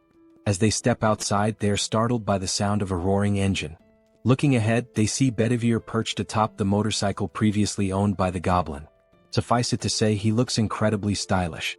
Stunned, Kim, still processing what he's seen, asks why Bedivere is on a motorcycle. The newly self-proclaimed rider explains that he thought it was a horse. Pointing to the goblin's corpse on the ground, Bedivere says the goblin had been riding this modern horse, and he found it amusing, so he decided to learn how to use it. It wasn't even that difficult, he adds. Kim, still surprised, recognizes the vehicle as the brigade commander's motorcycle and hatches an idea. Opening the system, he learns it will cost only 22 mana stones to store the motorcycle under the military unit category. With 2,400 stones remaining, he approves the storage. A while later, goblin soldiers armed with rifles notice something unusual approaching them. One goblin, puffing on a cigarette, asks what the hell that thing is. As it gets closer, the goblins realize it's a motorcycle, but they don't feel alarmed. Another goblin asks if they're expecting any visitors, to which the first responds he hasn't heard about any. They decide to point their rifles and shout at the approaching figure, demanding to know who they are and where they came from, warning them to stop immediately. One goblin adds that, regardless of who they are, no one can enter without proper authorization. Seconds later, before the goblins can react, one of them is struck by a bowling ball, leaving only the cigarette burning in his hand. Here's a lesson: if you're a goblin, don't smoke. The other goblin, bewildered by the sudden demise of his comrade, turns around to investigate what just happened. Still astride the motorcycle, Lancelot unsheathes his sword, turning those few seconds into the goblin's last. Without hesitation, he eliminates the goblin with a precise strike to the neck. The group continues forward, now riding two motorcycles, Kim and Lancelot on one with Bedivere piloting the other, steadily distancing themselves from the scene. A goblin watching from afar notices the suspicious movement and remarks that he's never seen anyone ride motorcycles like that before. Eventually, they seem to reach their final destination and decide to stop. All signs suggest this is Kim's brother's apartment. Inside, on the 14th floor, Kim knocks on the door of apartment 1405, calling out for his brother, Hyung, and asking if anyone is inside. He keeps calling, but the silence hanging in the air suggests no one is there. Worried, Kim decides to open the door using the handle, and to everyone's surprise, it's unlocked. Inside, amidst the destruction, They see wedding photos of Kim's brother and his new wife hanging on the walls, alongside apparent bullet marks on the TV. Kim freezes at the doorway, calling out to his brother and sister-in-law once more, but still there's no response. Concerned for Kim's safety, Lancelot, ever the loyal servant, asks for permission and declares that he will take the lead. They decide to enter, and as Kim looks around he notices something odd. It doesn't seem like they were attacked. Instead, it feels as if they abandoned the house and evacuated somewhere else. While searching for clues, he spots a letter on the bed and decides to read it. The paper contains a message from his brother addressed to Kim or their sisters. It explains that the phones weren't working, so he left the letter in case one of them came looking for him. In the letter, his brother writes that they decided to head to UINGBU but admits he's uncertain about their safety given the current situation. He mentions that his wife's family is also nearby. He adds that he doesn't know when they might read the letter but assures them there's no need to risk facing danger to look for him. He explains that outside, soldiers have been forcefully removing people from their homes and abducting them. As Kim reads, Bedivere and Lancelot finish their sweep of the house and confirm there's nothing unusual inside. The letter continues, describing how people are being taken indiscriminately, adults and children, regardless of gender. It warns that the situation is perilous but expresses hope that they'll survive somehow and urges Kim to do the same. Finishing the letter, Kim feels a sense of relief, thinking it's likely his brother and family managed to escape before the First Legion occupied the area. Kim calls Bedivere over, hands him the letter, and orders him to show it to his sisters in the subspace. He wonders when his brother, Hyung, wrote the letter and fears that if the Legion occupied this area, they might soon target where his brother is now. Turning to Lancelot, Kim declares they'll leave immediately, urging haste and stating he'll take the lead this time.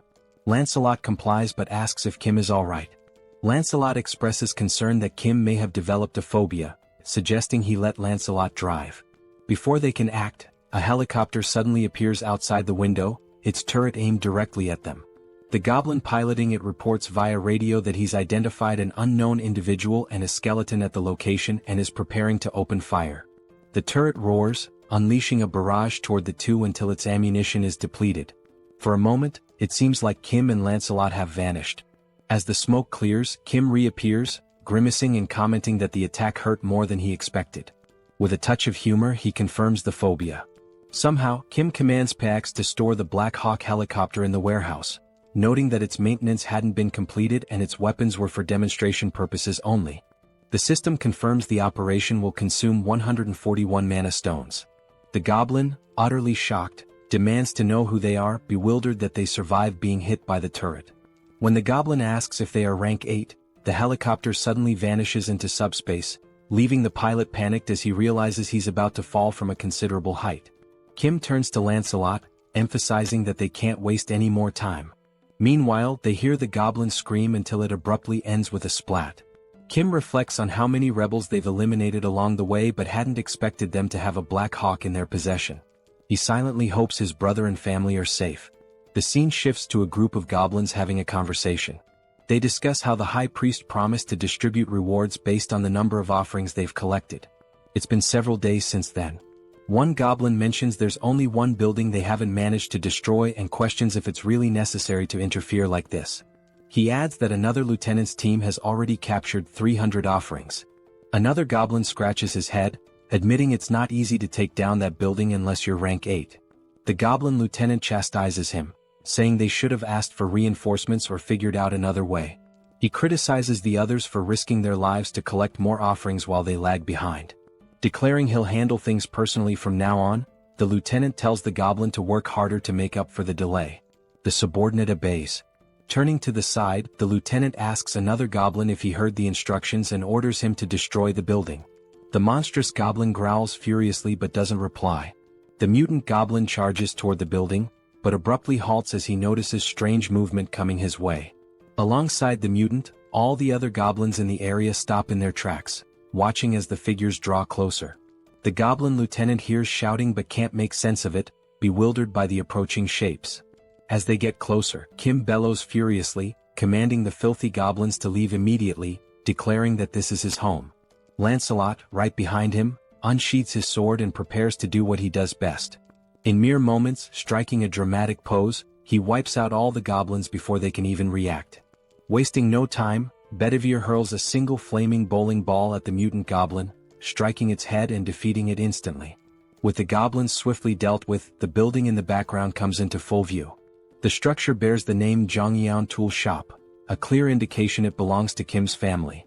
Inside, peeking through a hole in the wall, a few people anxiously observe the scene outside. Someone asks if things are truly as bad as they appear.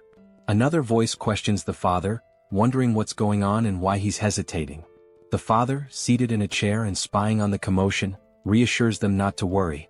He explains that Kim has arrived on a motorcycle, accompanied by skeletons, leaving everyone utterly confused.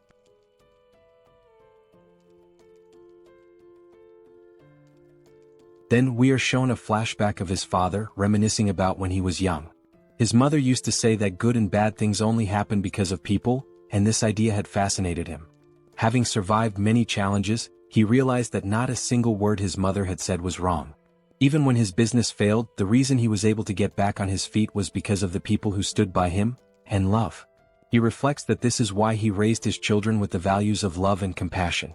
Watching them grow up from small children into capable adults, he felt like a dream had come true. A scene follows of Kim losing to his sister in a video game. The father continues, sharing his dream of building a large, spacious home where he could live with his family.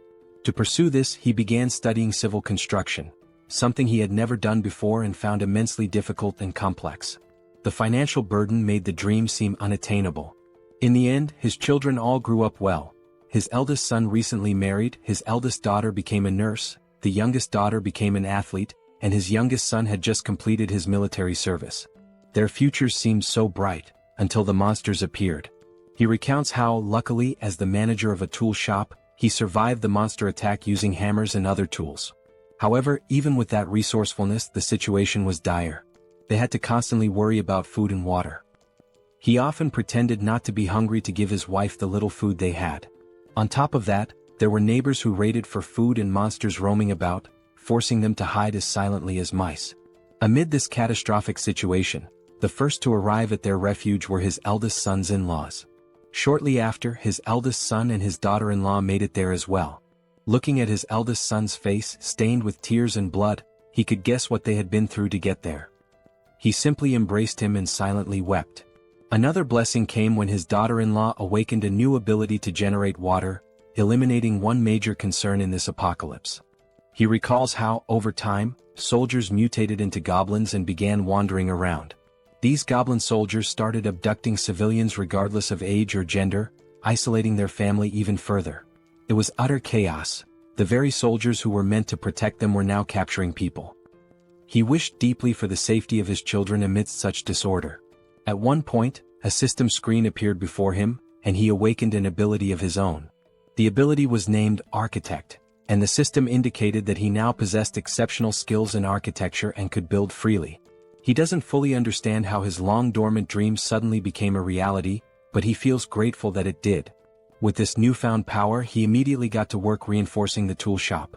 Thanks to his daughter-in-law's water ability and his own architectural skills, they managed to survive. Even for the goblins armed with weapons, breaking into their fortified location was no easy task. Peering through a hole in the wall, he noticed that a group of soldiers had been stationed outside their home since the day before, and they had brought a monster with them. It was clear now that they were determined to destroy their refuge this time. But he had prepared for this possibility and retreated to plan. Seated in his chair, he called for his eldest son and instructed him to gather the family and escape through the tunnel. His son hesitated, asking what would happen to him. The father explained that the tunnel was an emergency passage meant for situations like this, though he couldn't guarantee that the other end was safe. At the very least, it's better than staying here and dying, he said. His wife, looking concerned, asked if he intended to stay behind. With a confident smile, he assures them he will leave as soon as everyone is safely out, telling them not to worry. In the meantime, a strange noise from outside catches his attention, sparking his curiosity. Before inspecting, he urges everyone to hurry, warning that the goblins are already moving and time is running out. Peeking through the hole, he goes silent for a few seconds.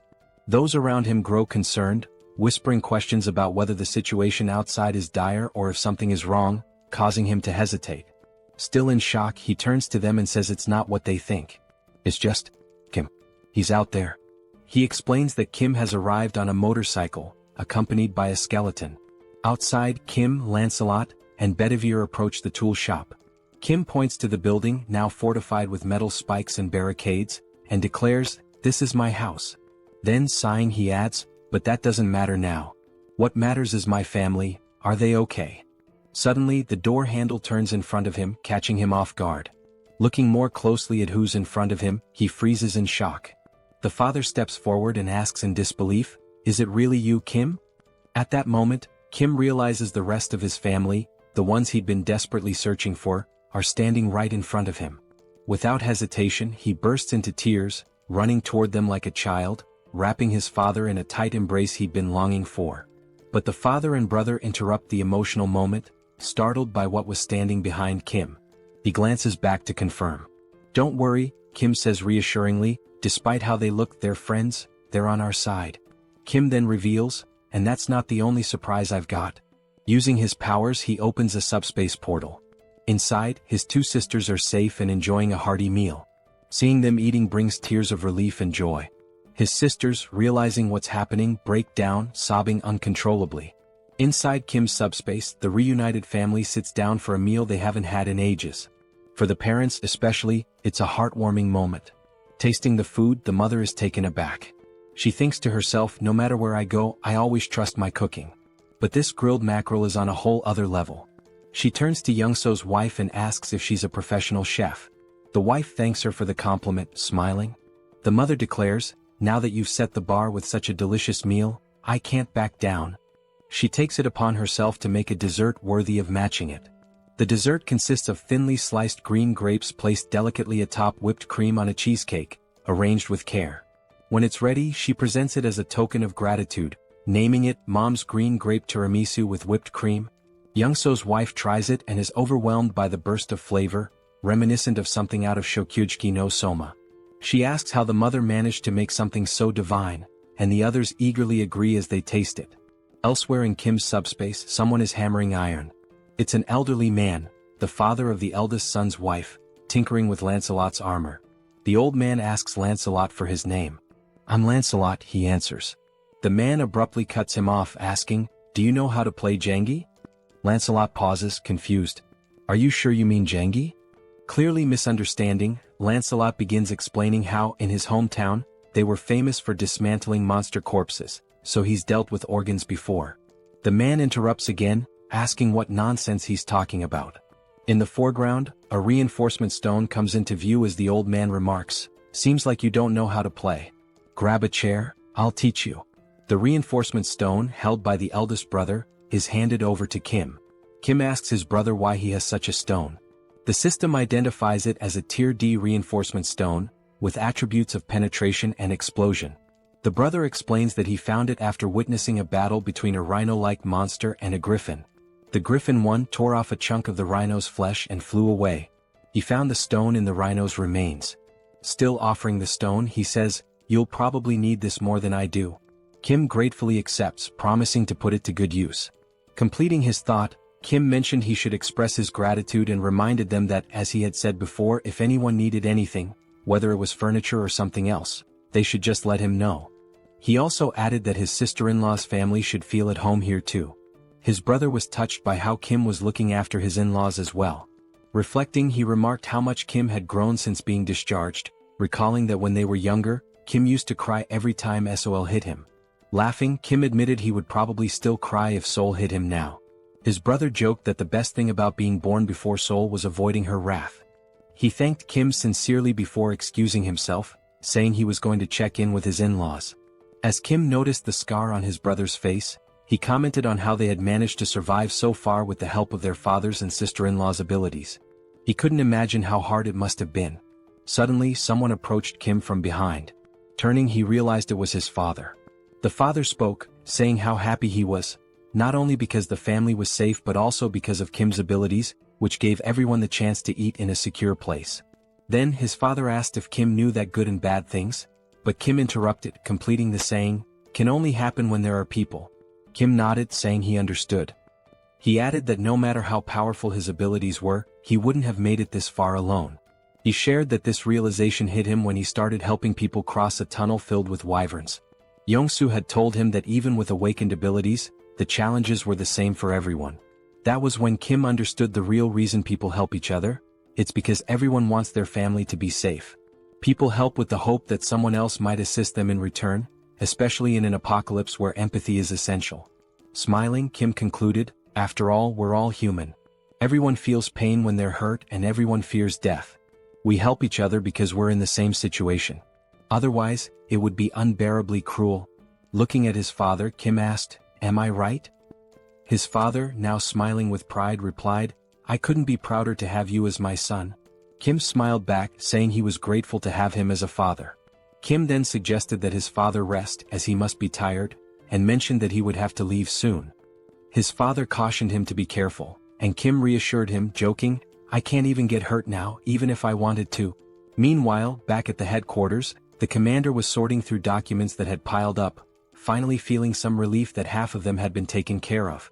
Thanking the soldiers for their efforts, he told them to take a short break. One of the soldiers joked, saying his eyes felt like they were about to fall out from all the reading. At that moment, another soldier entered, reporting that a short while ago, a skeletal knight riding a motorcycle, who introduced himself as Bedivere, delivered a message. Kim had already departed for Payu. The colonel, puzzled, asked why Kim would go to Payu. The commander thought for a moment before realizing with growing alarm that the First Corps was stationed there. After a brief pause, panic overtook him as he realized Kim intended to confront the First Corps alone. The scene shifted to a sunset, showing Kim and his team heading into battle. Riding his motorcycle, Kim commented on how pleasant the weather felt at that moment. Meanwhile, inside the subspace, Seoul, wearing boxing gloves, was counting aloud to 19. Her eyes glinted with determination as she trained tirelessly. She lunged forward with speed, unleashing a flurry of punches on a punching bag while vividly imagining an opponent before her. Like a skilled fighter, she rotated her torso flawlessly, channeling all her strength into a powerful kick that landed squarely on the bag. Wasting no time, she followed up with a devastating punch that shredded the punching bag, sending its remains flying several meters away. The count of 19, as it turned out, referred to the number of punching bags she had already destroyed. Frustrated, she called out to Pax, demanding he bring another bag and chastising him for being too slow. Nearby, her eldest brother, joystick in hand, observed the scene while Pax muttered that the speed of requests was set by Kim. The older brothers were engrossed in a video game and one of them asked why Seoul was so angry. She replied that it was because Kim refused to let her leave the subspace and risk her life. She added that while Kim acknowledged her awakened abilities, he reminded her that facing weapons, electric vehicles and similar dangers was still too risky. Seoul had insisted on at least being allowed to set up punching bags to train, and ever since she had been relentlessly hitting them. As they continued playing Overcooked, her older brother noted that Seoul had mentioned her awakened abilities. He agreed it was dangerous outside and questioned her eagerness to leave, adding, "But then again, we're talking about Seoul." Joyeon chimed in, agreeing, and mentioned that she'd overheard Kim talking about a scar on their brother's face. Touching his face, the brother dismissed it as nothing to worry about. Suddenly he heard a faint buzzing sound. As he touched the scar, he noticed something unusual. Alarmed, he realized the scar was gone, as if he had woken from a dream. Joyeon teased him, remarking that the scar wasn't that bad but that the bruise was a bit over the top. Still shocked, he insisted that the wound had been significant, pointing out that the scar had still been there yesterday. Smirking, Joyeon mockingly told him he shouldn't act injured, recounting how scared she had been when she was in the hospital. She also recalled a certain chief of internal medicine named Jin Sung-hak who had used his powers to manipulate and brainwash the hospital staff. Angrily recalling the ordeal, Joyeon admitted that it made her tread carefully with every action out of fear of being controlled too. At that moment, Young-so's wife appeared in the doorway, announcing that it was time to eat. Without hesitation, Joyeon dropped the joystick and bolted toward the dining area, leaving her brother to play alone. As their mother called everyone to the table, she overheard playful voices in the background. Someone declared themselves the devil of the underworld, while another announced, "I'm Yu Jong, the magical girl who's going to defeat you." The voices belonged to their father, Young-so, and his young daughter, who paused their game and acknowledged they were on their way. The mother announced that today's menu was kimchi stew and mentioned she had already served the black rice, urging them to eat while she joined them shortly. She turned to ask where Grandpa was, and the father replied that he likely wouldn't be eating just yet. Noticing the old man sitting with his back to her, she inquired why he wasn't joining them. He was focused on the board game he was playing with Lancelot, visibly intrigued. It was the first time he had ever encountered such a game. He marveled at how Lancelot, despite never having played before, could be so skilled. No matter how hard he tried, he couldn't find a single weakness in Lancelot's strategy. He resolved to ask Lancelot to explain his methods when he returned, impressed by the brilliance of his gameplay. Back on the battlefield, the scene shifted to war tanks rolling steadily toward an unknown destination. Suddenly they stopped and opened fire, their shots striking a target ahead. Another volley followed, resulting in a massive explosion at the impact site. From the devastation, a radiant blue light emerged, illuminating the entire area where the tank's shells had landed. As we approached, we noticed that the blue light was actually Kim's subspace, which had been struck by the attacks. In retaliation, Kim launched several missiles. The system screen displayed the status of the missiles, noting that they were ranked rare and had the ability to penetrate and explode.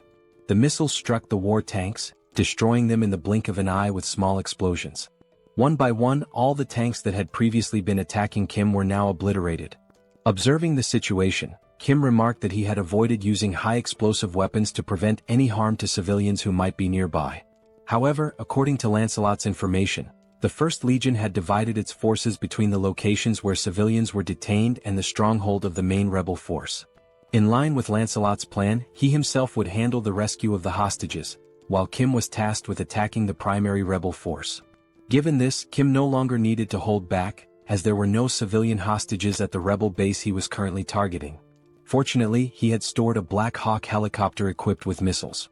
Using the subspace lab and the enhancement stone his older brother, Hyung, had given him, Kim was able to upgrade individual features.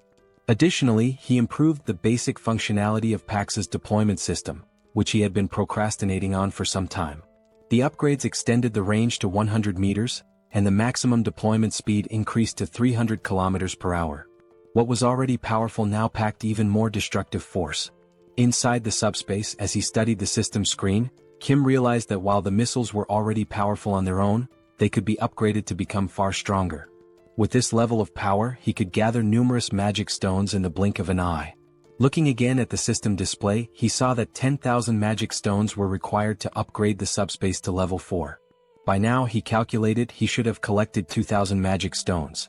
But when the system displayed the actual count, it showed only 1,890 stones. Puzzled, Kim questioned why the number was so low, insisting he should have more.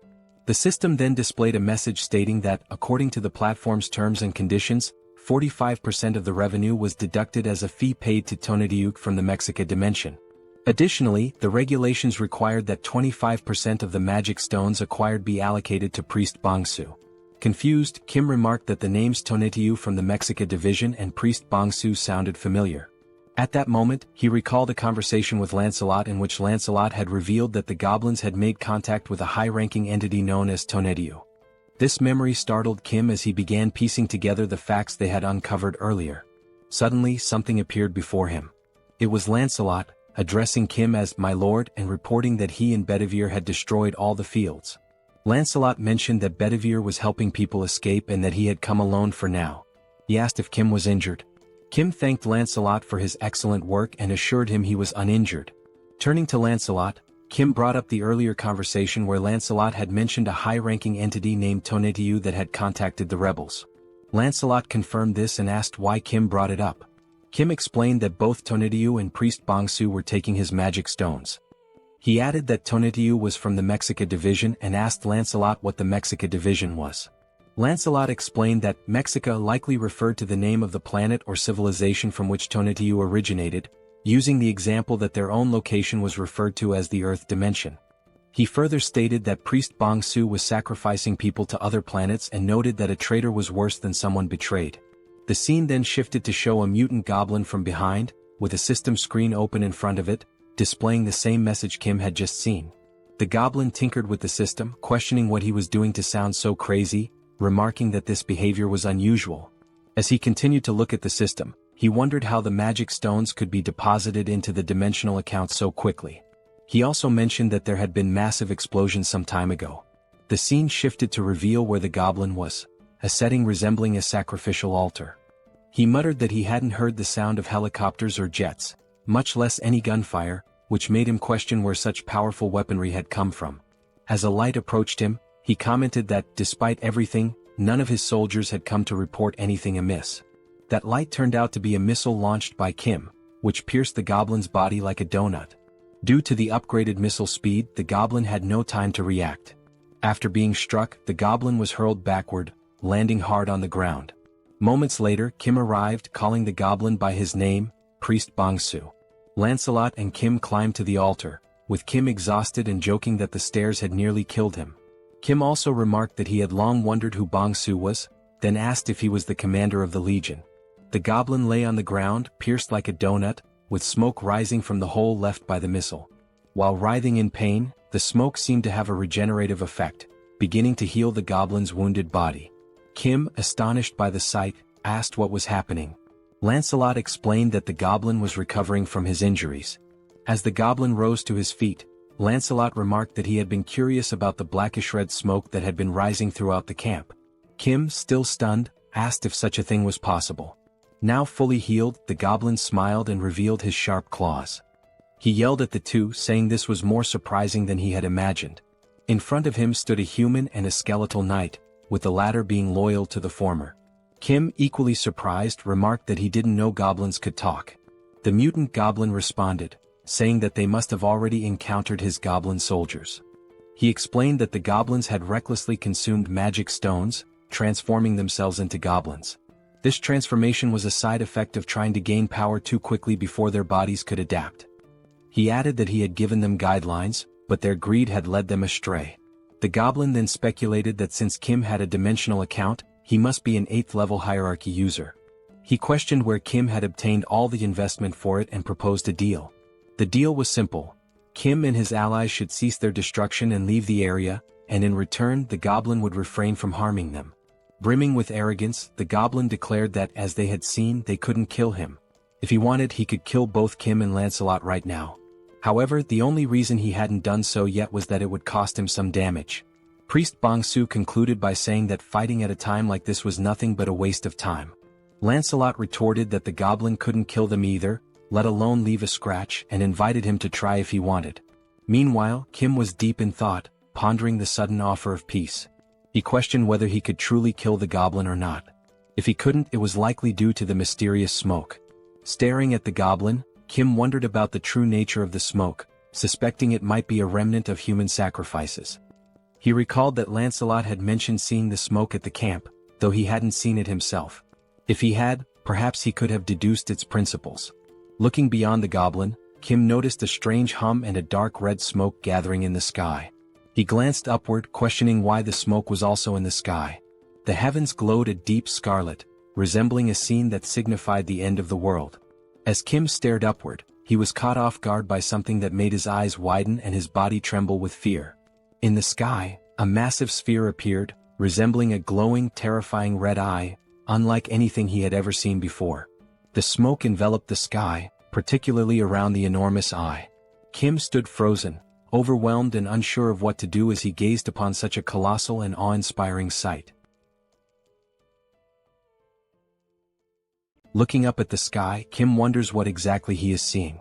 Still in shock, chills run down his spine as he questions whether the entity before him is truly a high-ranking being. Priest Bongsu smirks, clearly amused by Kim's reaction.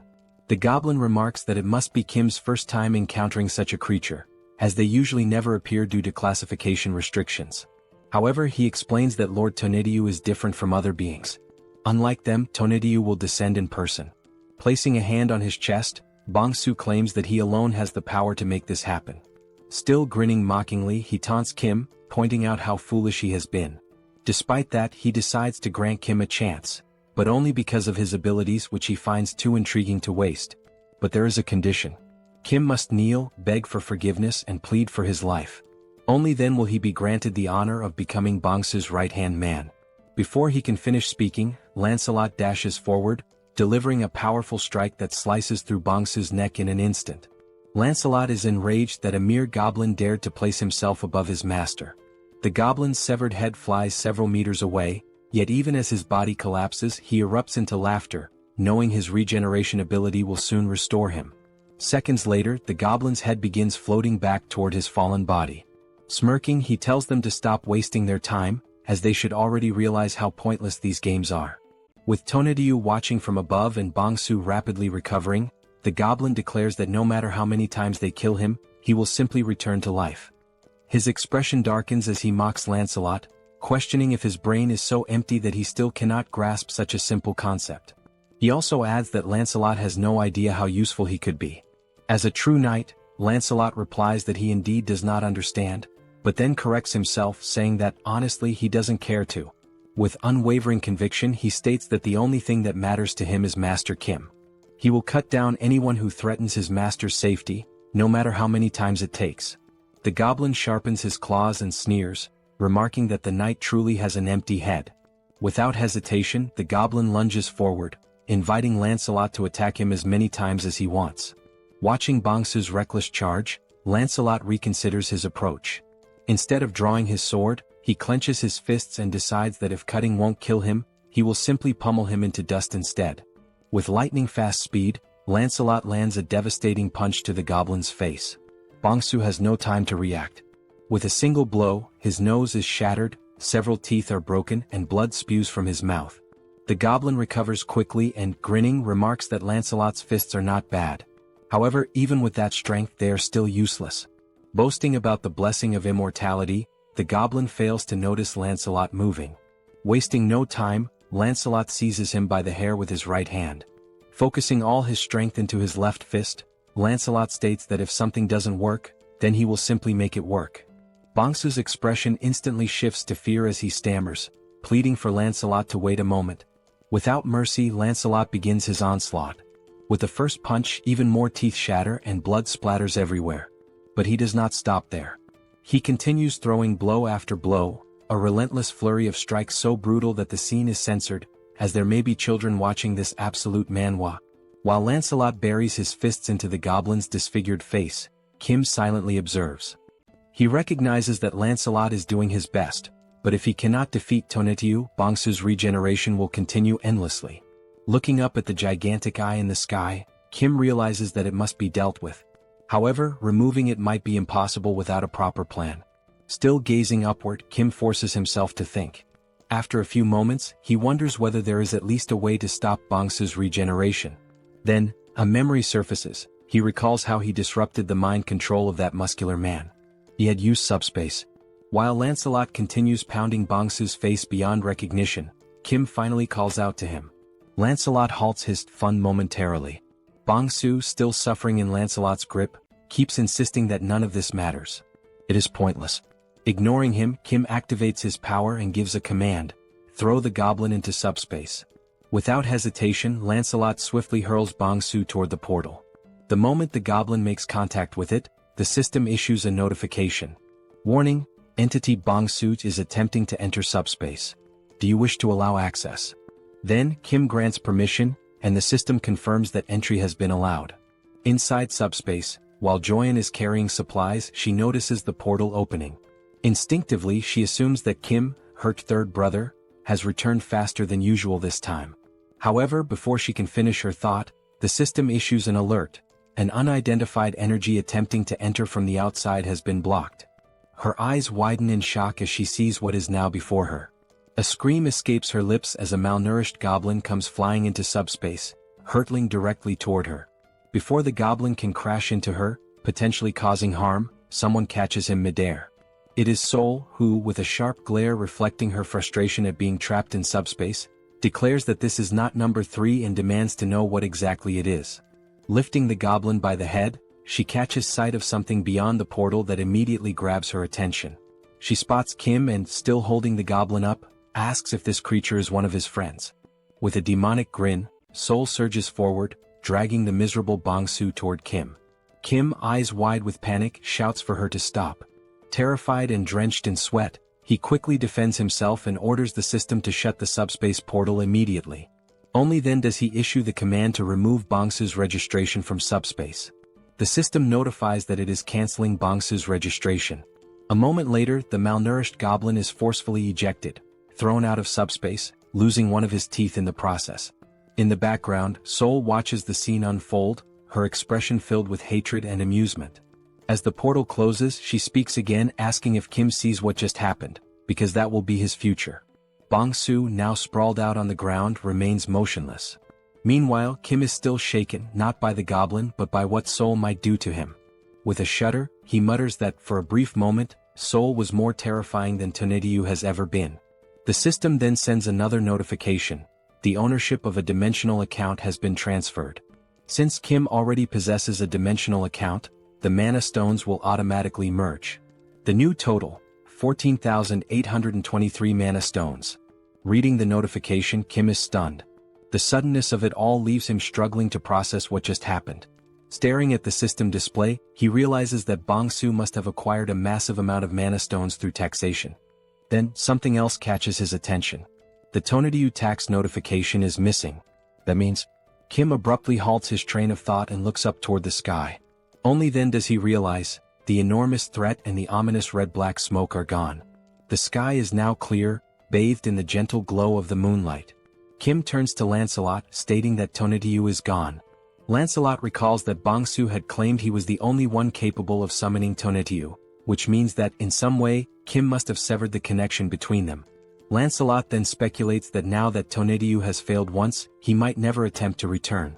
Hearing this, Kim finally relaxes, dropping down to the ground in exhaustion.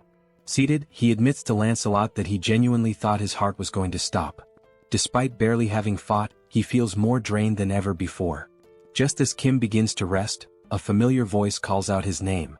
Turning around, he sees soldiers ascending the stairs, shouting for him and asking if he is all right.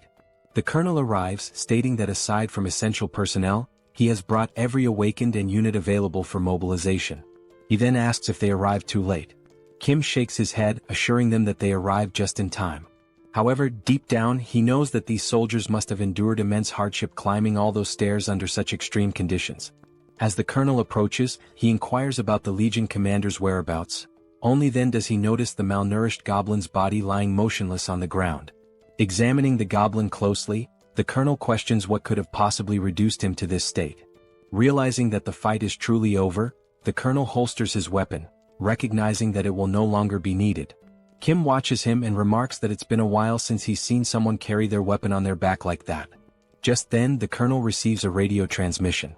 It is from Captain Deok-yeong, the commander of the second company, reporting on the reconnaissance of the first area. He states that all the rebels have been found in a condition resembling mummified corpses. After thorough confirmation, they are all dead. The first area has been neutralized. Over. The colonel acknowledges the transmission and orders his forces to remain on high alert, prioritize civilian rescues, and begin clearing the area. Turning back to Kim, he sighs and admits that he has no idea how Kim pulled this off. But in the end, Kim was the one who resolved the situation once again. Long live the power of protagonism. Kim states that he was the one who put an end to the situation, but he lacks sufficient knowledge about the mummified transformation the rebels underwent. The colonel bows and expresses his gratitude to Kim for everything he has done so far, acknowledging that his contributions have been immeasurable since the very beginning. Kim, caught off guard by the sudden gesture, widens his eyes in surprise. Turning toward the colonel, Kim gestures and tells him that such formalities weren't necessary out of nowhere. The colonel responds that he should have said something much earlier. Continuing, the colonel admits that when he initially asked Kim to join the military, he now realizes how foolish that request was. At the time, they believed they were offering Kim something beneficial, but in reality the so-called benefits meant nothing to him. They had underestimated his power and influence, viewing him merely within the framework of military service. As Kim decides to stand up, the colonel continues, stating that the military should not have been this incompetent. Even if it is shameful to admit, he remains bowed and asks if Kim is still willing to help the people, even though requesting such aid now is undeniably disgraceful. Many people are still in dire situations. Some have lost loved ones, others are gravely injured, and many remain anxious due to their inability to awaken their abilities. Kim extends his hand, and the colonel firmly affirms that the damage was worsened by the government's incompetence, which is precisely why he seeks Kim's help. With the composure of a gentleman, Kim clarifies that this is not a deal, but a voluntary act of assistance. He insists on doing it from the front lines without any intention of joining the military. Moreover, whether he chooses to help or not is his own decision. He adds that he only says this to make everything clear, all while keeping his hand extended toward the colonel. Upon hearing this, the colonel smiles, realizing the depth of Kim's kindness. his willingness to help without expecting anything in return. Only then do the two shake hands, signifying mutual agreement. The colonel reassures Kim that he doesn't need to worry. Reaching for his radio, the colonel pauses before activating it and asks Kim to wait for a moment, promising to ensure that he will always have military support whenever needed. Activating the radio, the colonel makes an official announcement to the troops. In recognition of Kim's significant contributions to strengthening the armed forces and neutralizing the rebel army, he declares through this broadcast that Kim Jeong-gyeom is now granted the title of honorary colonel. As Kim listens, he becomes increasingly uncertain about everything being said over the radio. The colonel continues, stating that from this moment forward, all military personnel without exception must show full respect to the newly appointed honorary colonel, Kim Jeong-gyeom, and cooperate with him whenever necessary. He adds that a response is not required, but whenever possible, everyone who hears this message should pass it along to others. Over. Still in shock, Kim mutters that there was no need to take things this far.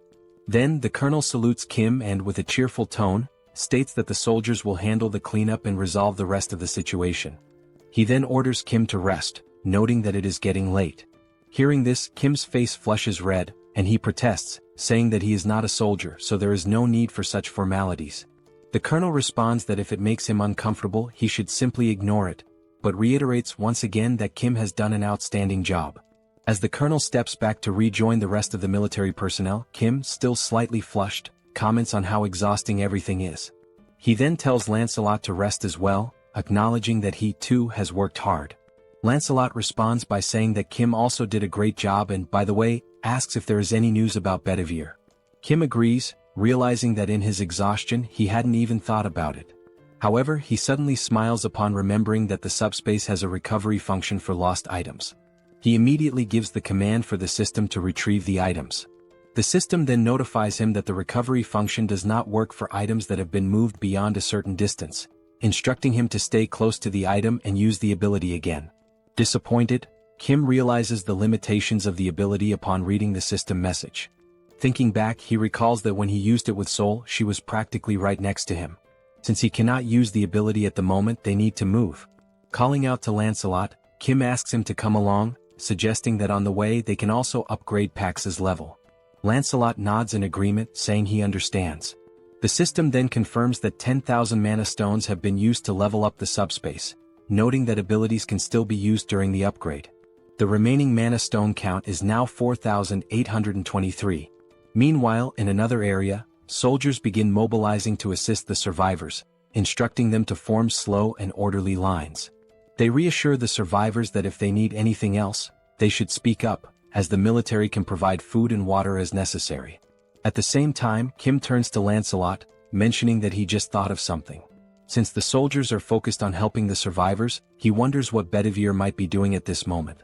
The scene shifts to Bedivere, who is holding a document in his hands. While examining it, he mutters that he has found it, admitting that it was a good idea to change routes. After all, who would have guessed that entering a random building out of boredom would lead to the discovery of documents like these? Now crouching as he reads through the papers, Bedivere remarks that Kim will definitely be pleased when he brings these findings back. However, he can't help but wonder what kind of place this is, given the sheer number of documents. This is already the third one he has come across. Some time had passed, and in the meantime the system continued displaying the progress of the subspace upgrade, now at 45%. The documents that Bedivere had found all turned out to be dimensional being registration requests. Now holding the documents in his hands, Kim asks Bedivere if he was the one who found all of them, to which Bedivere confirms. Kim thanks him, thinking that these might have a good use after all. He spends some time considering what exactly he can do with them. Then he opens a portal to the subspace and sees Seoul waiting for him inside. However, just like the last time, she still has a terrifying expression and immediately tells Kim that she has been waiting for him, asking if he is ready. Joyeon, noticing Seoul's intent, urges her to hit Kim, saying that he left everyone worried. Seoul smiles and agrees to do just that. Kim quickly tries to calm them down, presenting the dimensional being registration document to Seoul, who at first does not understand what it means. Kim explains that he prevented her from leaving and kept her confined because he feared she might get hurt. However, with this document she can now fight alongside him without any worries. He also adds that he wants to see her kicking the monster's asses, making it clear that he didn't keep her locked up just to provoke her. As Seoul listens and reads the document, Kim feels relieved, thinking that saying this to her might have just saved his life. After reading it, Seoul points out a problem. For her to obtain the registration, she needs a dimensional account. Kim immediately acknowledges that she is right. As Kim admits that he had forgotten this detail, a fist slams into his chin before he can even finish his thought. Seoul punches him with full force, sending him flying and spinning through the air. But it doesn't stop there. Before Kim can even hit the ground, Seoul charges after him. Kim catches himself with one hand on the ground, preparing to run. As Seoul chases him down with an intimidating aura, Kim feels a sense of relief, because despite the sheer impact of the punch, it didn't hurt at all. Meanwhile, the system notifies that the subspace level up is complete. New items and additional upgrade options have been unlocked, along with a new ability, Subspace Life Support System. This ability enhances healing effects within the subspace. As Seoul continues chasing Kim, in the background, Lancelot, Bedivere, and Joyeon are watching the scene unfold.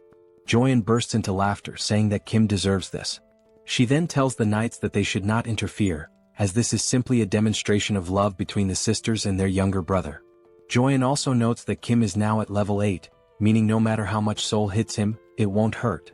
Lancelot agrees, but Joyeon notices something is off about him. Looking back at the two knights, she realizes that they are trembling. Concerned, she asks if they are okay. As Seoul puts Kim in a rear naked choke, he starts thinking about how heavy the hold feels, even if it doesn't hurt. However, Joyeon suddenly interrupts their scuffle, shouting that something is wrong with the knights and calling for help. Kim immediately tells Seoul to let go and rushes over, asking about their condition. The knights are so weakened that they can't even stand. Lancelot places his hand on the ground, and soon after, both he and Bedivere are overwhelmed with pain. Seeing Lancelot and Bedivere collapsing, Kim and Seoul rush over, asking if they are okay and what happened so suddenly. Lancelot struggles to respond, saying that he has no idea what is happening. He also mentions that suddenly, his entire body started itching uncontrollably and burning. Joyeon immediately asks what kind of itching he is feeling. Bringing his hand to his head, Lancelot admits that he has actually been feeling this itch for a while, but now it has become much worse. Joyeon wonders what it could be, noting that such intense itching and stinging are not normal. She suspects that something might be poisoning them. Seoul then recalls that when she was bitten on the neck during the fight against the Skull King, her neck also itched. But now, it has completely healed. As Seoul describes how unbearable the itch was back then, Kim starts thinking hard, trying to figure out what could have caused the poison. Kim recalls the system messages, where it indicates that there is a slight healing effect applied within the subspace. It also states that external objects that fit into the subspace category can be registered. However, a separate registration fee is charged based on the value, size, or weight of the object. Another message regarding the completed subspace level up appears, stating that new, previously unknown items and additional upgrade options are now available. Additionally, it confirms the activation of a new subspace support ability, which slightly enhances healing effects within the subspace. Upon remembering this last part, Kim is shocked, realizing that the healing effect might be restoring the knights. Looking at them on the ground, he begins to wonder if this form they are in is not their original state and questions what he should do, since leaving them outside the subspace may not be the right choice. As he contemplates, Lancelot suddenly mentions the name Camelot, leaving Kim confused. Lancelot then says that he feels a little better whenever he is in Camelot. The system then displays a skill called Blood Ritual, which allows him to generate random enhancement stones by either aging or extracting the vitality contained within them. Now in Camelot, the red ceiling emits a strong glow. A stone falls from above, hitting Lancelot on the head before dropping to the ground.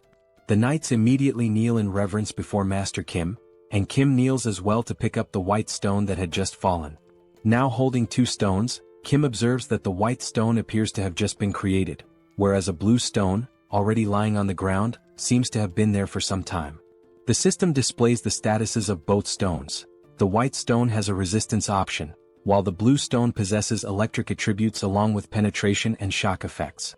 The two knights speculate that the blue stone must have been there for a while. Now holding both stones, Kim realizes that the Camelot ability, Blood Ritual, does not only activate manually but also functions automatically. He also thinks that it was a good decision to keep sisters number 1 and number 2 away from here. Still deep in thought, he notices that he does not feel any itching or stinging sensation, leading him to believe that the blood ritual effect does not apply to the owner of the item. Still kneeling, Lancelot apologizes to Master Kim, expressing shame for showing such a weak side as a knight. As Kim stands up, he reassures them that there is no need to worry, acknowledging that they must have been in great pain. He also states that he should be the one apologizing for being careless. Kim then asks if they feel better when inside Camelot, to which Lancelot firmly confirms that it is definitely much better. Hearing this, Kim smiles and declares that from now on, whenever they enter the subspace, they should remain in Camelot for their own well-being, and for his as well. Lancelot, realizing that simply resting there allows them to be of help, expresses his happiness, while Bedivere also gives his gratitude. Seeing both knights kneeling before him, Kim asks them to stop with the formalities, stating that he is the one who is truly grateful for everything. Looking at the stones in his hands, Kim reflects on how the subspace life support system and Camelot's vitality extraction, two systems with completely opposite properties, somehow create a fantastic harmony of perpetual motion. Closing his hands around the stones, he comes to an exciting realization. He now has the ability to produce enhancement stones infinitely, increasing his abilities as he strengthens these superpowered capabilities and expands their applications. He then remembers Tonediu in the sky with that enormous red eye, and acknowledges that he is still not strong enough to deal with it. Kim understands that he must become stronger to defeat higher-level enemies. Furthermore, he needs to fully understand his abilities and learn to use them effectively. Determined, he sets off, thinking that now that the subspace level has increased, he should check what new functions were added in this upgrade. Meanwhile, outside the subspace, in the real world, two military officers are having a conversation. The colonel asks if it is really true that the rebels disguised themselves as the national army, raised the national flag, and used it to lure people in for sacrifices. The other soldier confirms that it is indeed true, adding that they even had a reward system, offering magic stones to those who brought in more sacrifices. The colonel remarks that it is fortunate Colonel Kim handled the situation, as it was on the verge of a coup, and only now does he realize it. The colonel also states that he will inform Kim about the additional supplies as listed and that the essential troops should be selected while the rest are sent back. The other man agrees, salutes and leaves. After that, something catches the colonel's attention. Looking toward the horizon, he sees a bright light descending from the sky. It is only then that he realizes morning has arrived, and there is still much work to be done. At that moment, the system screen appears before him, prompting him to read it. The system displays a notification from the multidimensional Chamber of Commerce, announcing that recent activities have included free exploration, internal and external projections within Earth's dimension.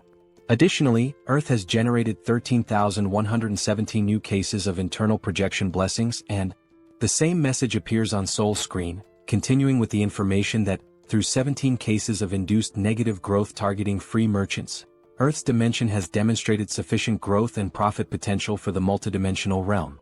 Seoul wonders aloud what this message means by multidimensional. The system continues, stating that, as a result, the multidimensional Chamber of Commerce has evaluated Earth's growth as grade BB-. Based on this assessment, the second exploration proposal has garnered significant attention. Another message reveals that, according to the detailed opening strategy of the multidimensional Chamber of Commerce, an official bidding competition for all regions of Earth will be held in 7 days. Seoul turns to Joy and asks what this means. The messages continue, explaining that residents from other dimensions and from Earth who participate in the proposal will select representatives for each region, who will then compete for potential profits according to the rules established in the bidding competition. It seems this system message has appeared for everyone, as even a mother cooking in the kitchen has received it. The system further states that if other dimensions win, they will install portals in the corresponding regions to facilitate future exploration.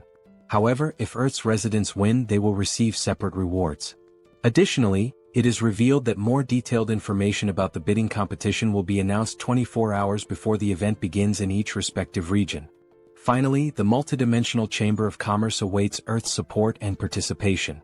Upon reading this, Kim tells everyone that, in other words, they are planning to come in full force. It is all pointing in that direction.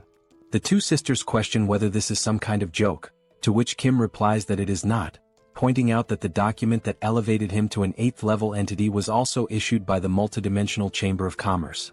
The mother, now visibly frustrated, asks if all the monsters sent so far could be the work of this Chamber of Commerce. She grows even more irritated, demanding to know who they are to send monsters like this and questioning if they are aliens. She continues, expressing her indignation at how they dare to talk about rights to exploration, bidding and competition over Earth. Both Kim and Joy smile, and Kim admits that he does not know much about it either, but what he does know is that the multidimensional Chamber of Commerce does not take anything seriously, treating everything like project proposals, bidding contests, and so on. Realizing this, it becomes clear that the bidding competition, structured with these rules, is essentially a kind of game that will take place across the entire Earth. At that moment, the system reappears, but this time only for Kim, announcing that he has been identified as the entity with the highest profit in the Seoul region during the free exploration period. It further states that if he accepts the position of regional representative, he will gain access to more detailed information about the competition.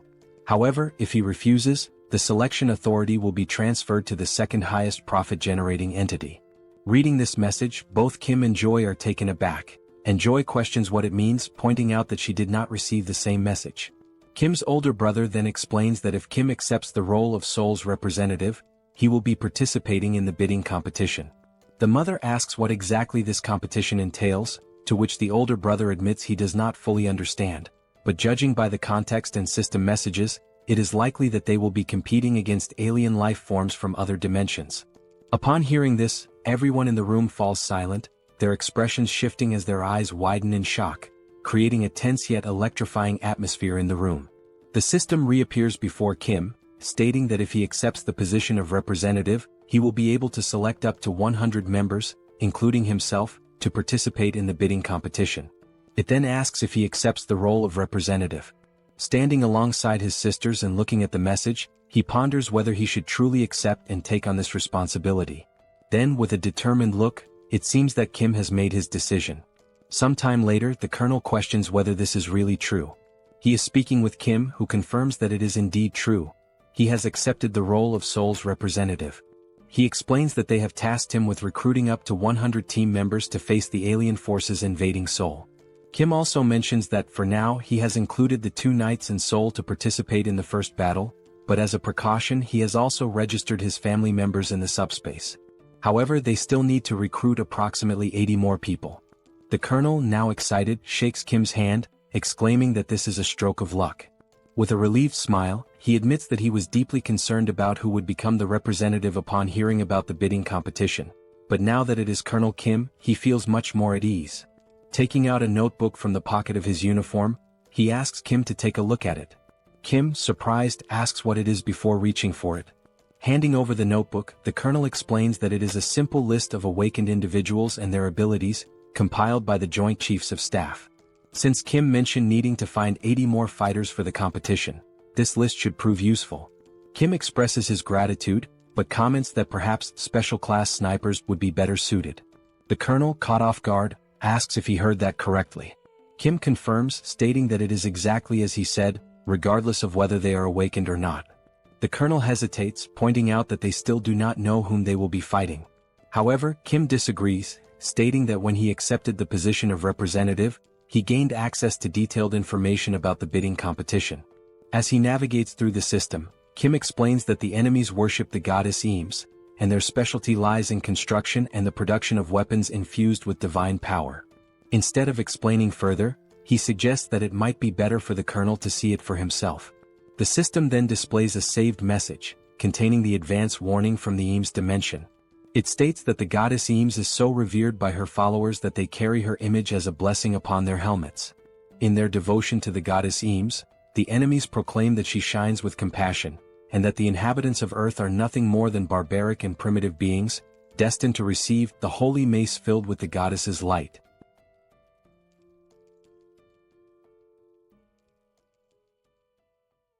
After Kim shows the video to the colonel, he opens another system screen to display the list of participants from the Eames dimension.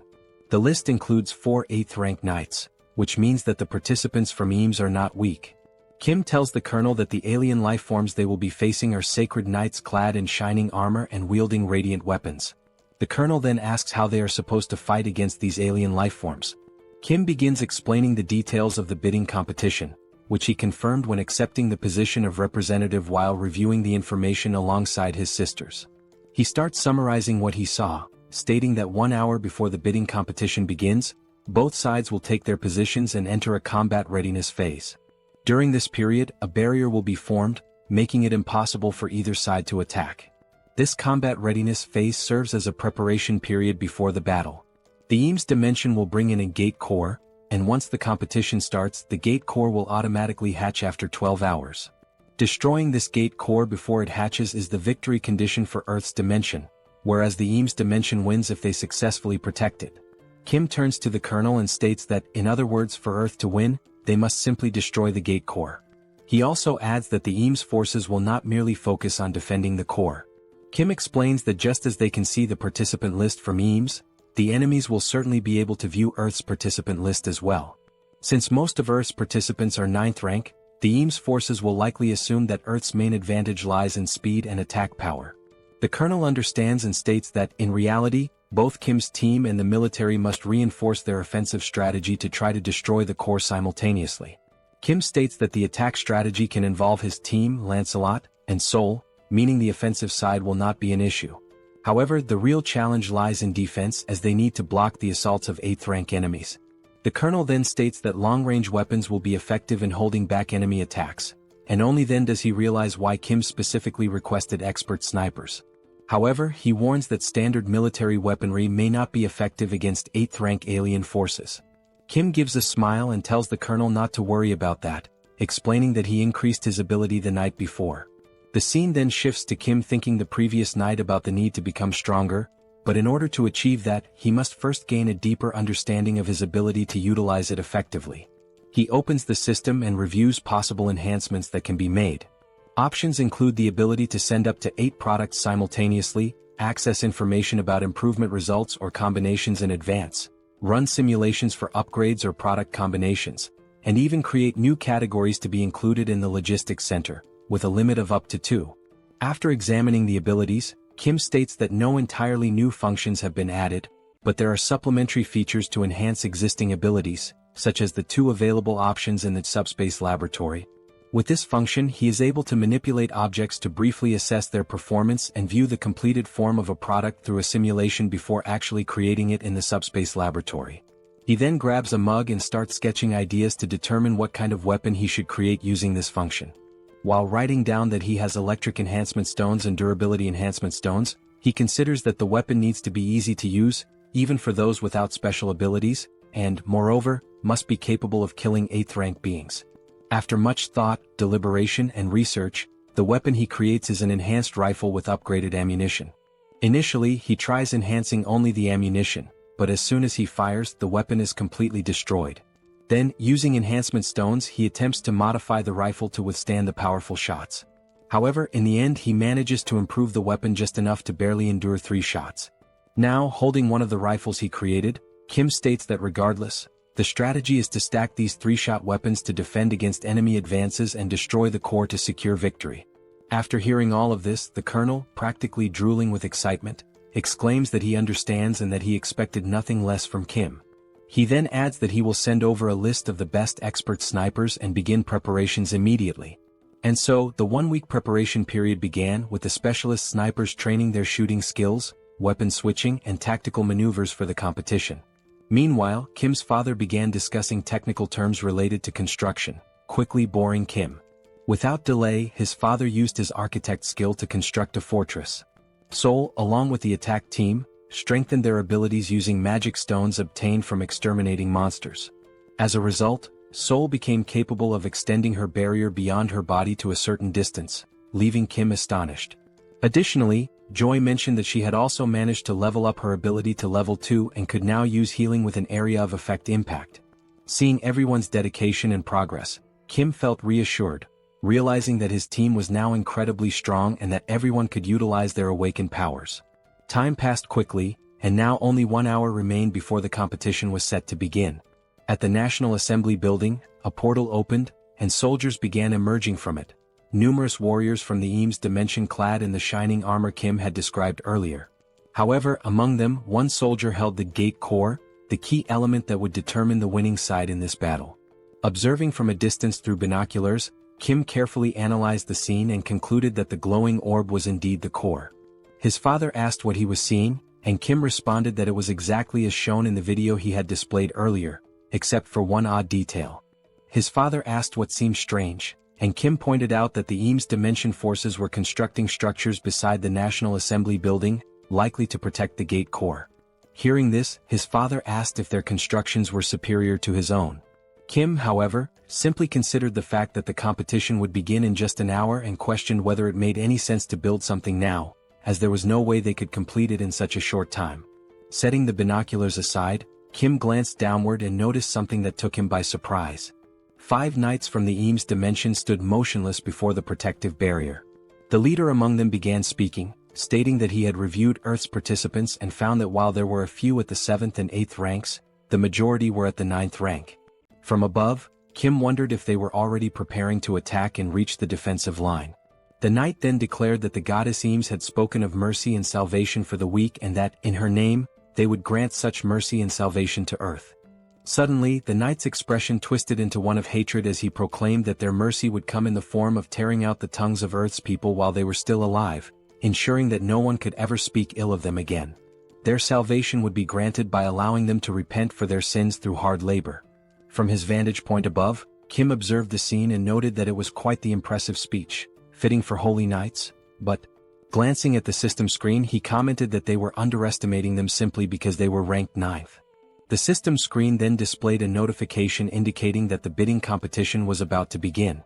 Down below, the leader of the Eames Knights gave the order to advance. Like primitive warriors, they charged forward, shouting that their actions were in the name of the goddess Eames. The colonel, seeing the enemies advance, immediately commanded all soldiers to open fire. The troops, armed with the rifles Kim had developed, took their positions and began shooting.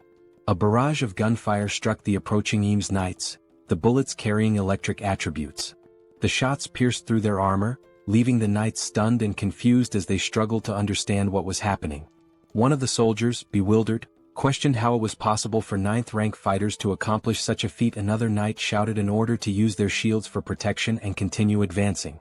One among them activated a barrier skill to block the gunfire and called for everyone to deploy their Eames barrier abilities.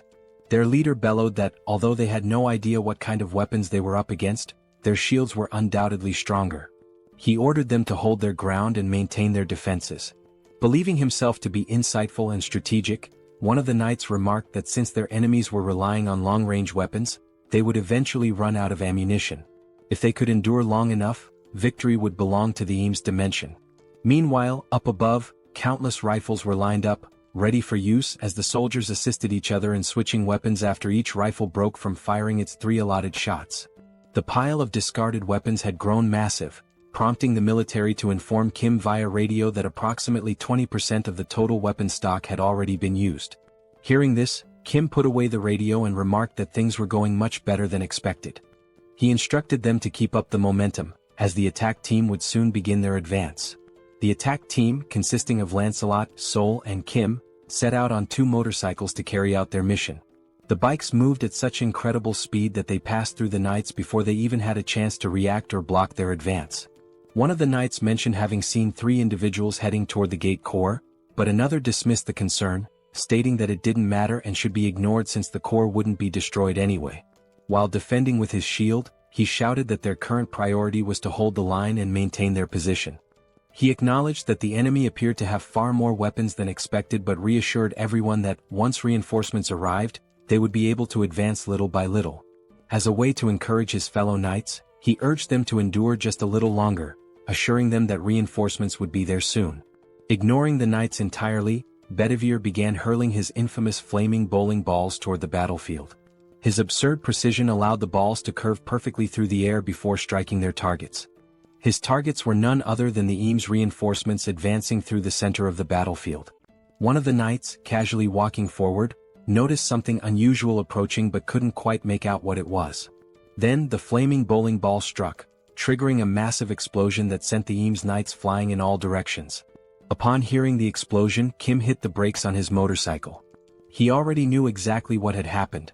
It was Bedivere's handiwork, expertly carrying out his task of intercepting the enemy in the middle of the battlefield. Refocusing on the attack line, the final objective remained. There they stood, Lancelot, Seoul, and Kim, stationed in front of the massive statue of the goddess Eames, awaiting the signal to launch their assault and destroy the core. Gazing up at the colossal statue before him, Kim recalled his initial thoughts when he saw them constructing something earlier. At the time, he had dismissed it as nothing important.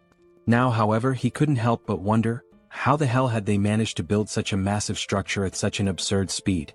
Still baffled by the sheer impossibility of it, he launched several missiles toward the statue. The missiles struck their target, resulting in a powerful explosion. However, as the smoke slowly cleared, the statue remained completely unscathed, not even a single scratch. Kim was taken aback. Even after being hit by enhanced missiles, the only visible effect was a radiant glow. Then he chuckled and came up with an idea. He remarked that, in moments like these, it would be rather interesting to store such an object inside the subspace. The system immediately prompted a question. Would you like to store the unfinished statue of the goddess Eames in subspace? At that moment, a soldier from the Eames army bellowed that Earth would be nothing more than pastureland for the Eames and that Kim and his people were nothing more than two-legged cattle. An elder, his voice hoarse from shouting, declared that they should be grateful and should bow to the sacred feet of Eames. He then questioned the foolishness of launching missiles at the statue. The soldiers accompanying the elder urgently warned him that it was too dangerous and urged him to retreat inside. However, the elder refused, insisting that he had to spread the words of the goddess Eames and cleanse the evils of Earth's dimension. As the elder spoke, something else caught Kim's attention. One of the knights advised the elder that, if he truly wanted to continue his speech, he should do so from inside. The elder, offended, demanded to know if he had committed some kind of sin to warrant such treatment, questioning why he wasn't allowed to speak outside. However, Kim was no longer listening. His focus had shifted to something else entirely. In the distance, Kim had spotted something interesting. While the elder argued with the knights, Kim's gaze locked onto a warehouse stocked with construction materials. A wide grin spread across his face as an idea took shape in his mind, an exceptionally good one. With a menacing aura and practically drooling with excitement, he ordered packs to store the warehouse. The system immediately responded, storing the temporary construction material warehouse of the Eames dimension in subspace. After that, the elder noticed something unusual in the surroundings. Looking back, he and the two knights realized that the warehouse filled with construction materials had vanished. Only then did he finally grasp who was responsible for this. Kim entered subspace and approached Young, who was lounging comfortably, asking if he was interested in piloting a helicopter again after so long. Young questioned the sudden request. He responded that he would love to fly and asked how he could help. Kim clarified that it wouldn't involve much flying, he just needed to ascend as high as possible. Excited, Young expressed his eagerness to give it a try. Meanwhile, Lancelot and Seoul sensed something off and immediately went on alert. Within moments, they noticed several spears descending from the sky, hurtling toward them. Seoul attempted to use her newly developed barrier ability to halt the incoming spears. However, the materials used to create objects in this dimension were far too strong, and the barrier could not withstand the impact. The spears shattered through the barrier, perfectly aligned to strike Seoul, who was momentarily frozen in place.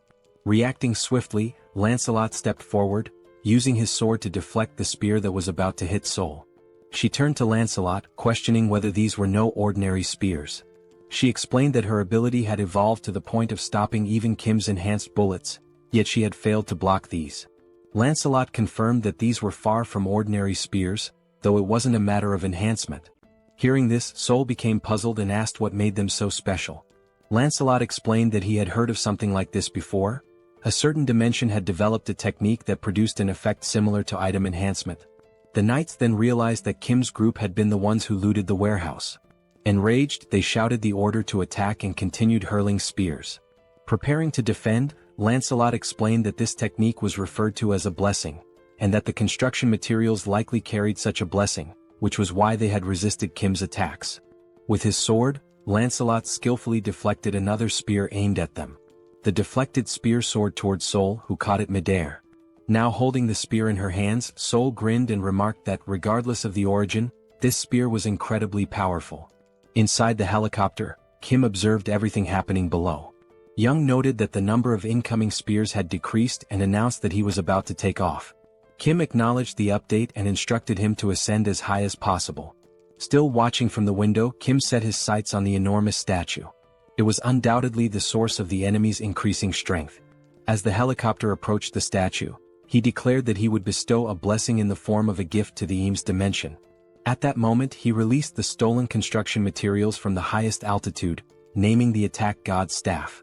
The materials plummeted, striking the statue and obliterating it with the very essence of its own dimension. From a distance, Lancelot and Seoul observed in awe as the sheer power of these materials reduced the statue to rubble. As the dust slowly settled, something crushed beneath the debris became visible. Then the system broadcasted a message. The Earth dimension has won the bidding competition in the Seoul region by destroying the core of the Eames dimension's gate. Rewards will be distributed to all inhabitants of the dimension who participated in the competition. The rewards included dimensional accounts for all participants, 5,000 destroyed magic stones based on individual contributions, and additional items from the Eames dimension, which would be transferred and allocated accordingly. Without hesitation, the very first thing Kim did was register his entire family as 8th rank. As soon as the registration process was complete, the documents began dissolving in the hands of those receiving them. Just then, a paper descended from the sky, landing near Kim. He picked it up, puzzled by its contents and its sudden appearance. The system then issued another announcement.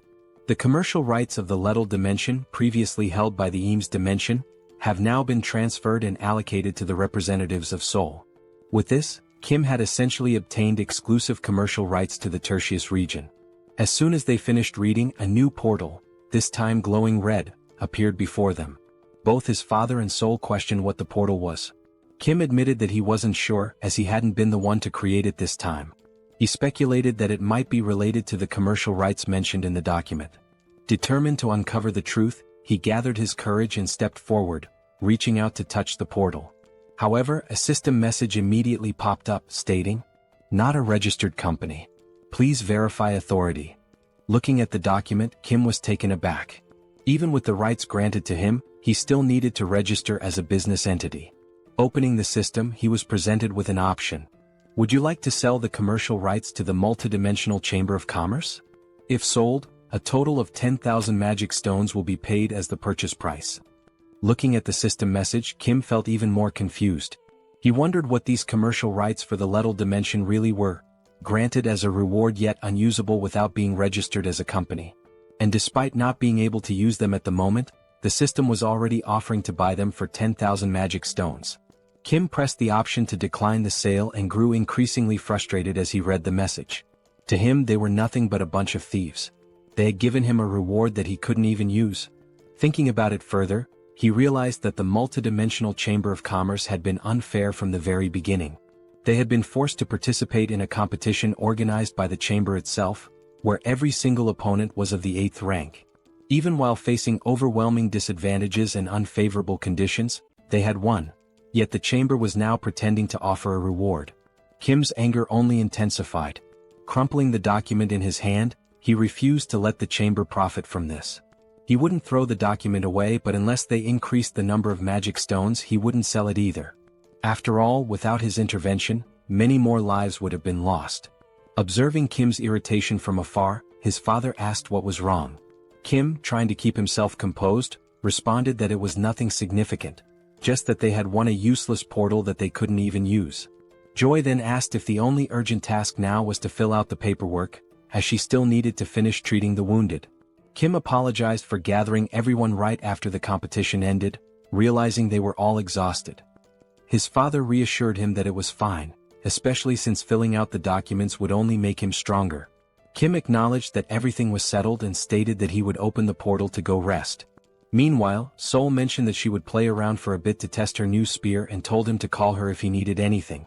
Kim simply nodded in understanding. Young said he planned to finish some games he hadn't completed on his console, while his father decided to rest as well, complaining that his body ached from all the effort put into building the base. Just then, his father's eyes widened as he noticed the newly acquired construction materials. There were now several high-quality options available.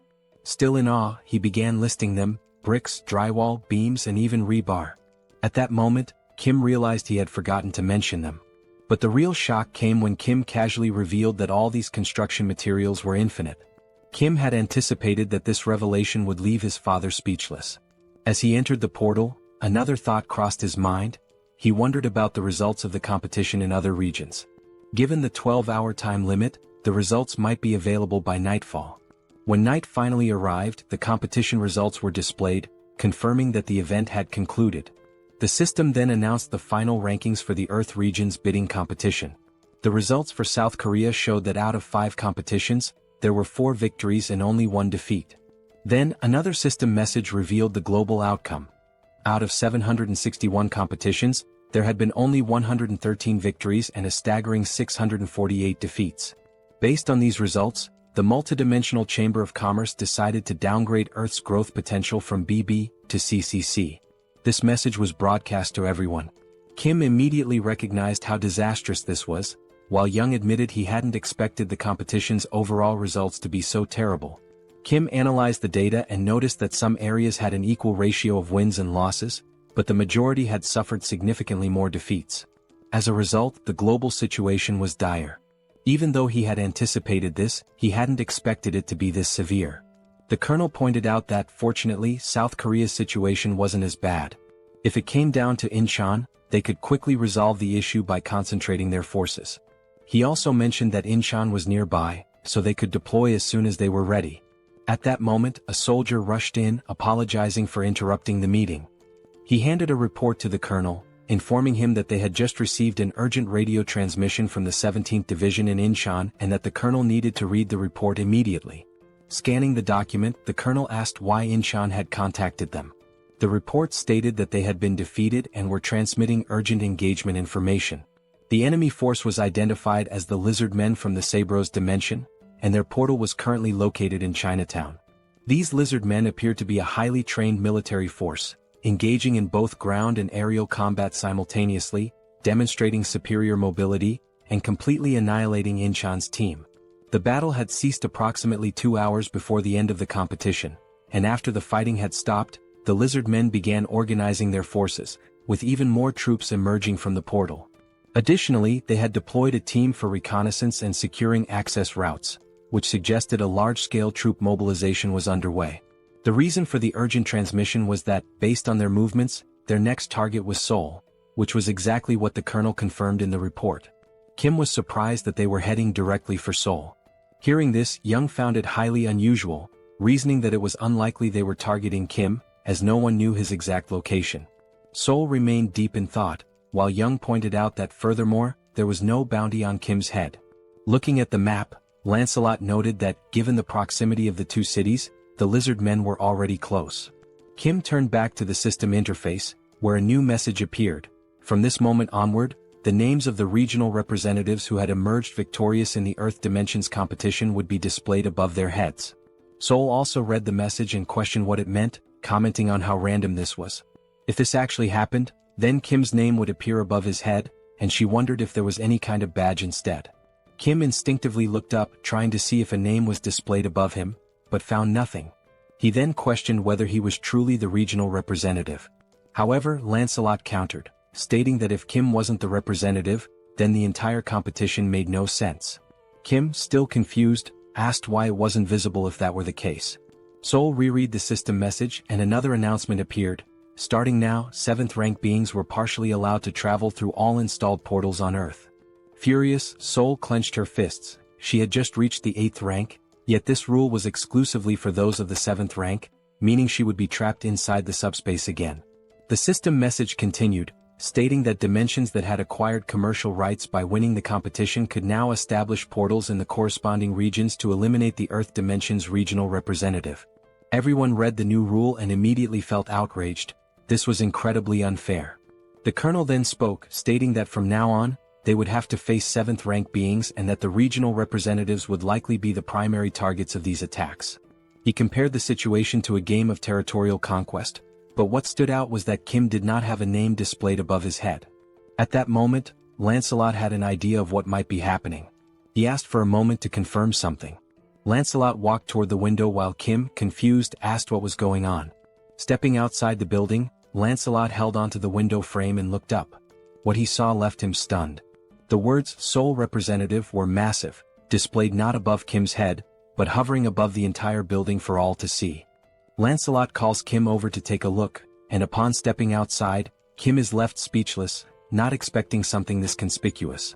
Realizing what had happened, Kim remarks that the tag wasn't missing. It was just so high up that no one had noticed it. Seoul points out that something this massive makes it the perfect target for the Lizard Men, with Kim himself being the obvious objective. A strange feeling washes over Kim, a bad premonition settling in. The Lizard Men were organizing their forces to attack Seoul, even though there had been no bidding competition. Turning to Seoul, he connects the dots, pointing out that a wonderfully convenient new rule had just been added, and questions whether it feels like they had prepared in advance, knowing these rules would come into effect. Seoul hesitates but admits that it is strange. Lancelot, however, is certain they knew these rules were coming. However, instead of targeting the representative from the beginning, they had been preparing for battle. Lancelot further suggests that perhaps they have experience in these bidding wars, meaning they had likely anticipated this rule and were familiar with it beforehand. Regardless, the situation is dire as there is little time left to prepare for their attack. Kim, running a hand through his hair, admits that he had a bad feeling about all of this, but he never expected them to be this experienced. Seoul, concerned, asks if there's anything they can do to prepare and whether everyone could just stay inside Kim's subspace for safety. Lancelot, in his usual wisdom, quickly dismisses the idea. It won't be that simple. While defeating Master Kim would be impossible for them, they could take hostages and force them out of subspace, or worse, they could divide their forces and overrun other regions first. Kim murmurs in frustration, acknowledging that he's right. This wouldn't be defending, it would be hiding, and they wouldn't even be able to attack from within the subspace. No matter how they looked at it, the lizard men would have to be defeated in the end. Then a thought occurs to him. If he himself were the target and his location were exposed, it would undoubtedly draw them in. In that case, he could lure them into a place where they would be at a disadvantage. A heavy silence falls over the group as they contemplate possible strategies. The colonel finally speaks up. If they could anticipate the enemy's movements, mobilize their troops faster than the lizard men, set up weapons and defensive lines before the attack, then this would be the best course of action. He adds that speed will be the key. Young reassures them that there's no need to worry about movement, as he can cut down travel time significantly, then asks if they should move now and where they should go. Kim admits that this is the problem. He hasn't chosen a location yet. The five of them exchange thoughtful glances, trying to determine a battlefield that would give them an advantage. Then an idea strikes Kim. A place he had been to before, where he had defeated several hellhounds using refrigerators. He recalls that the terrain there could minimize damage to them while causing significant harm to the enemy. In other words, Gyeong Bridge was an ideal battleground, no civilians would be involved and its straight, narrow layout would work against the lizard men. Additionally, due to its limited space, their mobility would be restricted, and the surrounding area was an ecological park, free of residential buildings, meaning they could launch attacks at full power without concern for collateral damage. Kim further points out that even if the lizard men attempted to cross from another bridge, Bedivere could scout ahead, as there were no tall buildings nearby to obstruct visibility. Moreover, with the materials obtained from the Eames dimension combined with his father's construction skills, fortifying the area using Pax's features would be easy. On top of that, the sacred lances from Eames had arrived along with the material warehouse, and Kim's father had the idea of using them as barricades. Seoul mentions that she has already learned how to wield the lances. Looking at the sacred lances in front of him, Kim suddenly recalls that Lancelot had mentioned Bedivere's proficiency with dart throwing, which means these lances could certainly be put to good use. At another moment, Seoul grips a lance while Bedivere is already scanning the surroundings, keeping an eye out for enemy movements. The two of them stand atop the newly built defense tower, which Kim's father had constructed using the new materials. Meanwhile, his father remains hard at work, building at full speed. Given the urgency of the situation, the structure itself had been prioritized, with guards deployed first, and beams were reinforced to create defensive walls. Additionally, barricades made of the sacred lances had been erected around the tower, serving as an additional barrier to slow the enemy's advance as much as possible. Observing the preparations, Kim recalls the enemy report, which stated that the lizard men were fast both on the ground and in the air, which meant that blocking their ground approach was an absolute necessity. At this point, a total of 4 hours had passed. Kim acknowledges that his father had exceeded expectations, as these 4 hours had been nothing short of miraculous, thanks to his architectural skills and Pax's assistance. It is only then that Kim realizes they had overlooked two critical details. The first, reptiles are excellent swimmers, meaning the lizard men could approach unnoticed via the water. And the second thing is that the surrounding bushes had grown faster and were lusher than he had expected. And yes, the lizard men were doing exactly that, taking advantage of the gaps. One of the lizard men then remarks that he cannot understand how the warriors of the Eames dimension lost to these people from Earth. Even though they seem weak, their defense is something to be considered, and with this construction they wasted a lot of valuable materials. The lizard man pauses and says that, for now, he will not be able to hold his head high in the multidimensional battlefield, but perhaps he can extract something more. This lizard man is a general named Lakis. He states that last time he took a spear and this time he will take armor. The lizard man soldier informs him that the other general, Yatu, is also ready. Back at the bridge, Bedivere is closely observing everything, trying to detect any suspicious movement. Then he notices a strange noise and Seoul also senses that something is wrong. Looking carefully, Seoul is taken aback. The lizard men, armed with spears and mounted on giant lizards, are advancing to attack the tower. From afar, Kim and Lancelot hear a shout, warning that the enemies have appeared. Turning their heads, they see a battalion of lizards charging toward them, both on land and in the air. As they advance, the lizard men cry out that this is revenge for the people of the Eames dimension. Kim is startled, wondering how they managed to get so close so quickly. Wasting no time, the soldiers atop the defense tower begin opening fire. The shots manage to take down some of the mounts, slowing the lizardmen's advance. Additionally, objects are being launched by the packs at relatively high speeds. One of the lizardmen soldiers warns his comrades to be careful, noting that they are using materials from the Eames dimension. One of the lizardmen generals, wielding a spear, skillfully deflects and counters all incoming attacks. A soldier calls out to General Lakis, stating that the enemies are throwing materials from their brother dimension, Eames, and that it will be difficult for the awakened to use them effectively. He urges them not to fear and to keep pressing forward. Enduring the attacks, the lizard men declare that now is the time to persist, not to retreat. Then one of the generals, Yatu, proclaims that he only knows how to attack and will never fall. Charging forward with his mouth wide open, he challenges anyone to stop him. As he advances toward the tower, a bright light streaks toward him. A spear strikes near his snout. He simply grabs the spear, yanks it out, and scoffs that it is not enough to stop him. He continues his assault. Watching the scene unfold, Kim is alarmed that the attack did not work, while Lancelot readies himself for battle, drawing his sword. Lancelot quickly assesses that they are facing two enemies of the 7th rank, but notes that this large one fights with no particular technique, just sheer brutality. Looking toward the barricades, he realizes that the real threat is coming from that direction. Still gripping his sword, he turns to Kim and warns that this will be a tough battle. However, he adds that the previous attacks were effective against the bulky lizard. Lancelot states that he will take care of the other enemy and warns that if the large one reaches the defense tower, the battle will be lost. He instructs Kim to keep him at bay, even if it means restraining him. Kim tells Lancelot to be careful, and he assures him that he will. Without hesitation, Lancelot charges toward the enemies in the other direction. General Lakis then notices something coming toward him. He swiftly blocks a high-speed attack with his spear. Lancelot was the one who struck, moving with incredible speed, but Lakis successfully parried the blow.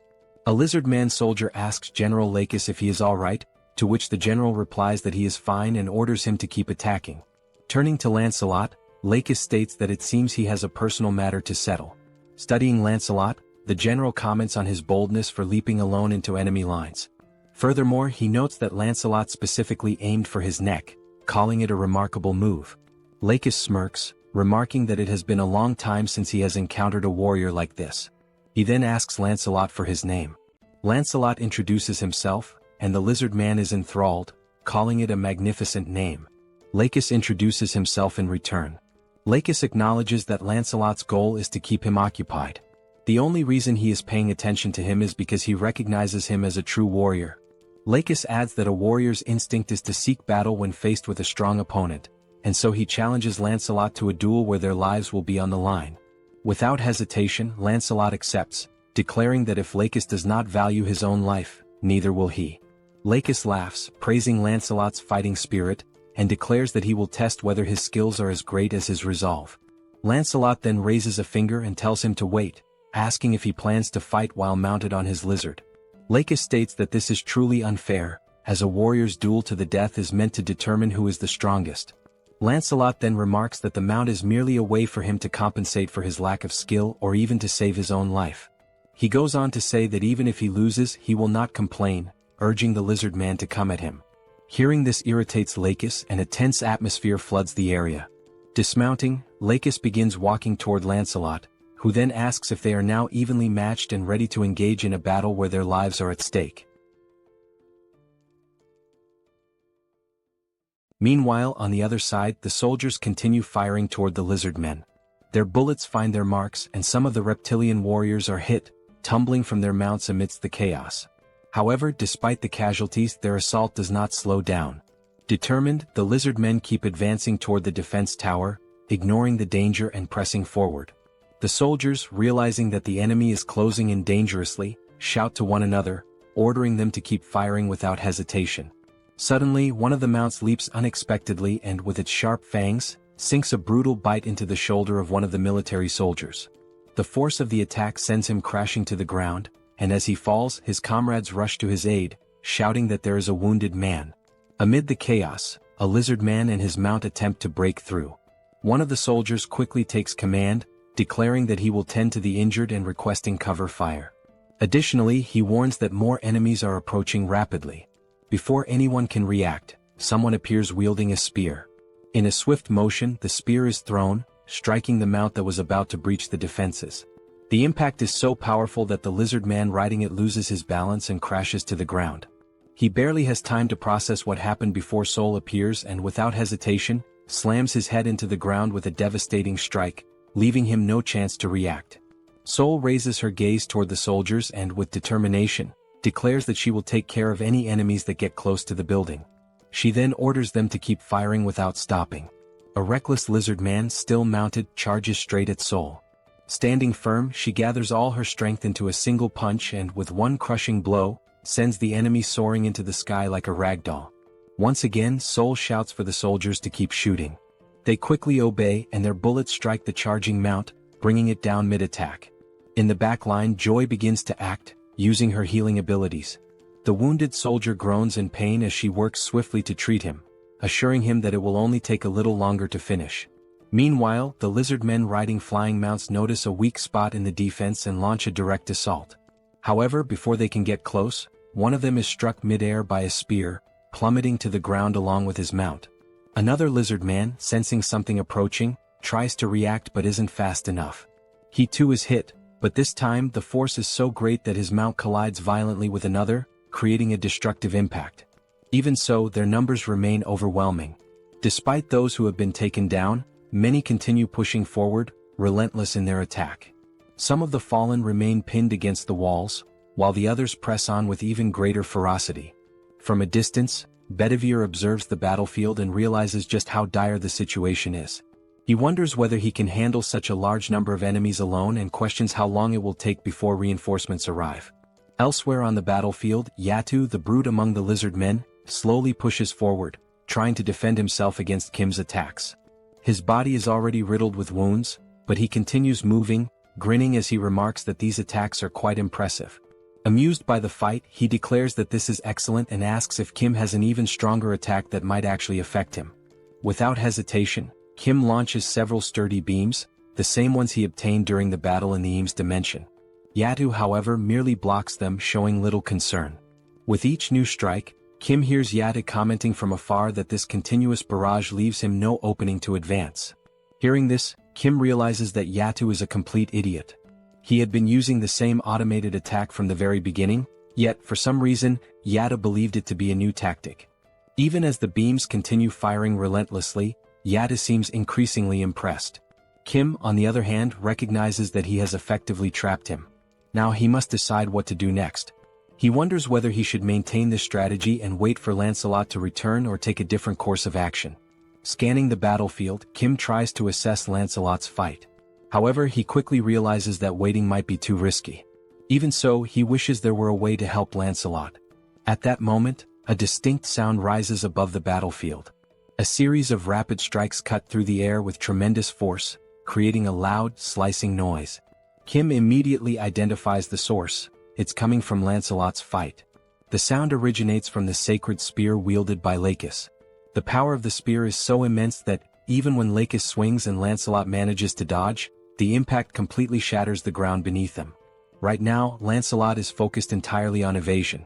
He knows that the spear is incredibly powerful and that facing it head-on would be a fatal mistake. Noticing this, Lakis taunts him, questioning how long he intends to keep running. He remarks that he thought Lancelot was a true warrior, but perhaps he had been mistaken. Lancelot puts some distance between himself and Lakis, reflecting on his words. He wants to respond to the provocation, but in some way Lakis isn't wrong. The truth is that his weapon is overwhelmingly powerful, and Lancelot realized this before it was too late. Observing closely, Lancelot confirms that the power of this spear surpasses that of the spears from the Eames dimension. Moreover, he recognizes that it possesses additional properties, making it far more dangerous than he initially expected. Lancelot interrupts his thoughts and remarks that, upon further reflection, the lizard men refer to the Eames dimension as their sister dimension. He then inquires whether the spear was created in Eames. In response, Lakis immediately denies it and adds that the spear was actually forged in the SUBSPACE dimension. However, he explains that the people from Eames provided a special enhancement to it. Lancelot states that he suspected as much and then mentions that he has a proposal. However, he quickly corrects himself, calling it a question instead, which causes Lakis to hesitate momentarily. Without missing a beat, Lancelot then taunts Lakis by questioning whether that weapon is merely a means to conceal the lizardman's lack of skill. Hearing this, Lakis gives a faint smile and calmly states that he is not foolish enough to fall for Lancelot's provocation a second time. Without a moment's hesitation, Lakis charges forward, aiming to strike Lancelot with his spear. Lancelot evades the attack with ease. However, in the midst of his assault, Lakis abruptly alters the direction of his strike. Yet, as if anticipating this maneuver, Lancelot is already prepared and successfully defends against the blow. The sheer power of the spear proves overwhelming, pushing Lancelot several meters back upon impact.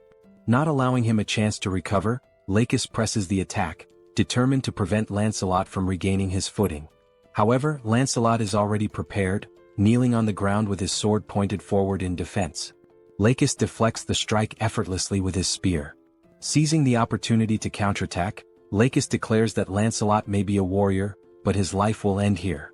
Lancelot remains still, watching the incoming strike without any visible reaction.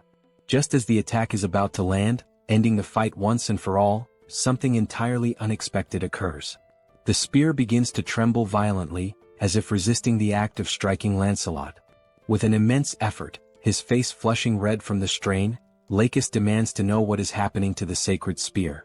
Suddenly, the spear wrenches itself free from Lakis's grasp, leaving him utterly shocked.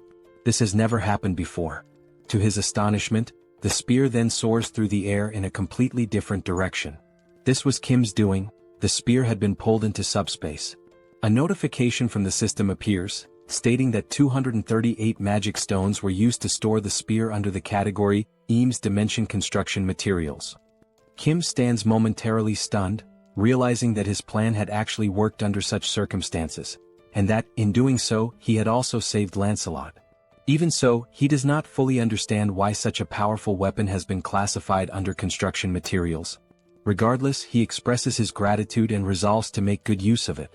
Back on the battlefield, Lancelot remains kneeling as Lakis turns his furious gaze toward Kim, struggling to comprehend what has just happened.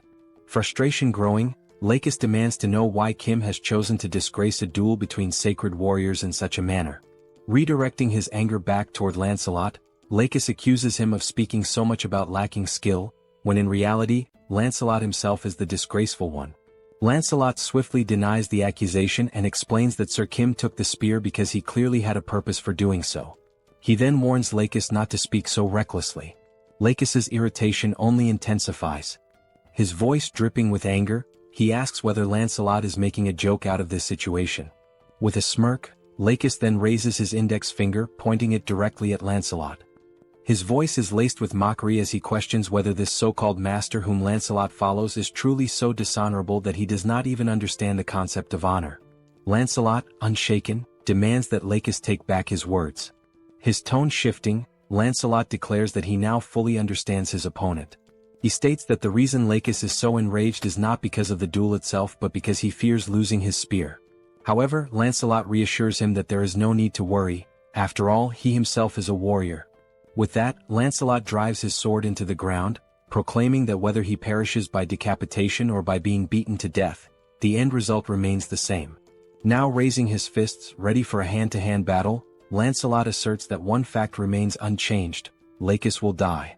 The lizard man smirks, remarking that Lancelot has quite the nerve for someone who was nearly killed just moments ago. Accepting the challenge, Lakis takes a step forward.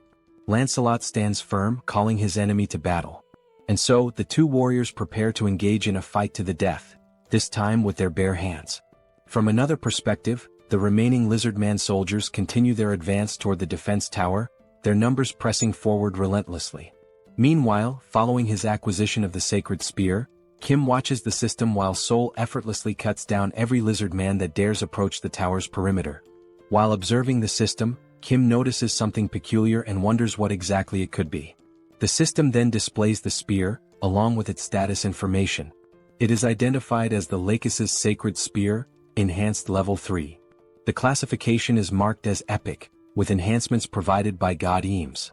The listed attributes include plus 31 penetration, plus 31 acceleration and purification. Reading through the details, Kim immediately realizes that this spear is on an entirely different level. The scene shifts back to the lizardman Yatu, who remains trapped within the beams launched by Kim. With a smirk, Yatu questions Kim, asking why he has suddenly stopped attacking. His gaze filled with arrogance, he assumes that Kim must have been overwhelmed by the sheer might of the great Yatu.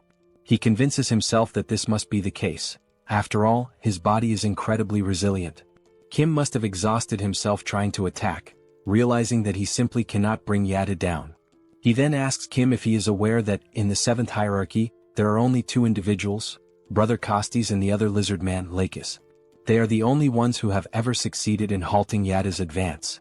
Never in his life has he encountered warriors like them. Given this, Yatu assures Kim that it is inevitable. Kim will die without ever being able to stop his advance. However, at the very least he made an attempt. Once again Yatu grins, declaring that for a warrior, death is an honorable fate. He asserts that Kim should feel proud to perish by his hands, as once the dust settles, he will end this battle swiftly. As Yatu revels in his own strength, something suddenly strikes his hands, rendering him completely speechless. His eyes widen in shock. Looking down at his now pierced hand, he stares at the wound and realizes that it is the sacred spear of Lakis embedded within it. Confusion floods his mind as he wonders why that spear is in his hands. Before he can even comprehend what is happening, multiple strikes follow. His body is pierced in several other places, leaving him unable to react. Kneeling to the ground, Yatu's strength quickly fades, and with one final breath, he collapses, succumbing to the devastating assault of the sacred spear. As his eternal rest begins in the background, Kim's subspace remains active, launching the spears at an astonishing speed. At that moment, the system notifies Kim that Yatu's dimensional account has been transferred to him. However, since Kim already possesses an account, the value is simply added to his own. Additionally, he receives a Tier D enhancement stone. This new enhancement stone does not possess any active attributes but offers the option of liquefaction. On the other side of the battlefield, the soldiers continue their relentless barrage, firing their rifles. The electric-charged shots strike down the lizardmen and their mounts one after another. Seoul observes the battlefield and realizes that only one lizardman remains standing, charging forward in a desperate all-in attack. Growing bored, Seoul notes that no more lizardmen are near the building and concludes that there is nothing left for her to do. Just then, a sound from above catches her attention. As she tries to make sense of the situation, she hears a wyvern's piercing cry from high above. Only at that moment does she remember, she had completely forgotten about Bedivere, leaving him alone up there to deal with all the lizardmen riding wyverns. Rushing up to the defense tower, the first sight that greets her is Bedivere sitting on the ground, surrounded by lifeless lizardmen, all of them pierced through by spears. Sensing someone behind him, Bedivere turns to see who it is. Locking eyes with Seoul, he calmly remarks that she is quite late.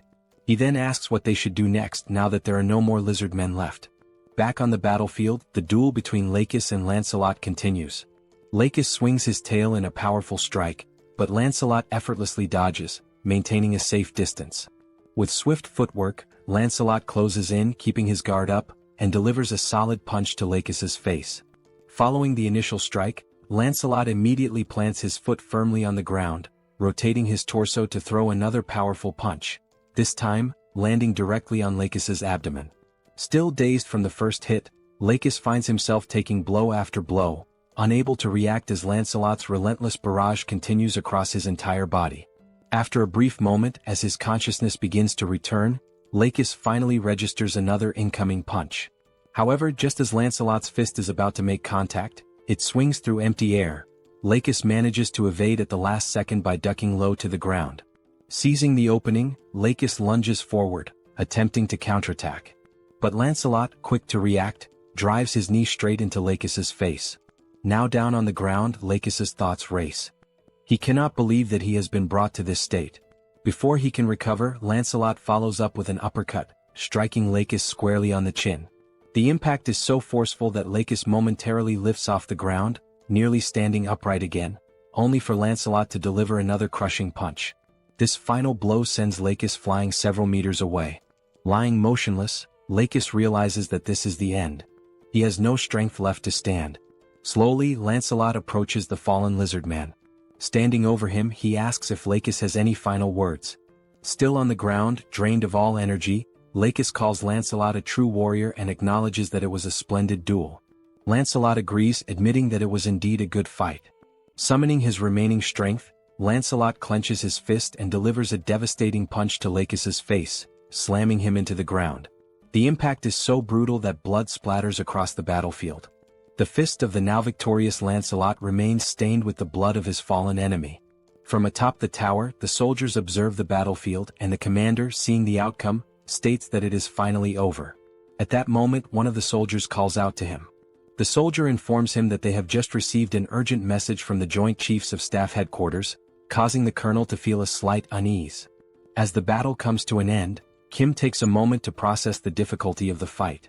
The lizard men had proven to be formidable opponents, and the strategies initially devised had not worked as expected. However, what matters now is that the portal to the lizardmen's dimension remains open. As long as it stays that way, there is always a risk of more enemies returning, potentially in even greater numbers. With that in mind, the time has come to launch a counterattack. Sometime later, Kim sits inside a helicopter, his system interface displayed before him. The system indicates that he is currently using 1,000 magic stones to unlock a new ability, granting him the capacity to send up to 8 items simultaneously. Beyond that, Kim still ponders over the best way to utilize the new enhancement stone he obtained after defeating the crocodilian enemy.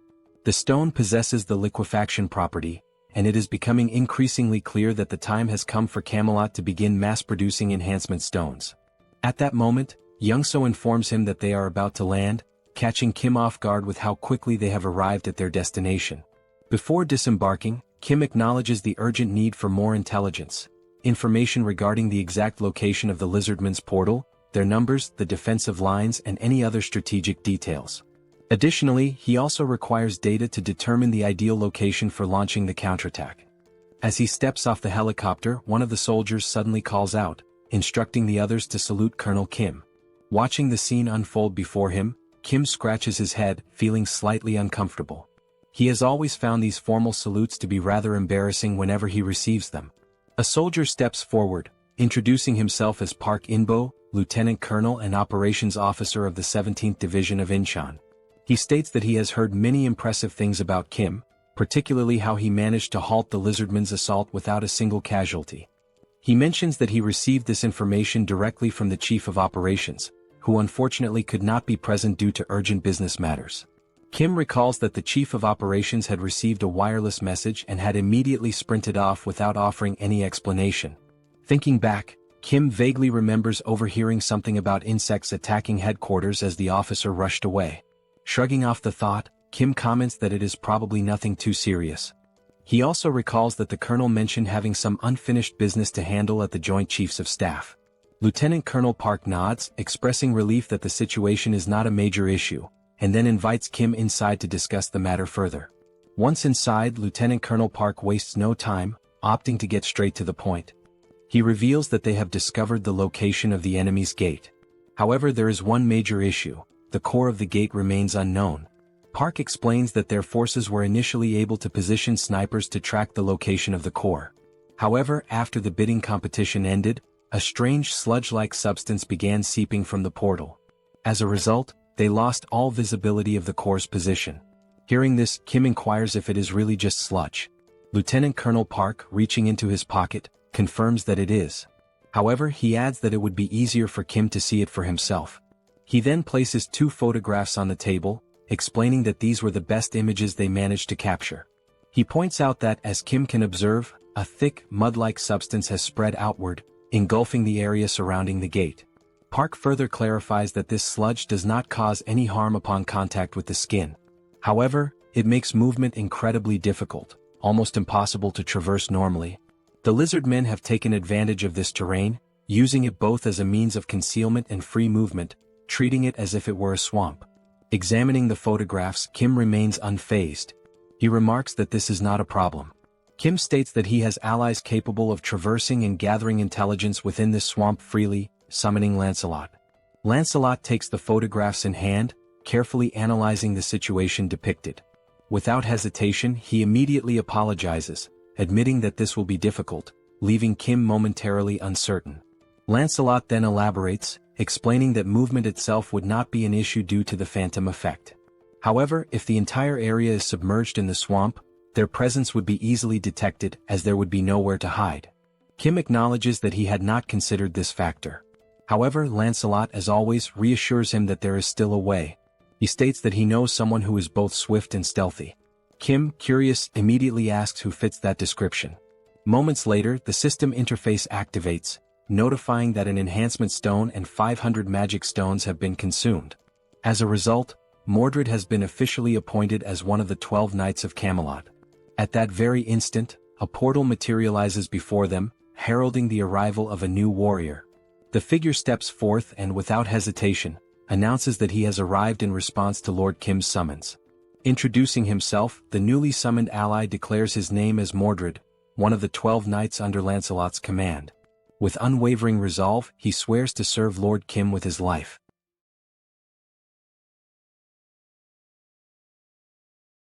Unlike the other knights, Mordred rarely fought on the battlefield. His true battlefield was deep behind enemy lines, where he used his skills in infiltration, assassination, and theft. It was through these talents that he earned his place as one of the 12 Knights of Camelot. The reason he distinguished himself as an assassin was not only due to his exceptional skills and intelligence but, above all, because of his unique ability, an ability that allowed him to eliminate his targets without being noticed. This ability, known as stealth, enabled him to become virtually invisible for a brief moment, hiding his appearance without actually disappearing. However, this also meant that he was still susceptible to external factors. Despite this, Mordred used his talent to become an extraordinary assassin, and the very fact that he survived proves his strength. Furthermore, the enhancement stone used to appoint Mordred, a materialization enhancement stone, revealed his ability to avoid physical interference, although this ability could not be maintained for extended periods. In simpler terms, a great assassin became even greater thanks to the enhancement stone. Back in the scene, Kim, clearly excited, tells Mordred that he will now explain what he needs him to do, and Mordred agrees, addressing him as my lord. Pointing to a map, Kim says that they need to find the core of the Lizardman's Gate from the Sabros dimension. Upon hearing these straightforward instructions from his master, Mordred responds that he understands perfectly. Kim praises him, saying that it is just as he expected from someone with experience. Mordred grasped exactly what needed to be done, despite the vague explanation. Meanwhile, Lancelot warns Mordred to remember that if he dies, the entire operation and strategy will be for nothing. Lancelot also mentions that, based on his experience fighting the Lizardmen officers, they are not enemies to be taken lightly. Even if Mordred fails to gather any information, he must return alive no matter what. Mordred once again reassures them that he understands and announces that he will begin his mission, turning with the conviction of a superhero ready to infiltrate the enemy lines. Watching this, Kim smiles, thinking that Mordred seems to be someone truly trustworthy. At that moment, the colonel asks if they are sure about sending that knight on the mission alone. Kim turns to the colonel and assures him that of course they are.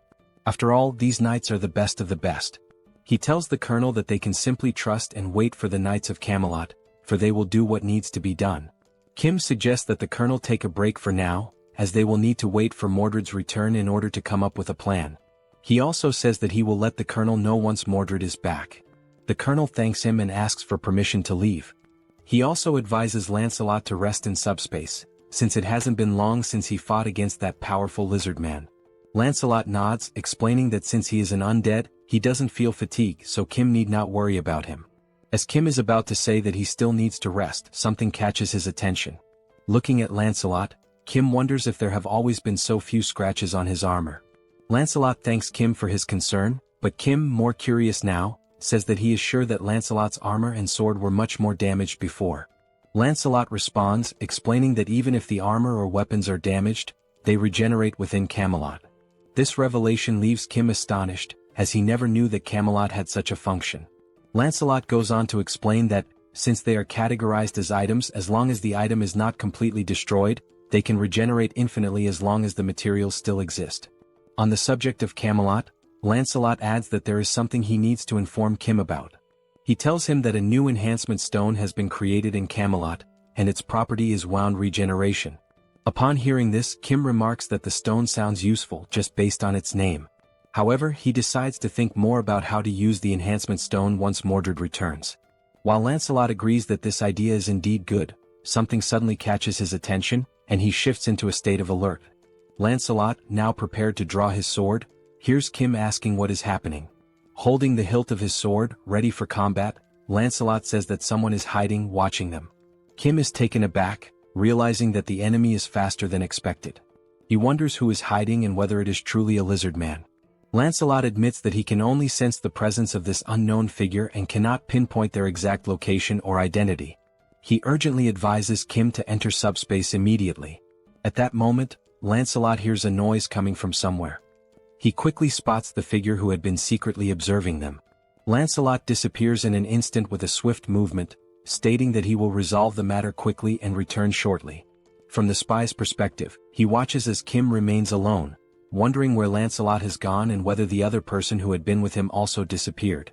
However, due to Lancelot's exceptional speed, he was already behind the man, holding a sword to his neck. Lancelot began to speak to the spy, explaining that the only individuals he serves are Lord Kim and Lord Kim's allies. He emphasized that just because the man was human did not mean he was to be treated as friendly. Upon hearing this, the man slowly turned around. Still with the sword pointed at his neck, Lancelot declared that the man's answer to the question he was about to ask would determine whether he would live or die. With a killer aura, Lancelot proceeded to ask his first question, demanding to know why the man had been secretly watching them. At that very moment, Kim heard a noise that sounded like screams for help. He decided to rush over to see what was happening. As he approached the scene, Kim could only see Lancelot holding the man by the neck, the man screaming in pain. Lancelot calmly explained that it was this man who had been watching them. He assured Kim that if he waited just a bit longer, he would find out who was behind all of this. Still gripping the man's neck and tightening his hold, Lancelot warned the man that this was his final chance, stating there was no more time to wait. He asked the man if the lizard men had sent him there to spy on them. Crying and struggling to breathe due to the pressure on his neck, the man attempted to speak, but he couldn't. However, upon seeing Kim, he managed to call out Kim's name. Lancelot, visibly angered, demanded to know how the man dared to call out Lord Kim's name in this situation. He informed the man that he would now die in agony and that he would make sure he suffered before his death. Kim, looking perplexed, told Lancelot that he didn't know what was going on, but the man Lancelot was strangling was actually one of his friends. Lifting the man by his neck, now turning purple from lack of oxygen, Lancelot asked if that was truly the case. Meanwhile, in the enemy area, the entire area was covered by something that looked like sludge. All the buildings, cars, and even some lifeless lizard men lay scattered on the ground. At that moment, Mordred realized that the lizard men were a warrior race that considered dying in battle an honor, meaning they were often exposed to the smell of blood and became desensitized to it. As he observed a lizard man lying on the ground, Mordred thought that, based on this, if he covered himself with blood, it would make it much harder for the lizard men to track him. He also knew that erasing his trail was a vital skill. Pouring the lizardman's blood over himself, he made his way toward a tunnel, thinking to himself that now that his scent was gone, it was time to begin the infiltration. Moving slowly and carefully to avoid drawing attention, Mordred noticed that the place was enormous, with unusually large corridors. He wondered why they had built something so vast. As he ventured deeper into the area, he commented that this place seemed terribly inefficient, especially since the size of the lizard men varied greatly. Some were very large while others were quite small. Having realized this, Mordred speculated that the corridors were so large because there was one exceptionally large lizard man, and if that were the case, that giant must be a key figure. Trying his best to avoid touching anything, he thought that if this giant wasn't important, there would be no reason to create such an inefficient structure. At that moment, a lizard man stopped beside him, preventing Mordred from making any move. Realizing he had almost been discovered, Mordred was forced to use the power of the immaterialization enhancement stone. It dawned on him that this situation was truly dangerous, as if it weren't for the power of the stone, he would certainly be dead by now. And he couldn't afford to fail on his first mission. He recalled how Lancelot had been very specific about returning alive, and how his task was to find the core of the gate and return quickly. The deeper he went into the facility, the more he noticed that the lizard men seemed to be stronger and more organized. However, there was a creature unlike anything he had seen before. This new creature was purple, with an enormous round head and only one eye. Hidden and observing everything, Mordred muttered to himself that he had finally found it. He saw the one-eyed creature conversing with a bald man who was reading some kind of book. The bald elder called the creature filthy and asked if it was trying to interrupt his magical studies. The elder warned that if the creature continued to disturb him, he would be forced to imprison it. At that moment, another voice suddenly emerged, expressing irritation at the elder's words and asking if Solzen had forgotten about the agreement between them, addressing him by the name Solzen. Solzen, the elder, responded that he had only agreed to protect the core of the gate, but at no point had he agreed to allow anyone to enter there. Closing the book he had been reading, the elder said that he would seal the core of the gate without causing any damage to it. He added that if he had time to worry about the core of the gate, perhaps he should start thinking about the subordinates who had already died. The voice replied once more, stating that it understood that, a long time ago, Solzen had indeed been an incredible arcane mage, but now he had been exiled and was desperately clinging to them in order to survive. As something moved towards him, Solzen remarked that there was no need to bring up such a topic so suddenly. The thing, which resembled a tail, started wrapping around the elder's neck, and the voice spoke again, warning Solzen to understand his place, unless he wanted every bone in his body to be crushed to death. At that moment, it became clear that the voice was coming from a giant lizard man, who was the leader of all those present there. After this, Solzen acknowledged the situation, stating that he understood and perhaps had misspoken. He then asked the giant lizard man not to be so harsh. Still hidden and observing everything that was happening, Mordred noted that just by looking, it was evident that this was no ordinary lizard man. He wondered whether this elder, Solzen, was truly an arcane mage. Mordred then reflected on what the giant lizard man had said, that Solzen was an arcane mage but was no longer one. Mordred began to ponder the connection between the arcane mage and the lizard men, especially considering that Solzen had been entrusted with guarding the core of their portal. Unable to see everything clearly, he questioned whether the elder was talking to a tail or a tentacle. Not noticing what was beside him and listening to the conversation, Mordred could tell by the tone of the voice that it was authoritative and oppressive, clearly indicating that the giant creature must be the leader of the lizard men. A giant chameleon had blended into the environment so well that even Mordred hadn't noticed it, leaving him vulnerable. At that moment, Mordred realized that, from where he was standing, he could not fully see the entire shape of the massive creature, but it was enormous, and he speculated that the large corridors might exist solely because of that creature. Mordred mentioned that the lizardman's defenses didn't seem so strong, so perhaps he could move a little closer to confirm the size of the creature. But just then he sensed something strange. Despite not being able to see anything or notice the giant camouflaged chameleon, he felt something pressed against his leg. The chameleon then launched its enormous tongue in Mordred's direction. A strange sensation made him turn to look, trying to understand what had just happened. By the time he realized it, something had already wrapped tightly around his arm, leaving him no chance to escape.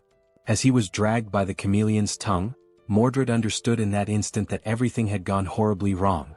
The chameleon hurled the stealthy knight against the wall, giving him no opportunity to react.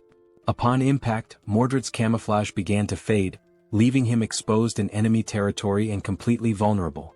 At that moment, the enemies also noticed something unusual and turned to investigate. The giant lizard called out to the arcane mage, demanding to know what was going on. Solzen, who had already understood what needed to be done, responded without hesitation, stating that someone had infiltrated their domain and had been spying on them. The bald elder then activated one of his red aura spells, summoning several scrolls into his hands. Unrolling one of them, he prepared to unleash an arcane spell. Without hesitation, he cast a magic missile, sending multiple powerful projectiles, imbued with a crimson aura, flying straight toward Mordred, who was still in the process of recovering. Seeing the attack rushing toward him, Mordred tried to react quickly. His eye gleamed, possibly as he activated his materialization ability to avoid being hit. At that moment, a flashback emerged. Kim's friend mocked his uniform, calling it pathetic and asking if he had pulled it out of the trash, pointing out how tattered it was. Kim thought back to the very first impression he had of this guy, and how it made him want to buy him a new pair of glasses. The boy laughed, making further remarks about Kim's family being poor, stating that from now on, Kim stinks and should stop talking to him. The words sparked Kim's anger. Without a second thought, Kim punched him in the face, and at that moment, the reason behind Kim's earlier thought about buying him new glasses became clear. Sometime later, the same boy was seen playing on a handheld console. He had just bought the video game the day before, yet he wondered why the other kids in the class didn't seem to care about him at all. Sitting alone in the room, the boy, comfortable in his privileged life, subtly boasted about it, trying to draw attention from his peers. However, the only thing the others could think was how annoying it was that he kept flaunting his wealth. Some even remarked that money wasn't everything, and despite his attempts, no one envied him. Kim, reflecting on the situation, considered that the boy had been young at the time, so it was understandable that he didn't know how to properly connect with his friends. But Kim also thought, I was young too, and I still found him incredibly irritating. What started as a small, random incident eventually led to something much worse. Some kids snatched his console and began fiddling with it, commenting on how he had some good games. As they took the handheld from him, they laughed, saying that since he was rich, losing something like that shouldn't be a big deal. At that moment, the boy tried to protest, saying that it wasn't right. But before he could finish, they punched him in the face, knocking him to the ground and continuing to beat him mercilessly, despite him being completely defenseless. The bullies sneered, telling him they hadn't asked for his opinion. However, one of them suddenly noticed something approaching from behind. When he turned to look, it was Kim rushing toward them with his backpack in hand. Without hesitation, he swung the backpack directly into the bully's face, momentarily halting the one-sided beating. Caught off guard, neither the boy who got hit nor his friends reacted immediately. But then Kim spoke up, making it clear that what he had just done wasn't out of a sense of justice. He reminded the group that this guy had always mocked his family's situation whenever they were around friends. Kim had only stepped in to prove that he wasn't an easy target and to show off in front of everyone. The delinquents quickly realized that the two of them might be friends and asked Kim if he wanted to take a beating in his place. At that moment, Kim regretted trying to act tough because the tables had turned. Now he was the one getting beaten up. Meanwhile, the boy with glasses watched, realizing that everything was his fault for having acted like a jerk. As the bullies continued their onslaught on Kim, someone suddenly grabbed the wrist of one of them. It was Seoul, their dear sister, arriving at the perfect moment to intervene. Without saying a single word, her terrifying presence alone was enough to make Kim realize something. For the first time, Seoul actually seemed kind of cool. And only then did Kim remember that Seoul was somewhat famous in the area for being incredibly tough. As Kim grinned with relief at being saved, Seoul simply stated that this was unacceptable and that from now on, Kim would be doing morning training with her as well. Hearing those words, Kim was left in shock, fully aware that this was not going to be easy. While still holding the delinquent's arm at that moment, Kim responded, saying that he wasn't even part of a sports club, so he had no intention of doing those exercises. Seoul, however, dismissed his protest, stating that it didn't matter and that she would speak with the coach immediately. The other members of the club started asking if Kim was Seoul's younger brother, commenting on how adorable he was, while the delinquent stood there, completely unaware that he had just messed with her little brother. The other members patted Kim's head and he thanked them for everything, while Seoul took the opportunity to lecture the delinquent, ordering him to go home.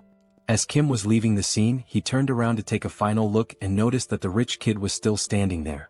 Curious, he asked what he was doing and told him to hurry up and leave as well. Tears streamed down the boy's face, and at that moment, the only emotion filling his heart was gratitude. From that incident onward, the two of them grew close remarkably fast throughout high school. They began spending more time together both at school and outside of it, watching promotional fights featuring famous fighters, cheating on tests, and laughing when Kim got annoyed for still scoring lower than his friend despite his efforts. Even after going to different schools, they remained in frequent contact, constantly checking in on each other's academic performances and sharing updates about their lives. Then, after graduating high school, they ended up enrolling in the same university, and over time their bond grew even stronger. Now, they were not just close friends but the kind of best friends who genuinely influenced each other's lives. The two even played League of Legends together, where the glasses-wearing friend would come up with wild builds. At some point during one of their matches, he casually mentioned that he had been thinking about joining a kendo dojo. Kim, caught off guard, asked why he suddenly had that idea. His friend explained that watching Kim and Seoul train had looked really cool, and it made him want to try a sport of his own. Since there was a kendo dojo near his house, he figured it would be a good place to start. Still shocked that his friend found that kind of training cool, Kim jokingly asked if he had hit his head recently. His friend simply responded that not all training was as brutal as Seoul made it seem. At that moment, Kim realized something. That was the exact moment Manhwa started training kendo. Thinking back, before that, he would have never even considered joining a dojo. Returning to the present, Manhwa suddenly said something that left Kim completely stunned. Manhwa repeated himself, revealing that he had awakened swordsman abilities, leaving Kim wide-eyed with shock. Manhwa, noticing Kim's reaction, questioned why he looked so surprised. After all, Kim was the one who should be more shocking. He had become Seoul's representative after all. Manhwa even admitted that, at first, he wasn't sure if it was really the same Kim he knew. The sight of Kim's skeletal companion had terrified him so much that he hadn't been able to approach. Explaining further, Manhwa admitted that he had hidden himself, waiting for the skeleton to leave before stepping out. Even though it had been dangerous, he understood that Lancelot had simply been doing his duty. Turning to the side, Manhwa then asked Kim to call off his skeletal friend, saying that he was too intense. Meanwhile, Lancelot had pressed his own head into the ground, bowing deeply as a sign of apology. Kim, observing this, explained that even if he told Lancelot to stop, he wouldn't listen. For a knight, honor was something personal, and this was a matter of self-discipline. It was about not being able to forgive himself, something that only he could atone for. At that moment, the only thought running through Lancelot's mind was how pathetic he was for having wronged Lord Kim's dear comrade. Beyond pathetic, it was tragic. With that heavy realization, Lancelot declared that he no longer had the right to call himself a knight. Manhwa, observing his posture, couldn't help but ask where Lancelot had learned such a stance. Kim casually responded that he had probably learned it from getting beaten by Seoul. Shifting the conversation, Kim expressed his relief that Manhwa was safe and asked how his mother was doing. He then suggested that, if Manhwa agreed, his mother could stay within a secure subspace, ensuring her safety. Upon hearing that, Manhwa turned his face away, as if something was weighing on his mind. After a moment he responded, probably she was fine, maybe. Kim, now feeling uneasy, realized that Manhwa didn't even know for sure if his mother was safe. Sometime later, in enemy territory, where the homes had been consumed by mud and filth, Manhwa's mother could be seen, lying down to rest, surrounded by only a few meager supplies. A noise from nearby caused her to wake up. Alerted, she got up and decided to check what it was. As she turned around, her eyes widened at the sight of Lancelot standing outside her window, his fist raised, ready to strike. In an instant, his punch shattered the window, sending shards of glass scattering throughout the house. Stepping inside, he introduced himself. He was Lancelot, the captain of the Knights of Camelot, and one of the loyal knights serving Lord Kim. Then with a steady voice he asked, "Are you Manhwa's mother?" The woman responds affirmatively, confirming that she is Manhwa's mother, but immediately questions what all of this is about. Lancelot then states that, from this moment on, he will personally ensure her safe passage to where her son is waiting. Manhwa then recounts how, shortly after the apocalypse began, a bidding war ended with a transparent barrier tragically separating him from his mother. Desperate to see her again, Manhwa even offered himself as a participant in another bidding war, hoping to reunite with her. However, he lost.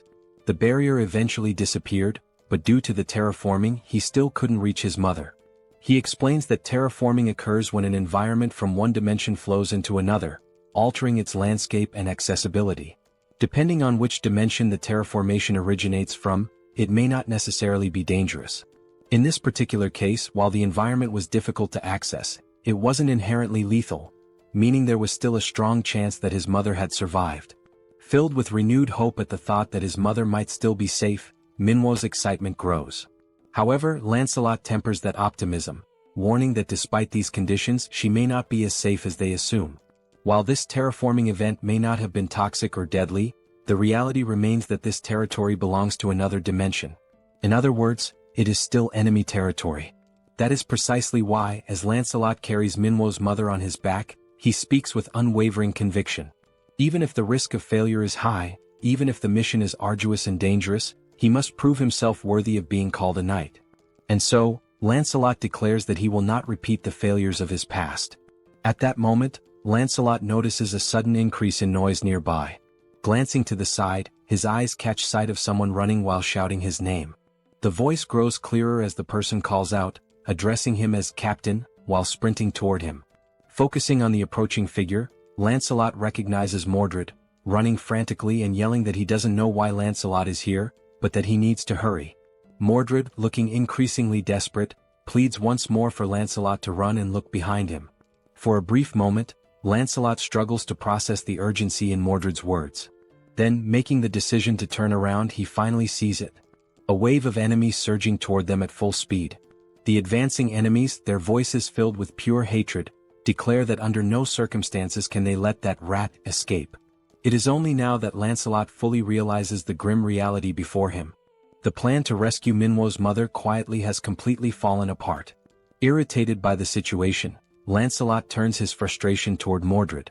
Fuming, he snaps at him, calling him a useless idiot, blaming him not only for failing the stealth mission but also for making the rescue significantly more difficult.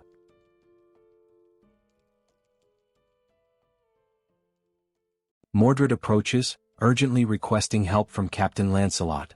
Remaining calm, Lancelot addresses Mordred by name and asks how many of the approaching enemies belong to the 7th tier. Mordred replies that he isn't sure about the exact number, but confirms they are dangerous. Lancelot responds that he can sense that much himself, and that it's significant. In addition to an aerial assault, there are also new enemy types he has never encountered before.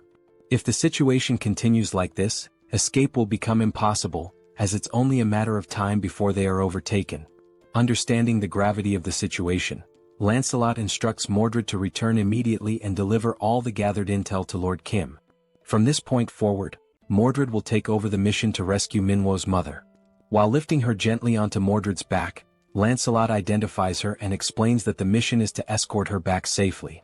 Placing a hand firmly on Mordred's shoulder, Lancelot tells him he will try to buy as much time as possible, and expresses his hope that Mordred will complete the task without harm. He also instructs Mordred to inform Kim that he should use the enhancement stone, and that Percival would be a fitting candidate for it. Just as Mordred is about to question something, Lancelot cuts him off, saying there is no more time and commanding him to go immediately. Mordred accepts the captain's orders and affirms that he understands. Then he departs with Manhwa's mother to complete the mission and report back to Kim, leaving Lancelot behind to face the enemy alone. Lancelot draws his sword and declares his readiness. As the lizard men close in, the captain's mind is calm. There is nothing to fear. He has made his choice to prove he is a knight. All of this is in the name of Lord Kim, even if it means facing every enemy alone. The scene shifts. Mordred has already arrived at the destination where Kim and Manhwa are located. Opening the door, he announces that the mission has been accomplished. Manhwa bursts into tears at the sight of his mother. Kim, too, expresses his relief and happiness that Manhwa's mother is safe. Kim recalls that Lancelot had vowed to bring her back and asks whether Mordred is alright or if he was hurt somewhere. At that exact moment, Kim senses something is off as a system notification appears out of nowhere. The message reveals that the ghost of Camelot, Lancelot, has disappeared. Outside, Mordred begins recounting everything he witnessed and what happened after the split. Upon hearing this, Kim realizes that Lancelot must have sacrificed himself to complete the mission. And thanks to that sacrifice, Mordred was able to deliver the vital information, and Manhwa's mother was saved. Kim then reflects that Lancelot may not be truly gone, as he could be revived by naming him once again using the enhancement stone and the magic stone. Even so, the thought leaves Kim uneasy. Being able to revive and being able to survive are not the same thing. He begins to question whether he placed too great a burden on Lancelot, now realizing that perhaps such a sacrifice wasn't necessary at all. Kim continues to reflect that he shouldn't have let Lancelot go like that. Even if Lancelot didn't want to listen, Kim should have told him that everything was alright, and that he didn't need to give up his life to prove his worth as a knight. Interrupting Kim's thoughts, Mordred recalls that Captain Lancelot specifically asked him to say that the enhancement stone would be well suited for Percival. This reminds Kim of the conversation he once had with Lancelot regarding the proper use of the enhancement stone, which possesses healing attributes. Kim acknowledges to himself that Lancelot truly thought of everything in advance, strategically and efficiently, even considering how best to use the enhancement stone. Once again lost in thought, Kim pulls himself back to the present and orders Mordred to share the rest of the information he gathered. With a look of unwavering determination, Lord Kim states that Lancelot's sacrifice will not be in vain, and that they will now formulate a plan to close the gate used by the lizard men. Back in the enemy's hideout, we see Lancelot's helmet, shattered and battle-worn, lying as the only remnant of the fierce fight that claimed his life. The bald old man, Sozen, is shown to be manipulating the helmet through the use of his magic. As he observes it closely, Sozen realizes that it belonged to an undead knight, and begins to wonder if there is a sorcerer somewhere responsible for creating such beings. While the old man is still deep in thought, he hears a voice commending him for a job well done. The voice belongs to the giant lizard man, who says that although the infiltrator was lost, they managed to capture someone else in his place. The old man responds dryly, saying that in situations like this, it's not about saying well done, but about offering a proper thank you, since it was the giant lizardman's duty to capture intruders in the first place. The lizard man admits that it's no easy task, and the old man then asks what he plans to do with the enhancement stone they obtained after capturing Lancelot. The giant lizard man says that for now he'll put the matter aside. Originally he would have handed it over to Lakis or Yatu, but since both are dead, the old man takes the opportunity to suggest that, since there's no one else to use the stone on, perhaps the stone could be invested in him instead. The lizard man then asks what he would gain in return if he were to invest in the old man. Still levitating Lancelot's broken helmet, the old man now begins levitating a scroll as well. He takes hold of the scroll and describes it as remarkable. He explains that, as the lizard man should know, scrolls can be used even by those without magical abilities, single-use items that allow anyone to cast magic. The value of each scroll, he says, depends on the type of magic imbued in it. At the very least, they're worth more than 3D tier enhancement stones. The lizard man grunts in response, stating he can vouch for that. He also says he's heard rumors that the old man crafts his scrolls by embedding living people into them, which he finds disgusting. He adds that he much prefers the weapons and armor from the Eames dimension, as they are more efficient. The old man replies that the lizard man doesn't understand the artistry of creating scrolls using uncivilized beings. The giant lizard man then questions whether he too would be considered an uncivilized brute just for not understanding the old man's customs.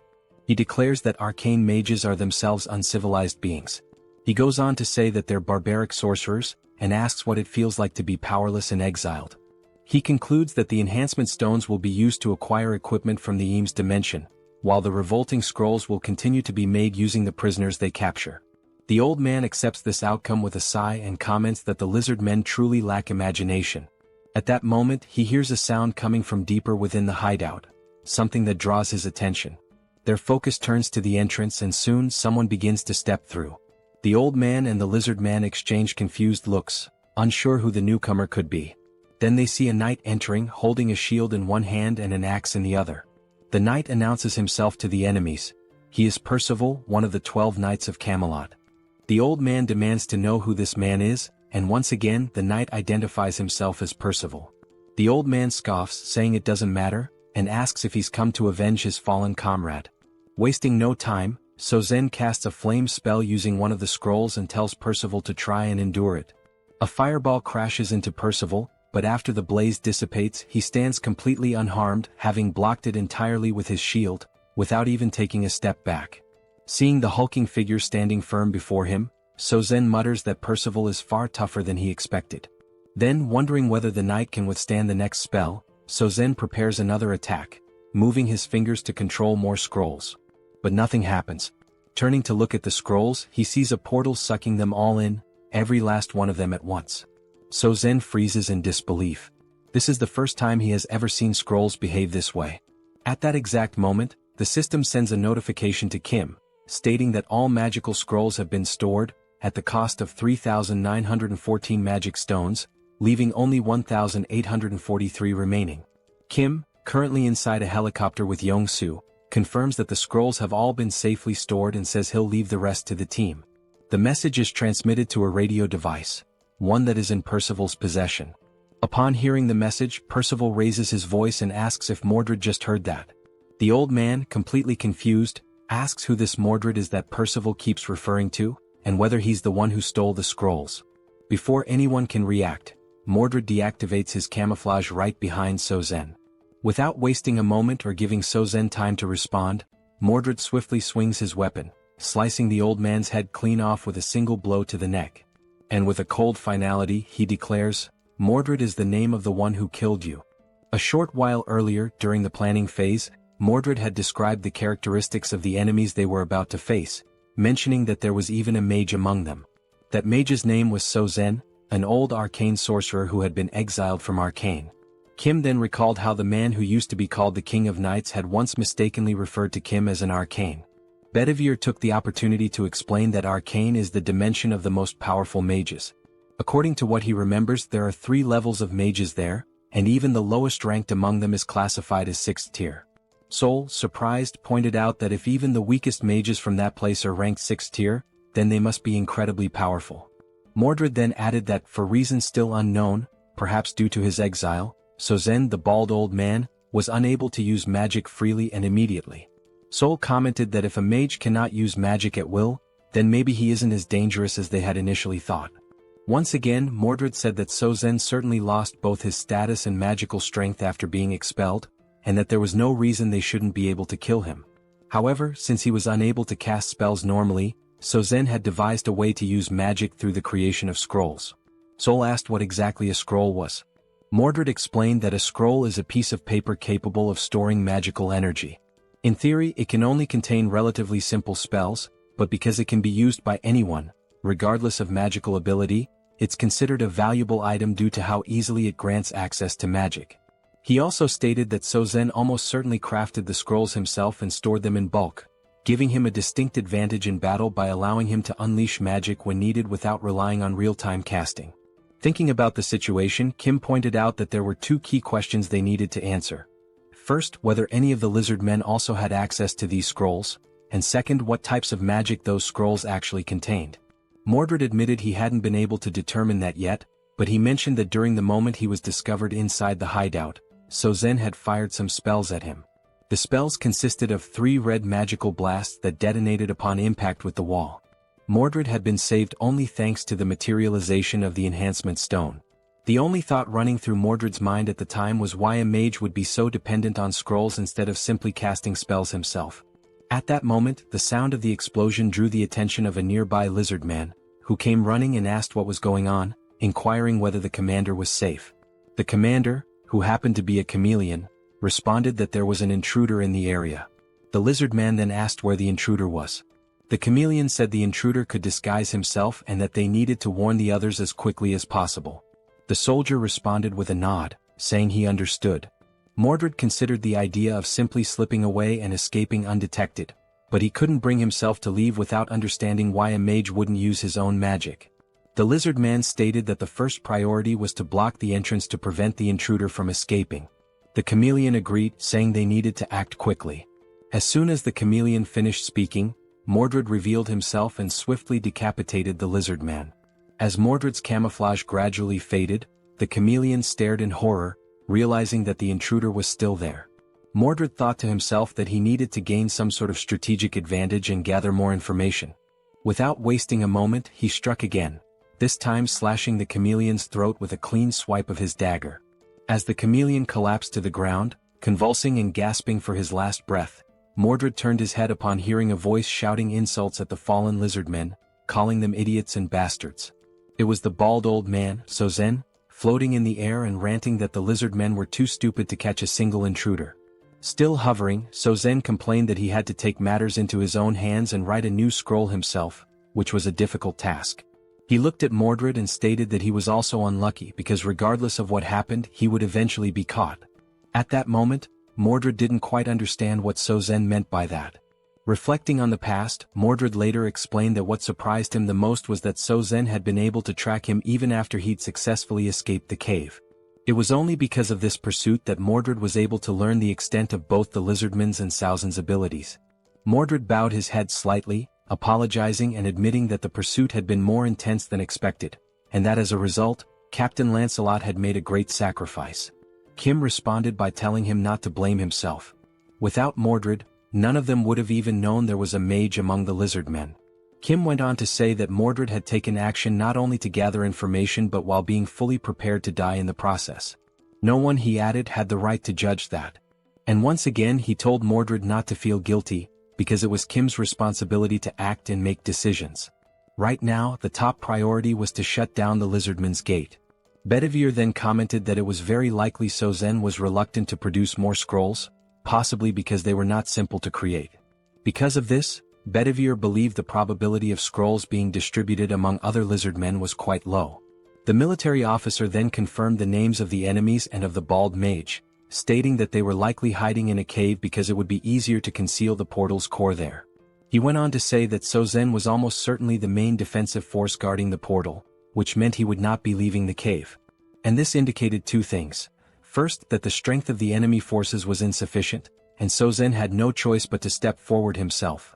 Second, that the full power of the Guardian mission needed to be deployed, and that the leakage of any information had to be avoided at all costs. Kim then pointed out that if they could just take out the old mage, the rest of the operation would become significantly easier. The real issue, however, was figuring out how to neutralize such a mage. The officer agreed. Kim said that, in his opinion, there was a good way to deal with that, and it involved using his newly unlocked level 3 subspace abilities. He referred specifically to the category skill, which allowed all items stored in the subspace to possess their own distinct properties and to be automatically classified according to specific criteria. The categories were of a higher tier, but the downside was that it was not possible to create or edit new categories at that level. Kim remembered a time when he tried to register a car as a categorized item, but the system didn't allow it as there were no matching categories available. So, only items that already fit into one of the existing categories could be stored, and even then only by paying a cost. He also recalled that he was only able to store the Sacred Spear of Lakis because it fit under the Eames construction materials category. It hadn't been long since he had managed to evolve the subspace to level 4, after killing the traitorous goblin Bongso. After this upgrade, it became possible to create new item categories, though the system still limited the number of custom categories to a maximum of 2. At that moment, Kim realized that since the mage couldn't use magic freely and relied on scrolls instead, there might be a workaround. While adjusting the system, he thought about adding a new category for the scrolls, with the intention of removing Saozen's access to them. Kim mentioned that Pax's ability could be used from a relatively long distance, and that even if Sozen was hidden deep inside a cave, the ability would still be able to reach him. Once the plan was finalized, an assault group was dispatched to the cave. This group was composed of Seoul and Percival, the newly appointed tank knight. Seoul teased him, asking whether he was the leader of this operation, to which he answered affirmatively. She said she was eager to see what he was capable of, and Percival also added that he was looking forward to it.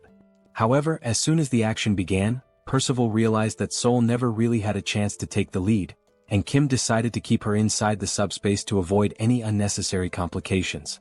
Inside the subspace, Seoul was furious, yelling that she wanted to fight too. Kim responded by saying that her time would come, and asked her not to be too upset. Meanwhile, the lizard men within the cave were communicating among themselves. One of them announced that there was an intruder and that everyone needed to be alerted. Another said he would go report this new invasion to Sozen. As that lizard man ran off to deliver the message, a camouflaged figure suddenly appeared in front of him. It was Mordred, who, true to his skills as an assassin, intercepted the message by decapitating the lizard man in a single clean strike. The infiltration team also included Mordred, who, back in the present, the scene revealed Saozen's severed head rolling across the floor of the cave as Mordred calmly held his dagger. The massive lizard man commented that he had felt a faint vibration in the ground, and then suddenly this man showed up and killed Sozen. He admitted that he hadn't paid much attention to it, since the vibration was weak, and never imagined someone could get so close without making a sound. Now he wondered whether this was the same intruder from before. On the other side of the cave, Percival, wielding his giant axe, charged toward the grotesque one-eyed creature. Realizing that this might truly be its end, the creature froze in place, paralyzed by fear. Percival leaped into the air, aiming his attack directly at the creature's enormous eye. But just before the axe could strike, something moved in front of him, blocking the blow. It was the tail of the giant lizard man, who now seemed to be more like a serpent, swatting Percival away and sending him flying after parrying the attack. Witnessing this, Mordred told Percival to hurry and destroy the gate. But he too was hit by the same tail, sent crashing to the ground. Now both Mordred and Percival lay on the ground, and it became clear that the giant lizard man was, in fact, a massive serpent. The serpent declared that the gate would not be touched. Inwardly, the giant snake reflected on how it had heard stories about the powers of the enemy knights, but nothing had prepared it for these two in particular. Glancing at Saozen's lifeless, headless body on the ground, the snake muttered that the old mage had been useless from the start. It had never accepted him, and now that things had come to this point, there was only one option left. The giant serpent then grabbed the one-eyed creature in its jaws and fled into the tunnels that lay deeper within the cave. Lying on the ground, Mordred questions the reason behind the enemy's actions and wonders what the true intention is with relocating the core of the portal. His thoughts circle around the possible objectives, trying to understand where the enemy intends to go with such a move. Meanwhile, as it flees through the tunnels, the giant serpent reflects on its past experiences and competitive bidding processes. From what it has learned, regardless of how powerful someone might be in the present, a representative is never allowed to be of the 7th rank. That rule, deeply ingrained in its understanding of power dynamics, makes the current situation more complex. The serpent considers that perhaps its leader has chosen to remain outside the cave for protection, yet is still observing and monitoring everything that is unfolding inside. As the serpent moves swiftly through the passageways and begins to see the light of the cave's exit, it becomes aware that with all the forces now focused within the cave, the leader, Kim, will be left exposed. And as the serpent had anticipated, just outside the cave inside the helicopter stood Kim, marked with a massive representative sign glowing above his head. Approaching quickly, the serpent concludes that it has finally found what it had been searching for. Inside the helicopter, Kim suddenly senses something rapidly approaching his position. Looking out and focusing his gaze, he is taken aback by a sudden and startling sight. A gigantic creature is closing in at high speed, preparing to swallow the entire helicopter in a single, overwhelming bite.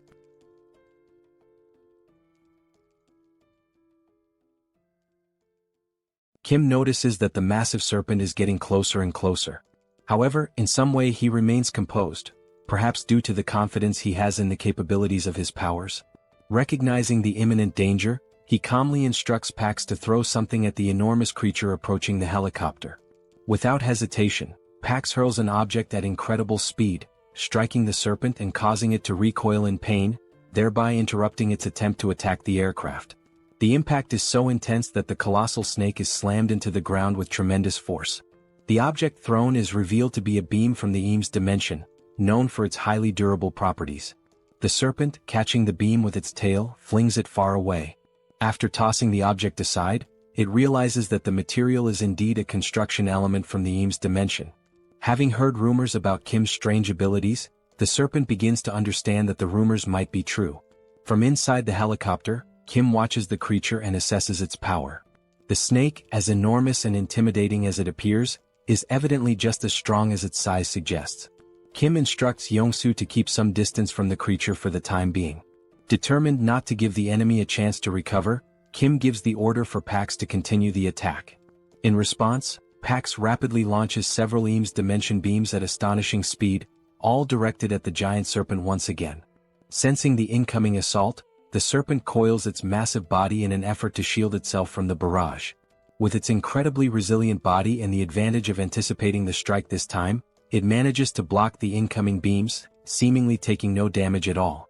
Observing the creature's movements as it defends itself, Kim realizes that defeating this enemy may not be so simple. The beam barrage from Pax continues, but this time the giant serpent seems to come up with a plan. It begins dodging each of the beams one by one with precise and agile movements. It slithers swiftly through the area until it comes across a building which it begins to climb.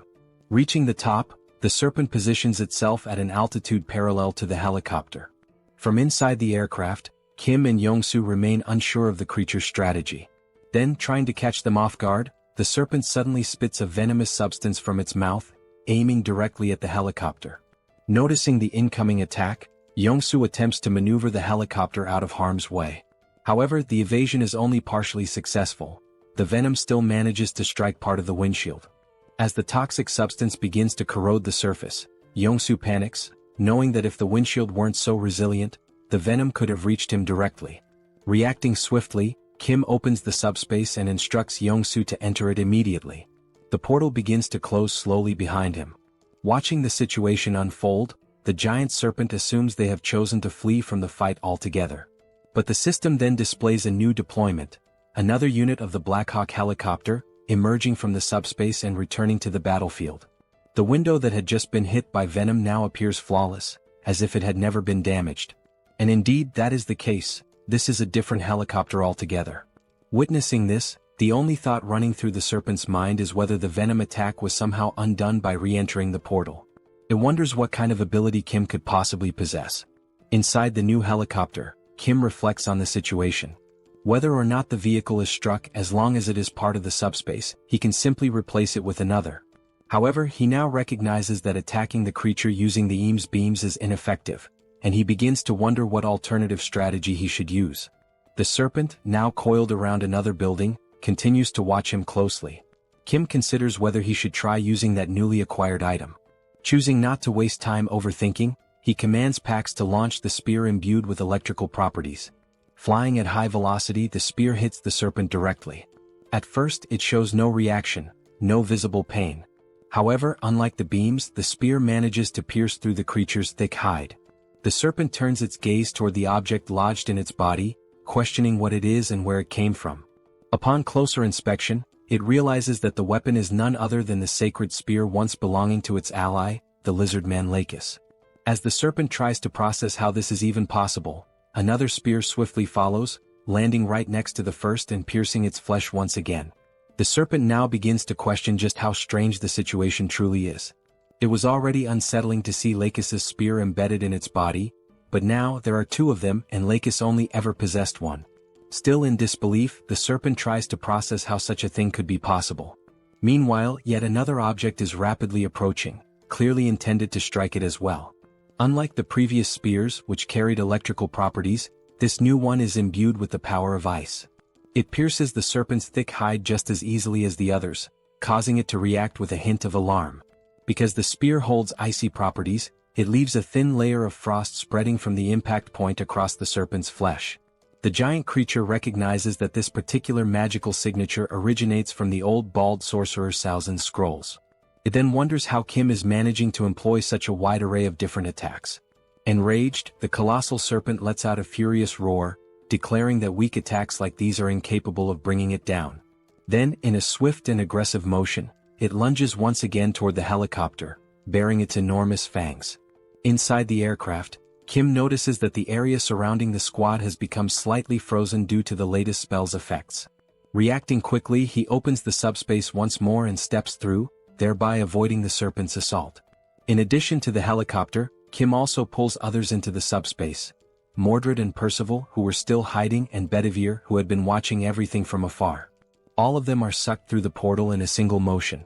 Still frozen in place, trying to understand the nature of her opponent's abilities, the serpent notices that the representative mark of Seoul remains floating in the same place, exactly where Kim vanished into subspace. As she begins to open another portal in front of her, the serpent thinks to herself that Lakis never possessed two spears. Everything must somehow be a part of Kim's ability. This time, what she sees emerging from the portal causes her eyes to widen in disbelief. Kim appears once again, this time accompanied by Seoul and their father, each holding one of Salzin's spell scrolls. But they are not alone. Kim has coordinated for everyone who had been inside the subspace to simultaneously release spells using different scrolls, amplifying the impact of the coming attack. At that moment, Kim signals for everyone to launch their spells and unfurls his scroll, casting the powerful joint spell. The resulting magical force is so immense that the sky lights up in a blinding radiance, leaving the serpent unable to perceive what is coming toward her. As before, dozens of icy spears are launched in unison, forming an overwhelming barrage. This time, the serpent is unable to dodge the attack. Just like the previous strikes, the spears penetrate the serpent's thick skin, each freezing the area around the point of impact. But the assault continues relentlessly. Wave after wave of icy spears rain down, giving the serpent no opportunity to recover. Overwhelmed by the sheer number of piercings and the accumulating frost, the serpent finally collapses to the ground, its body unable to withstand the brutal combination of wounds and freezing effects. Observing the fallen creature, Kim announces that it has gone down and instructs everyone to fall back. He also tells Pax to deploy a new Blackhawk. Within seconds, a Blackhawk materializes in front of them, and Kim calls out to his pilot, Yongsu, preparing for departure. They board the helicopter and exit the subspace together. Looking out the open door, Kim sees the serpent writhing in pain on the ground, clearly struggling to rise. He remarks that for now the massive beast won't be moving anytime soon. Opening another portal to subspace, Kim gives a sharp command for everyone to launch more scroll-based spells. Now each person within the subspace is seen holding scrolls of different colors, ready to cast once more. Realizing what's about to happen, the serpent reflects on what it could have done differently. Now its body is frozen and it can no longer move. Once again, the sky erupts in a blinding flash, caused by the immense power of the many scrolls being unleashed at once. At that moment, the system begins displaying multiple notifications, each indicating a different type of attack being launched at the serpent. This powerful, multifaceted magical strike heads straight toward the immobilized creature, which can do nothing but watch as the wave of destruction closes in. Thus, spells of various elements and properties strike the serpent with full force. Sometime later, as the dust finally begins to settle, Kim cautiously approaches the area. He states that he only has one question to ask. Then, looking ahead, he calmly asks why the enemies have been so desperate to launch their invasion. The serpent then states that things had to unfold exactly the way they did. Kim asks why. The serpent replies that he would not understand the reason, at least not now. Kim questions why he wouldn't be able to understand it. The serpent continues, explaining that the Earth's dimension is not far, and that, in time, Kim will realize that instead of simply defending himself as he is now, he will eventually become the one hunting other dimensions. It finishes by saying, "The universe, that is how the system was designed from the very beginning." And with those words, the giant serpent speaks for the last time. At that very moment, the system displays a notification stating that the dimensional account has been transferred, along with a total of 5,911 magical stones. Another screen appears, confirming that since Kim already holds a dimensional account, the values are combined, bringing his new total to 17,668 magical stones. Mordred, approaching silently like the assassin he is, comments that the serpent does indeed appear to be dead. The serpent's final phrases are echoed once more, raising questions about what she meant when she said there was no other choice but to invade, and about the system of the universe having been structured that way from the beginning. Mordred explains that although the leader of their enemies is now dead, the core of their dimensional gate is still intact. Kim asks if he knows where it is, and Mordred responds that he saw the serpent swallow the gate's core in an effort to protect it, something he witnessed not long ago while they were still in hiding. Upon hearing that, Kim points out that even after everything they went through to defeat her, they now have to locate the gate's core inside the enormous corpse of the serpent. Mordred confirms this. However, Mordred adds that Lord Kim doesn't need to worry. Back in their hometown, they were well known for dismantling and breaking down corpses. Taking the lead, Mordred calls out to the other knights, stating that their objective is to destroy the gate's core and drive the Sabros dimension out for good. All of them step into the remains. After some time, the system displays another transfer notification, this time for 33,638 magical stones, with no depositor information provided. Another screen confirms that since Kim already has an active dimensional account, the total value is updated to 51,306 magical stones. Kim observes that the terraforming in that area is slowly beginning to dissipate. Then Mordred calls out to him, saying that while destroying the core of the portal, he happened to stumble upon something unexpected. Impressed by Mordred's speed and efficiency, Kim turns to see what it is. He sees Mordred holding 3 red enhancement stones in his hand. Without hesitation, Kim commands the system to use the stones. The system then displays a message. The 3 enhancement stones are being consumed, along with 500 magical stones, to designate Lancelot as one of the 12 Knights of Camelot. The enhancement stones begin to float, enveloped by a glowing red aura.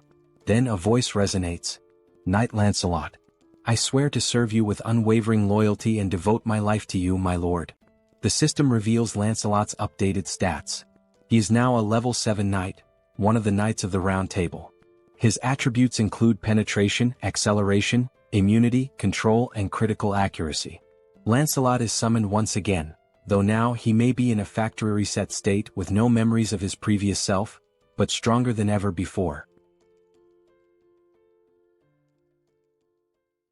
At that very moment, a system notification appeared, announcing that the Sabros dimension had officially lost its commercial rights over the Incheon region. The message indicated that, because of this, Incheon had now been fully restored as part of Earth's territory. The land, which had previously been altered to favor the lizard men with its thick layer of mud, was now gradually returning to its original state, slowly but steadily. Lancelot stood quietly, taking in the scene unfolding before his eyes, while someone nearby remarked that all of this was happening thanks to him. The comment caught Lancelot's attention. As Lancelot turned to face Kim, Kim said that although it might be a little late to say it, he was grateful for everything Lancelot had done. Lancelot paused for a few seconds, falling silent. Then finally he spoke, not to deny the gratitude but to apologize, explaining that he had only done what was required of him as a knight. Kim responded by acknowledging how hard it must have been to do what needed to be done. He added that, regardless of whether Lancelot was good or bad, simply saying thank you would be better than offering an apology. Lancelot seemed ready to apologize again, but he stopped himself midway and instead offered a sincere, heartfelt thank you to Kim. And in that brief moment, Kim felt a quiet joy as he realized that his friend Lancelot had truly returned. He had not been reset from scratch, but was genuinely himself once again. At that exact moment, something caught Kim's attention, prompting him to look toward the sky. There, multiple helicopters were approaching in formation, heading in their direction. The city was no longer covered in mud. Throughout Korea, only Incheon had lost the bid for territorial rights. And now that it had been recovered, it meant that all the monsters who had attempted to conquer Korea had been successfully eliminated. Of course, this did not mean that the situation was entirely safe. Primitive monsters such as orcs and wyverns still roamed the land. Those remaining threats would need to be dealt with before the country could truly resume its normal functions, and that process could take a very long time. The helicopters completed their descent and landed at the site. The head of operations disembarked and addressed Kim as Colonel Kim, a title that made Kim pause for a moment, slightly puzzled by being called Colonel. The operations chief explained that they had not arrived earlier due to the ongoing terraforming process, but now additional helicopters were on their way transporting supplies. As he looked up at Kim, who stood atop the massive serpent's corpse, the chief remarked that this enormous creature had to be the leader of the lizardmen, and asked how something that size could even exist. Kim replied that he hoped the other head of operations was doing alright, since the last time they met, that man had fled the scene, claiming he had been attacked by insects. Sometime later, within the subspace, it was finally time for a meal. Plates were being served to everyone, and Kim couldn't help but think about the strange contrast, being served Chinese food in a world where monsters still roamed the streets. He wondered where the dish had even come from. The story had begun shortly after Minwo's mother had been rescued and received care from Joy inside the subspace. Minwo's mother had mentioned that she should offer food to express her gratitude to everyone, but Joy reassured her that she was fine. She had eaten a lot lately, though she would gladly accept the offer as a kind gesture. Curious, Minwo's mother asked how Joy had managed to eat so much food in a place like that. In response, Joy asked if she really didn't know. That was how Minwo's mother came to learn about Kim's abilities, specifically his power to produce infinite ingredients. She then mentioned that she had a friend who was an excellent cook. With materials provided by PX, dishes were prepared by the owner of a renowned Chinese restaurant located in Chinatown. This chef cooked with joy in his heart, because even in such a ruined world, he could still prepare food for others. It made him feel blessed to serve people again. And that was the story behind the Chinese dish. Thanks to the kind heart of the chef, it had become possible to enjoy a meal of such quality even in the midst of the apocalypse. Of course, even if the ingredients were unlimited, it was still questionable how the chef had prepared so much food alone. In truth, he had made only one dish, and from that single plate PX had duplicated the rest. Seoul, known for her large appetite, devoured the meal and repeatedly asked Kim to bring more food, faster. Hearing this, Kim told her to slow down, commenting that it didn't even look like she was chewing. The women around them were astonished, still wondering how food could possibly taste that good. Meanwhile, Kim reflected on everything that had happened. He had defeated the lizard men, reclaimed Incheon, and now, everyone was able to sit down and enjoy delicious Chinese food together, and celebrate. And there was one more reason to celebrate. At that moment, Kim's sister-in-law, his older brother's wife, was not feeling very well. Joy asked her if she was okay, suggesting she might have caught a cold or something like that, since she hadn't eaten much. Looking down at her nearly full plate, the sister-in-law told them not to worry. But Joy continued, asking whether she had been feeling more nauseous lately, if her urination had decreased, if her mouth felt dry, and whether she experienced dizziness when moving quickly. The sister-in-law responded affirmatively, clearly confused as to how Joy could know all of that. Then Joy said something that took everyone by surprise, even the sister-in-law herself. She explained that those were early symptoms of pregnancy. Shortly after the meal, this information was shared with the rest of the family. Song, Kim's older brother, called everyone together for an important announcement. He explained that after Joy's suspicions, his wife had taken a test, and it had confirmed the pregnancy. Everyone congratulated them with smiles and heartfelt joy. Yangso turns to Kim and congratulates him as well, acknowledging that Kim is now about to have his very first nephew. At that moment, even though the baby's gender is still unknown, Kim suddenly feels as if he has crossed into adulthood, an inner shift he wasn't expecting. As the family gathers, their thoughts begin to wander toward the future of the baby. They start wondering about what the baby will wear, whether PX includes children's clothing, and which sport the child might eventually take up. Joy and Seoul are equally excited about the baby's arrival, filled with anticipation and happiness. However, just as with many things in life, wherever there is joy, there can also be looming concerns. The moment of celebration and happiness proves to be brief. A soldier approaches Kim and speaks quietly, informing him of an urgent radio transmission coming from the chief of the Central Operations Command. He suggests that Kim should hear it immediately. Kim heads over to the transmission line and confirms to the operations chief that he is now listening. After receiving several initial details, Kim explains that the terraforming has disappeared from Incheon and asks if the chief will be returning soon. The chief of operations then reports that, through the remaining direct communication lines with both China and Japan, he is currently sharing the developing situation among the nations. He explains that terraforming is now occurring on a large scale in those areas, and its effects are slowly spreading. He adds that the impact varies from country to country. At the moment, they are facing specific dangers. Toxic gases are pouring from the Beijing Gate, while poisonous water is erupting from the Fukuoka Gate. Kim realizes that being in Korea, China and Japan are neighboring countries, practically next door. He asks which of the two is currently experiencing the most severe damage. The operations chief responds that neither situation is minor, but among the two, the most urgent threat is definitely the toxic gas leaking from the Beijing Gate. While the colonel continues speaking to Kim, a shot reveals a massive insect, already dead, lying on the ground. He explains that the toxic atmosphere hasn't reached them yet, but the arrival of these giant insects shows it's only a matter of time before the real danger begins. The colonel emphasizes that closing the toxic gate in Beijing is now the highest priority. He explains that troops are being organized for deployment, but this isn't a problem that can be solved through military might alone. That's why he has remained calm until now. Admitting he feels a bit ashamed, the colonel says he needs to ask Kim for a favor. Kim tells him there's no need to feel embarrassed. If they do nothing, the entire Korean peninsula could soon become a living hell. Wanting to understand the situation more deeply, Kim offers to fly directly to China by helicopter and asks whether that would be acceptable. The colonel instructs him to first visit the 3rd Guard Brigade before heading to China. Kim confirms the order, says he will leave tonight, and ends the radio transmission with the colonel. Now driven by the thought that he cannot allow his future nephew to grow up in a world filled with giant insects, air pollution and poison, Kim feels an even deeper determination to resolve these problems and restore balance to Earth. He gives the command for PAX to increase the level of the subspace. Immediately, the system displays the progress. 30,000 magic stones are consumed to raise the level, leaving 20,000 stones remaining in the system's reserves.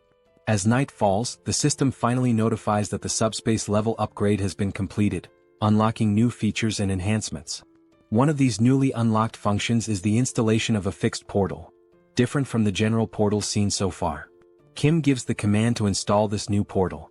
As stated in the skill description, this new type of portal is distinct from all previously summoned portals. There are several key differences. First, once this portal is installed, it becomes fixed in the exact location where it was summoned and cannot be moved. Second, this portal has no physical presence or defensive power, meaning it cannot be used as a barrier to block enemy attacks. However, for those granted access, they are able to pass through the portal and enter the subspace, effectively allowing them to avoid enemy assaults altogether. This portal differs from the summoning-type portals used until now. The ability to enter and exit the subspace and collect necessary items through a single fixed location is, without a doubt, a remarkable capability. Watching all of this unfold, Manhwa comments that this is indeed an amazing skill, one that could easily be used for fraud if someone had bad intentions. He then asks if Kim is really going to China and urges him to hurry up. Kim confirms that he will be heading there soon, and adds that after closing the gate in China, he will have to go to Japan as well.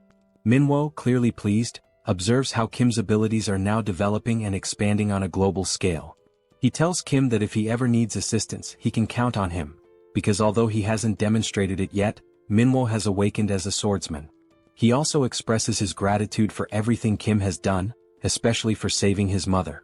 Kim thanks him as well, for everything, before heading off on the next journey to save Earth once more. Inside the helicopter, Kim and Yongso give a thumbs up as a way to signal that everything is okay and to offer a temporary goodbye. The helicopter lifts off and begins its flight toward a new destination. Sometime later, at Incheon International Airport, someone is calling out for James, but there is no reply. A man approaches an aircraft while James's name is called again, urging him to come out. The man says he just received a call from the Joint Chiefs of Staff, informing him that the individuals they had discussed, the ones heading to China, have now arrived. Suddenly, James appears from underneath the plane, asking how they arrived so quickly. From his appearance and actions, it seems James is a mechanic. Still processing the sudden arrival, James expresses surprise at the speed of their arrival and comments that the aircraft hasn't even been fully remodeled yet for a long-range flight to China. As things stand, they won't be able to depart at this moment.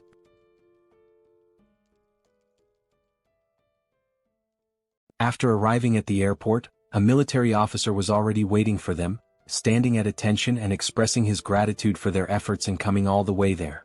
This officer introduced himself as Park Cheo-hwan, captain of the 3rd Guard Brigade. Both Kim and Young-so respectfully returned the gesture and introduced themselves by name. The officer mentioned that he had already been informed in advance about their arrival so that preparations could be made for their flight to China. Young-so, visibly eager, commented on how excited he was to pilot a new type of aircraft. Without further delay, the officer instructed them to follow him. Once inside, they entered a hangar where the aircraft that would take them to China was waiting. The officer explained that the model of the aircraft was the C-130J, which is significantly faster than a Black Hawk, making the journey to Beijing possible.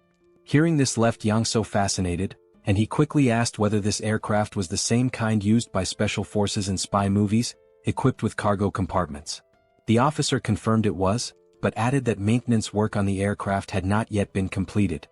He asked them to wait a moment until the preparations for takeoff were finished.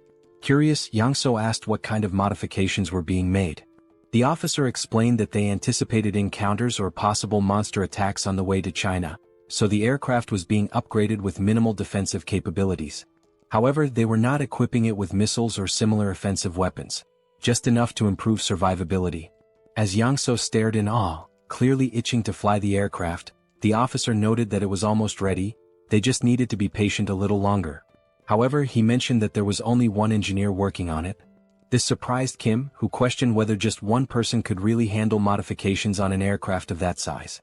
The officer admitted that Kim had a point, but added that the engineer, a man named James, was quite an unusual individual.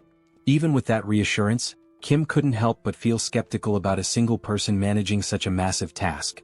Looking behind him, the officer suddenly noticed someone approaching and remarked that if he was already on his way over, it must mean the job was done. Walking over calmly was James, the engineer responsible for the aircraft's maintenance, who called the others over to show them the result. Holding a magic stone in his hand, James explained that if they looked carefully at the aircraft's exterior, there wouldn't appear to be any difference before and after the upgrade. That was intentional. He had focused all the modifications on the aircraft's underside. He went on to explain that flying monsters typically attack from below, which was why the upgrades were concentrated there. Observing the scene, Kim could only think that James must be an awakened person with a mechanic-type ability. The magic stone in his hand made that clear.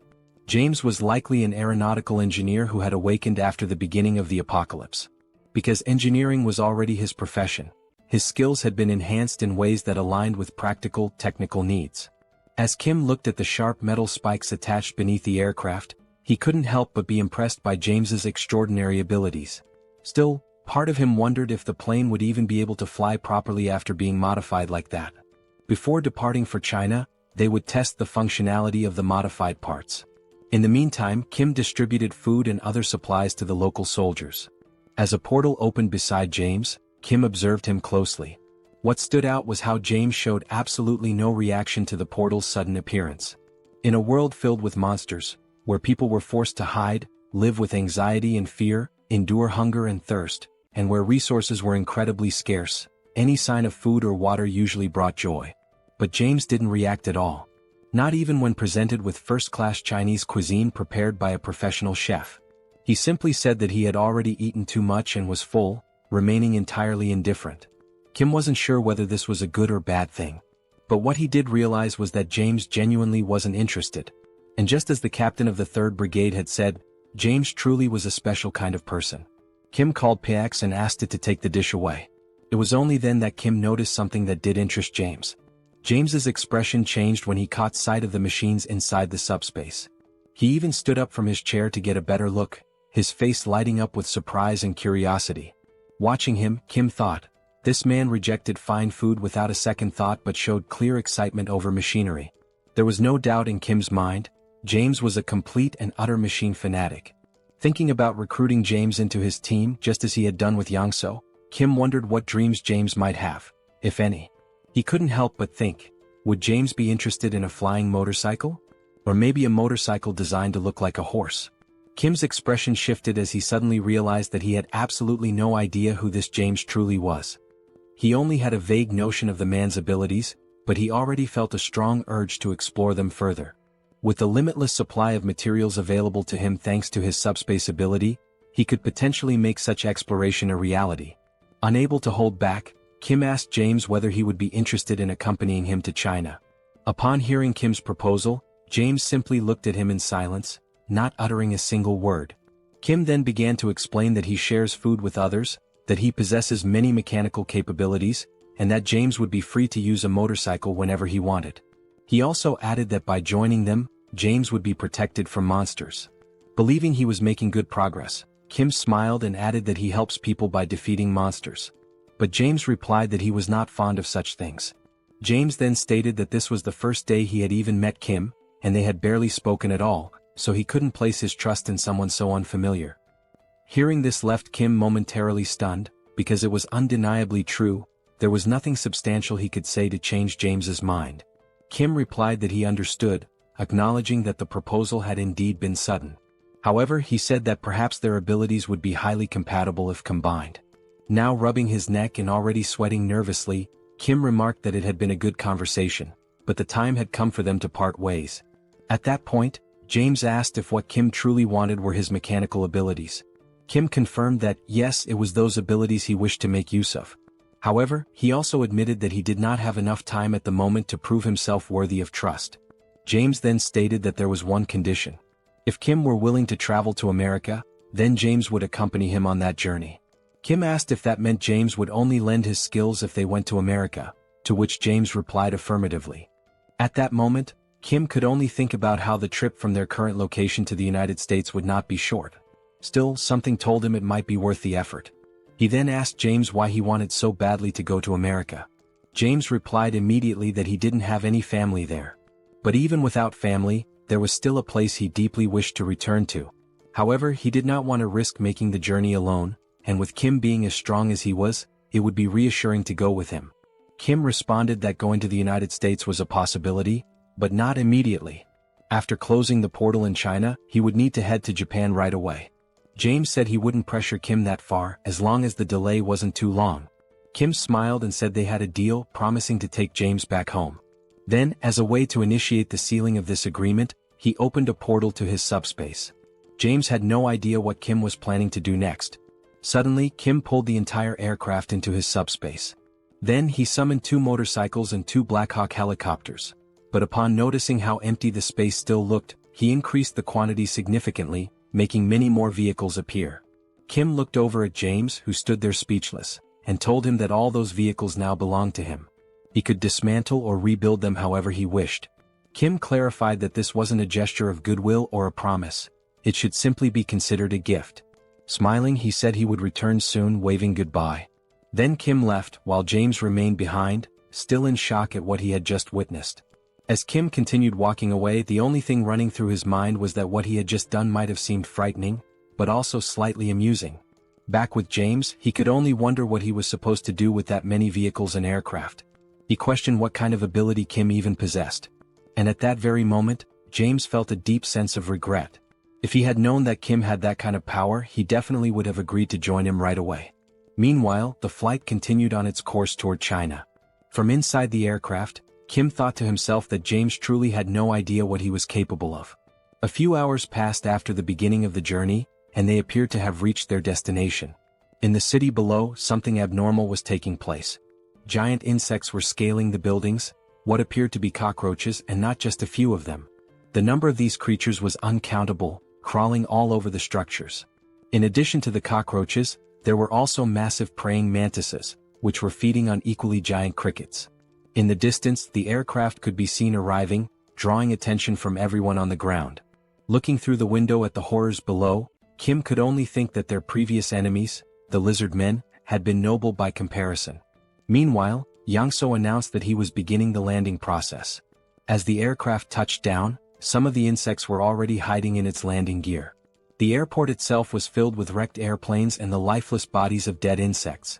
However, Kim had anticipated this situation and quickly opened his portal, pulling the aircraft into his subspace for safety.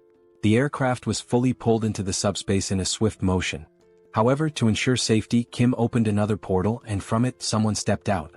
It was Lancelot who emerged, and it was clear that his aura had grown noticeably more intense. Lancelot addressed Mr. Kim, informing him that it was safe to come out. Kim responded by asking for a moment, explaining that he was in the process of putting on a new outfit. After a short pause, Kim stepped out from the portal wearing a suit designed to protect against radiation. He immediately asked whether there were any insects in the vicinity.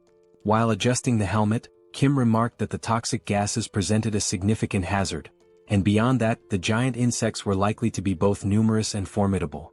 Lancelot reassured him, saying there was no need to worry for the time being, as no insects had been detected nearby. However, he added that it appeared they already had company. Kim turned to look and saw something he hadn't expected to encounter so soon. A man stood there, his hands pressed together in a respectful gesture, asking whether they were from Korea and saying he had been waiting for their arrival. The man was not alone. He was accompanied by several others, all of whom expressed their happiness that Kim had come to assist China.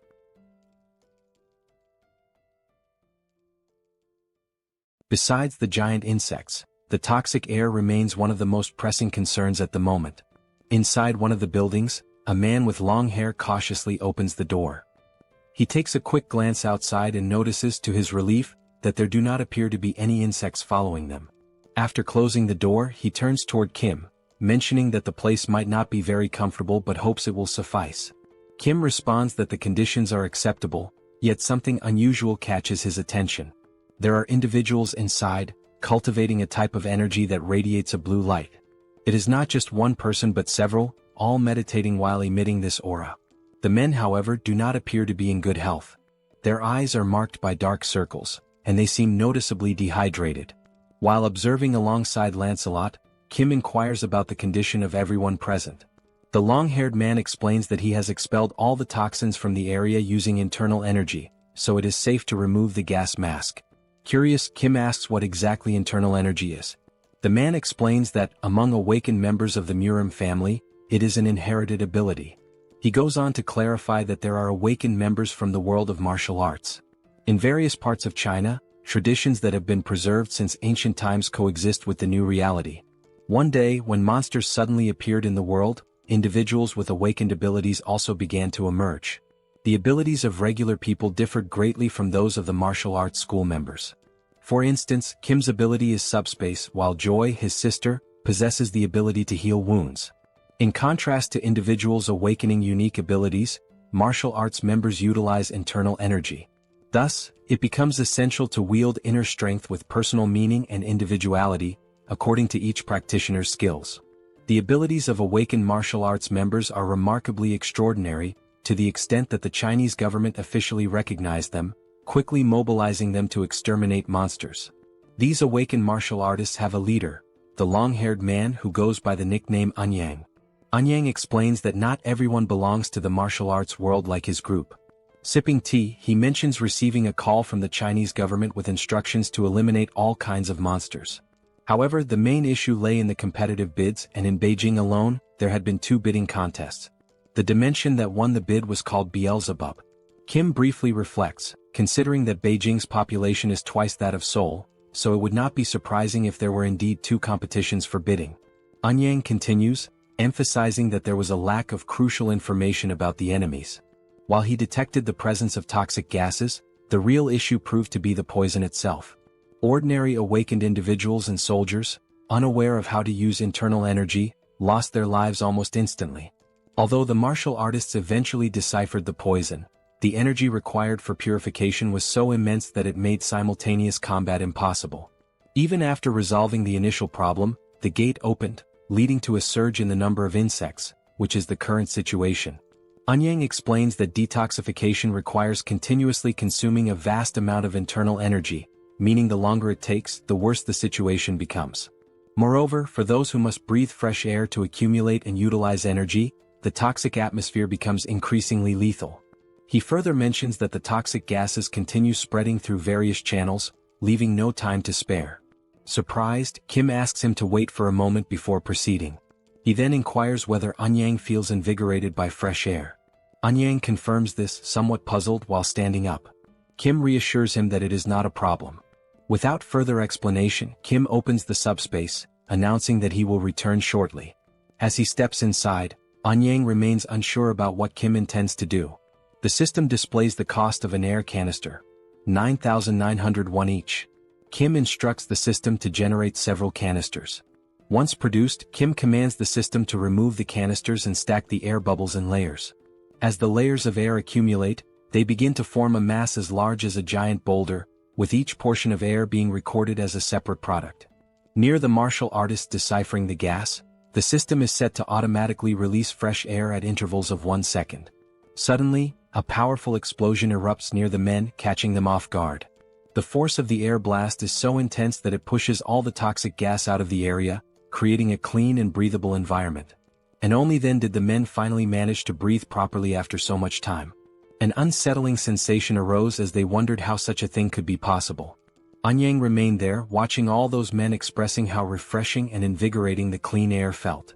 Still in disbelief, he asked what Kim did to achieve such a result, as now all the men seemed revitalized just from being able to breathe pure air. Anyang, still incredulous, questioned how this could be possible. Turning towards the subspace portal, he noticed that the fresh air was emanating from Kim's ability. He began to realize that when he had reached out to the Koreans for help, it was truly a desperate situation. People who did not know how to utilize internal energy could not even move, and meanwhile the insects reproduced faster than they could be eradicated. That was the reason he pleaded for help, desperately grasping at any possibility. Naturally, he had anticipated a refusal when he explained over the call that the situation involved insects and toxic gases. However, during the call, he heard the soldier relay the situation to Kim, and the response came that Kim would be happy to assist. During the call, Anyang had also noticed the relaxed tone of the Korean soldier. Still uncertain, he had tried to confirm if Kim truly intended to come to China to help, and the answer was swift. The soldier explained that Kim would be departing that very night and arriving the next morning. For a brief moment, Anyang had thought the Koreans were being arrogant, assuming that the problem was small enough to be resolved by just Kim. And at that precise moment, when Kim did not merely arrive to eliminate the insects but genuinely demonstrated his immense strength, Anyang realized that he himself had been the arrogant one by underestimating Kim. Casting a sidelong glance with a look of surprise, Anyang finally grasped why Kim had been so composed. His abilities were indeed astonishing. Kim then noticed something that caught his attention. Looking to the side, he saw Anyang leaning towards him, seemingly wanting to express gratitude.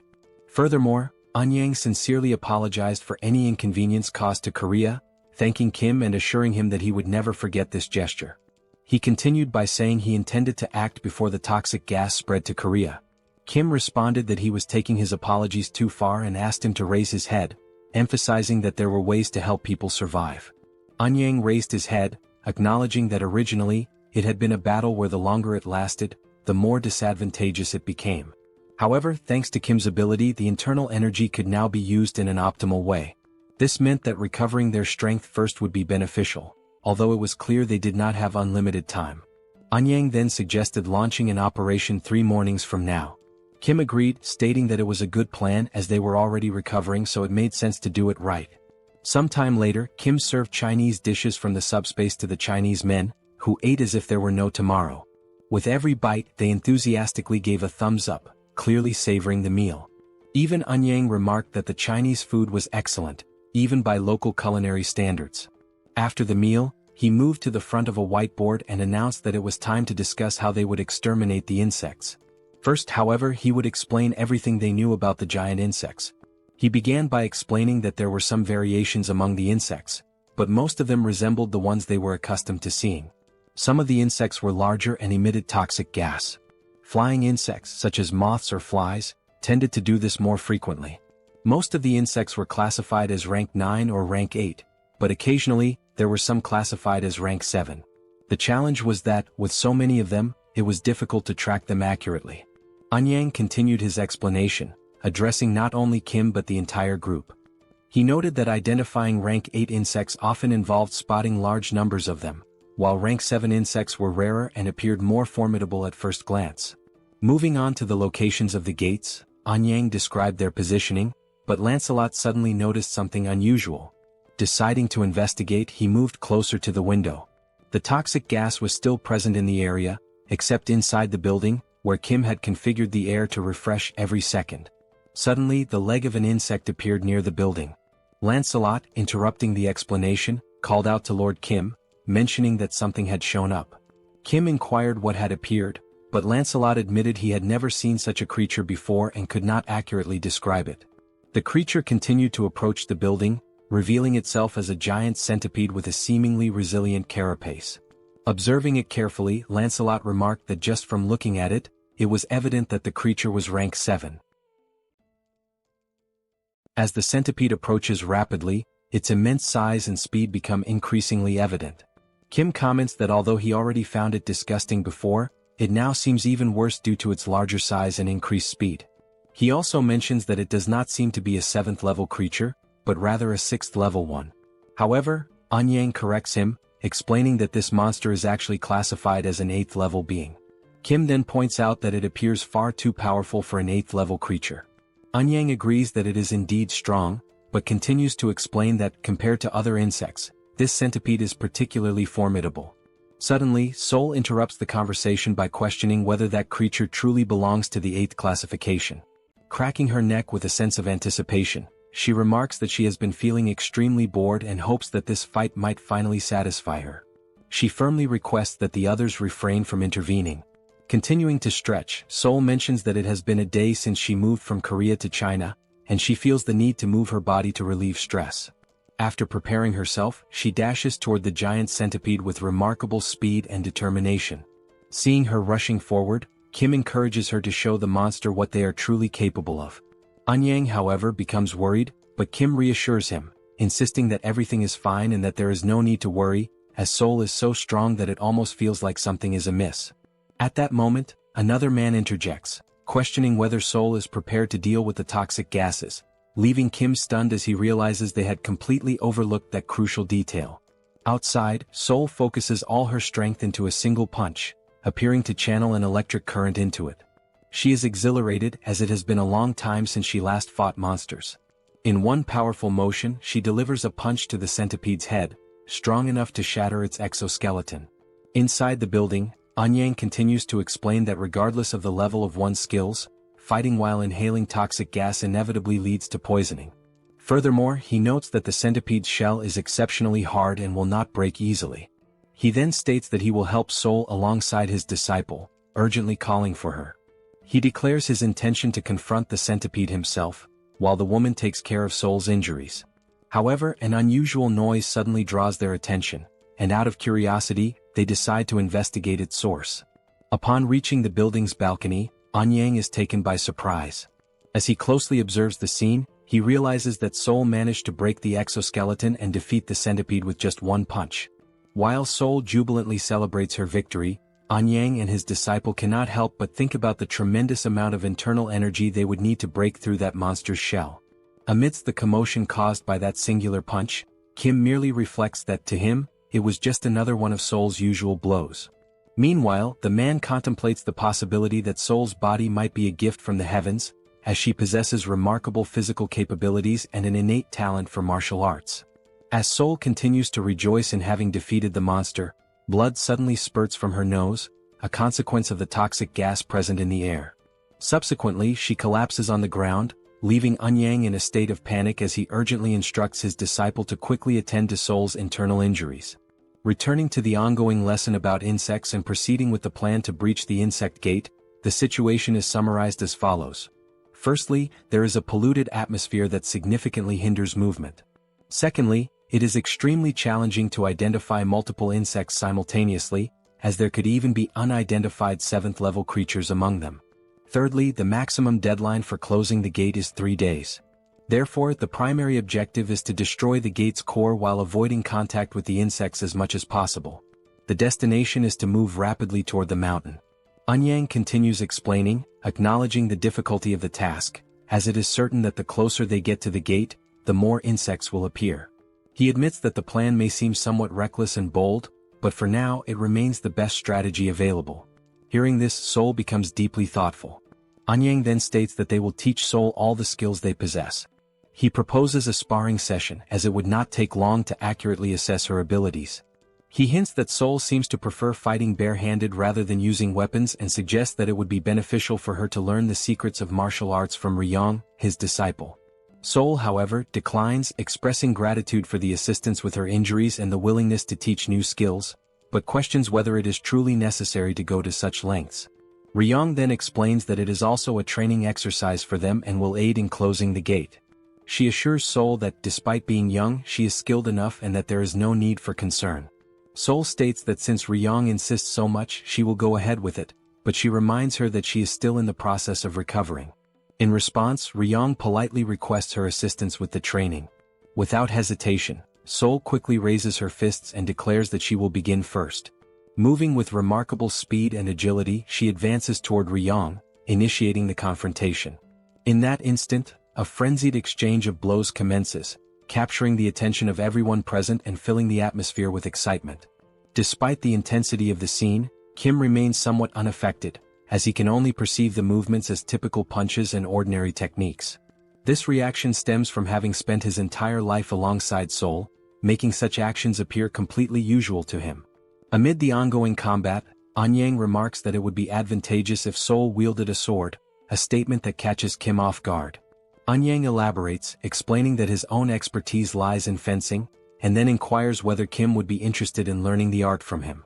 Politely, Kim declines the offer but follows up with a question, wondering if a friend of his might learn and practice fencing instead. He reveals that this friend has a deep passion for swords. Naturally, this friend is Manhwa, who initially underwent posture training as part of the learning process. Kim begins to notice a key difference between himself and the Chinese practitioners. It is not as though he can effortlessly manipulate internal energy, as this capability varies from person to person.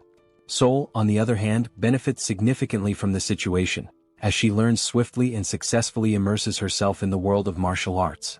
Even without fully grasping the evolution taking place, Kim quietly contemplates what has changed compared to before. Though uncertain, he starts to sense that martial artists seem to share a common trait. They have elevated their endurance to its peak by acquiring new abilities, making those who were already strong even stronger. Acknowledging this evolution, Kim realizes that he cannot afford to remain idle. With the abundance of magical stones available, he contemplates the possibility of creating a weapon specifically designed to combat insects.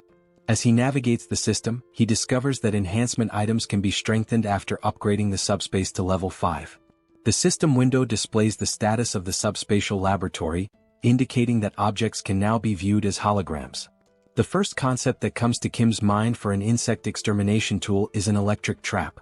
While this device would work well against small insects, most of them are considerably larger than the trap itself, rendering it ineffective. To address this, he uses the holograms for simulation, designing a larger trap. However, the efficiency remains low as the cost would be prohibitively high. This realization leads Kim to consider that developing such a device might be more challenging than it initially appeared.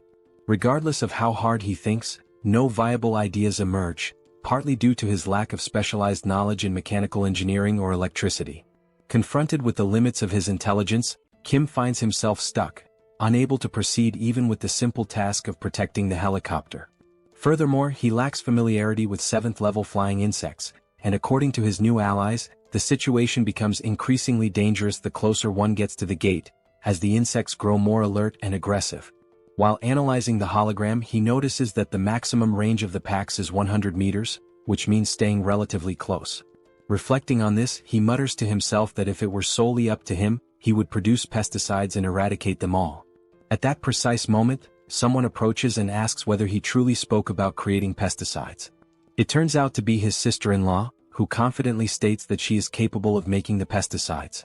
Recalling past events, Kim remembers that when he brought his entire family into the subspace, everyone managed their food consumption carefully. The water supply, on the other hand, resulted from Sun's awakening as an alchemist, something his older brother had mentioned quite clearly. Realizing that his happiness over reuniting the family had momentarily made him forget this detail, Kim becomes more attentive to the situation. Excitedly, his sister-in-law reassures him that, although her alchemy skills are not as advanced as his, she is also an awakened individual and can be of assistance. She further explains that she has been using the laboratory while Kim has been preoccupied with other matters. He expresses his approval, granting her permission to use it whenever needed. Grateful, she inquires about the specific type of pesticide he requires.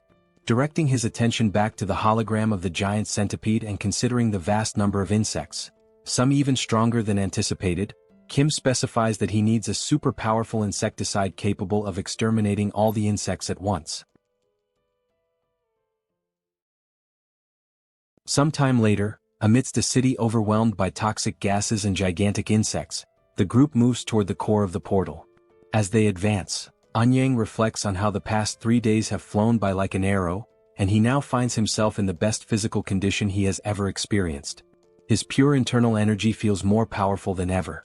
At that moment, one of the men interrupts his thoughts to alert him that insects have appeared up ahead. Thanks to Kim's assistance, they now have the means to fight against the insects, although they still don't know how to properly repay him for such invaluable help. Suddenly, a horde of insects emerges in front of them, prompting Anyang to instruct everyone to prepare for battle. The insects in their path are ants, obstructing their progress. However, before the Chinese fighters can initiate their attack using internal energy, a green liquid is thrown at the ants. The liquid makes contact and seemingly eliminates them with ease. This substance is, in fact, the insecticide that Kim's sister-in-law had created specifically for combating the insect threat.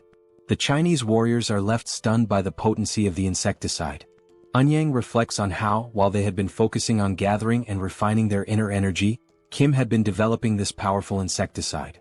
At that time, Kim is riding a motorcycle with Lancelot. Observing the scene before him, he realizes just how incredibly effective the insecticide truly is. He recalls his conversation with his sister-in-law, during which she mentioned that she had been using his laboratory and that the holographic system made everything far more convenient. Over the course of the past 3 days, she had been experimenting with various types of potions aimed at eradicating insects. She mentioned that although she hadn't succeeded in creating anything particularly powerful, the pesticide had been easy to make. In that moment, Kim had come to the realization that even what she had already produced was impressively effective against the insects. Moreover, it was completely harmless to humans and entirely odorless. Recognizing the functionality and value of the pesticide, Kim thanks his sister-in-law but adds a note of caution. The substance does not work against rank 7 insects, though it is excellent for dealing with common ones. After taking a short break, Anyang gazes out a window at what used to be a mountain known for its natural beauty, now transformed into nothing more than a dungeon swarming with insects. Turning to the others, he explains that from this point on, things become significantly more difficult. He expresses gratitude to Kim for getting them this far without needing to fight. However, the mountain itself will not be so easy to deal with. He further explains that many attempts have already been made to destroy the portal's core, but all have failed. Whenever they have tried to climb the mountain, the insects would unite and attack in force. Though they are mindless creatures, they seem to possess an instinctual understanding that they must protect the core of the portal. Anyang continues, stating that it has been a long time since their last attempt, and therefore, they have no idea what kinds of insects currently inhabit the area. Kim responds by saying that Anyang need not worry, as he is fully prepared to fight rank 7 insects. With a confident smile, he reveals something he had not mentioned earlier. He gestures to Lancelot and explains that Lancelot himself is a rank 7, and there is also something inside the subspace capable of dealing with rank 7 threats. Kim then reassures Anyang once more, encouraging him not to worry too much. However, their very first enemy on the mountain immediately makes Kim question just how powerful their opponents will be from this point on. Standing before them is a massive and terrifying grasshopper. Kim can only think that, unlike the lizard men they had faced before, this enormous insect is definitely a rank 7. As the grasshopper prepares to attack, Kim wonders whether such a creature could have possibly completed the dimensional entity's paperwork. He then recalls what Lancelot had once said about the traitorous goblins, that they had evolved through sacrificial means, a method that lacked intelligence. Those goblins had received unofficial documents, underwent evolution, and thus became what they are now. Kim begins to question whether some intelligent life forms had taken the shortcut of evolving by sacrificing other creatures. He then wonders how primitive life forms managed to achieve similar results.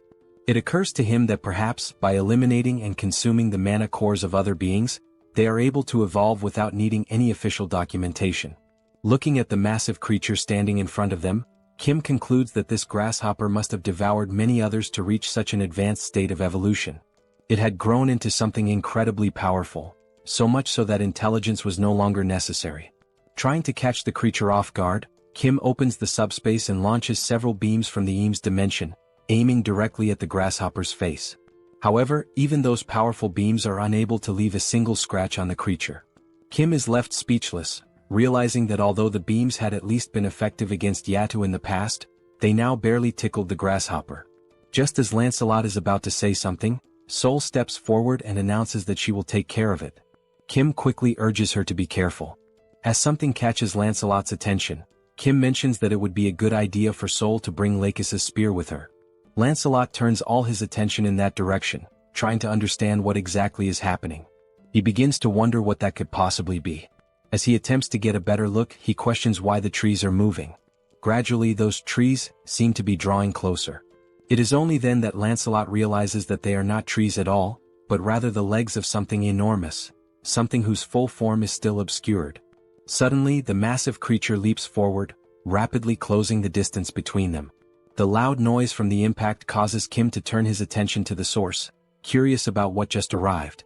Now, standing opposite the colossal grasshopper, there is a gigantic spider, both towering creatures facing each other, while the group of people remains in the center, caught between them. For a moment, everyone struggles to comprehend exactly what is unfolding before their eyes. Amidst the confusion, Kim remarks that the next wave of giant insects might appear on a continental scale, hinting at the magnitude of what they could face next. Lancelot calls out to Mr. Kim, urgently suggesting that they should climb onto the spider's back. He explains that the spider is incapable of reaching its own back with its legs. From that elevated position, they would be safe from immediate attack, buying enough time to devise a new strategy. Kim expresses his appreciation for the idea and immediately gives the order for everyone to move onto the spider's back. Even without knowing what the specific plan is, everyone follows his command without hesitation, quickly making their way upward.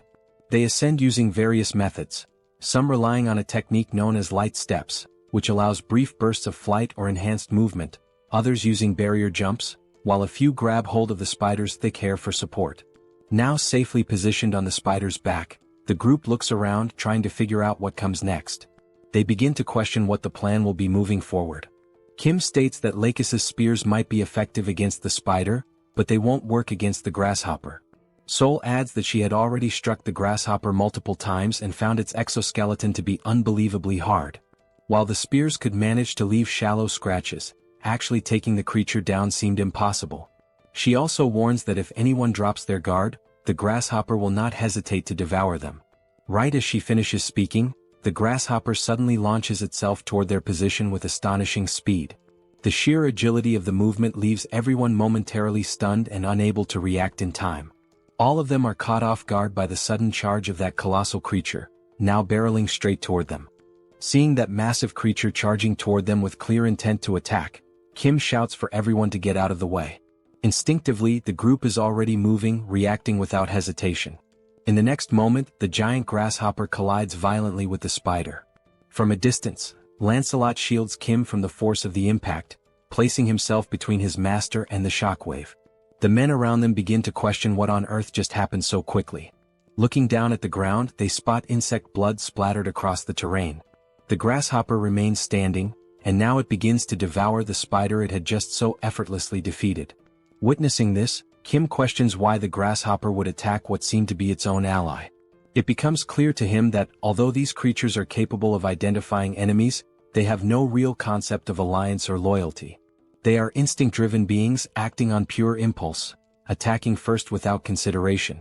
Sticking to the original strategy, Kim points forward and says they must climb onto the grasshopper's back while its vision is obscured by the rising dust. Without delay, everyone follows the order, quickly making their way onto the creature's back. While ascending, Kim can only wonder whether the grasshopper has detected their presence. However, it continues feeding on the spider without showing any signs of awareness. Then suddenly the grasshopper stops moving entirely. No one can figure out the reason behind its stillness, but the unexpected pause grants them a valuable moment to breathe and prepare. Seoul turns to Kim and asks what the next step should be. Kim replies that they need to wait just a bit longer. If they can destroy the portal's core, the insects will be forced to return to their original dimension, making it unnecessary to fight the grasshopper at all. Once the right moment comes, they will descend and destroy the core. At that moment, the grasshopper begins to move again. It suddenly leaps into the air, forcing everyone to brace themselves tightly to avoid being thrown off.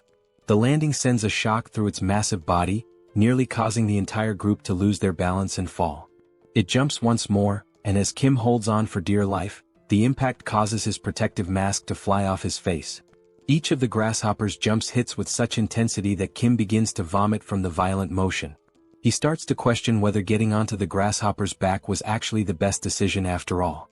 Not only might the repeated impacts break their backs and spines before they ever get close to breaking the portal's core, but the nausea is becoming overwhelming. Compared to the first time he rode with Yangso, this experience is significantly worse. At that moment, a new sound begins to rise, something similar to the sound of helicopter blades cutting through the air. Kim turns his head and spots a gigantic wasp approaching. The grasshopper halts in place as the wasp draws closer, and everyone remains still, waiting to see what will happen next. Seoul points out that dealing with the wasp right now will be extremely difficult. The wasp approaches even closer, revealing a long, sharp stinger. It heads directly toward Kim, who is in an exposed position on the grasshopper's back. Kim's eyes widen as he realizes the imminent danger he's in. Lancelot rushes toward him, urging his master to be careful. But it isn't only Kim who notices the threat. The grasshopper also seems to sense that it could be the next target of the wasp's sting. As the wasp gets close, the grasshopper reacts swiftly, swinging one of its powerful legs to strike it down to the ground. Kim starts to think that maybe the grasshopper assumed it was the wasp's target and simply acted in self-defense. Now the grasshopper charges toward the fallen wasp to launch a full attack. Trying to defend itself, the wasp bites down on one of the grasshopper's legs and successfully rips it off. The massive creature now stands with one less limb. Kim can only hope the grasshopper will continue to fight despite the injury. The wasp remains on the ground, seemingly vulnerable. However, the towering insect no longer makes any aggressive moves. Kim grows increasingly frustrated by the mindlessness of these creatures, annoyed at how they act like idiots without any coherent behavior.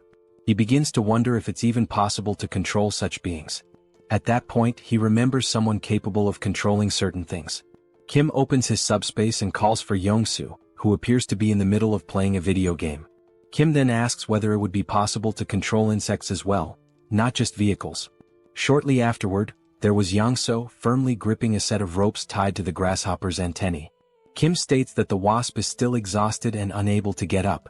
He adds that, in the worst-case scenario, they can retreat into the subspace, so it's worth trying to control the insects. Yangso agrees to attempt it and tells everyone to hold on tightly. He begins maneuvering the ropes, attempting to steer the massive creature, which to everyone's surprise appears to be responding. Slowly, the grasshopper begins turning toward the wasp lying on the ground. With a sudden move, the grasshopper strikes and tears the wasp's head off with a single bite. Witnessing that, everyone becomes overjoyed to see that Yangso has managed to control even a creature of that size and power. But before they can fully process their success, more insects emerge. This time it is a giant moth. Wasting no time, Yangso moves the ropes once again, signaling the grasshopper to attack the new threat. The grasshopper immediately jumps toward the moth and delivers a powerful strike. Alongside the moth, a mantis also appears, only to be swiftly eliminated by the grasshopper as well. Next, a swarm of giant ants arrives. To handle them, the grasshopper receives help from Kim, who summons beams from the Eames dimension to assist in wiping out the attackers. After all those confrontations, the group reflects on how they initially thought the grasshopper was special only because the dimensional beams had no effect on it. But now they realize it is an incredibly powerful predator, far beyond what they had expected. Seeing the grasshopper now lying lifeless on the ground, everyone expresses their gratitude for how much it had helped to make things easier up to that point. Lancelot remarks that among rank 7 creatures, there are very few that he believes could have taken down that grasshopper. Kim adds that without Yangso's intervention, they would have found themselves in serious trouble. Then Bedivere appears, reporting that the area is now completely cleared of insects and promising to remain on alert. As he looks to the side, something catches his attention, something he has been searching for a long time. There, standing before them, are 2 open portals. And beside those portals stand two creatures, guardians whose sole purpose is to protect the cores of the gates and prevent anyone from trying to close them. There stood the two grotesquely deformed creatures, shaped like massive balls of twisted flesh. Anyang steps forward, his presence firm, and says he has waited a long time for this moment. With his sword already drawn, he turns toward Kim and expresses his gratitude for giving him the chance to avenge his fallen comrades. Kim responds that no thanks are necessary, stating that nothing could be fairer than allowing Anyang to be the one to destroy the cores. Anyang nods in appreciation of the gesture, then turns his focus back to the enemies ahead. He remarks that no matter what he does, the millions of lost souls can never be truly honored. Still, he chooses to unleash his most powerful technique, because that is the least he can offer them. As he prepares to strike, an intense orange aura begins to radiate from his body. Gathering his strength, he raises his weapon and launches the attack, shouting for those disgusting insects to vanish. The skill, known as Descending Footprint, is released from a distance, designed to strike both gate cores simultaneously. The impact of the ability is overwhelming. Upon hitting its target, it obliterates the creature completely, crushing it with brutal force. The surrounding area is instantly engulfed in a thick cloud of dust stirred up by the shockwaves. Anyang turns around, his back to the devastation still unfolding behind him as the explosion continues to rumble. Watching the display of raw power, Kim acknowledges that Anyang had not been exaggerating when he said this was his strongest ability.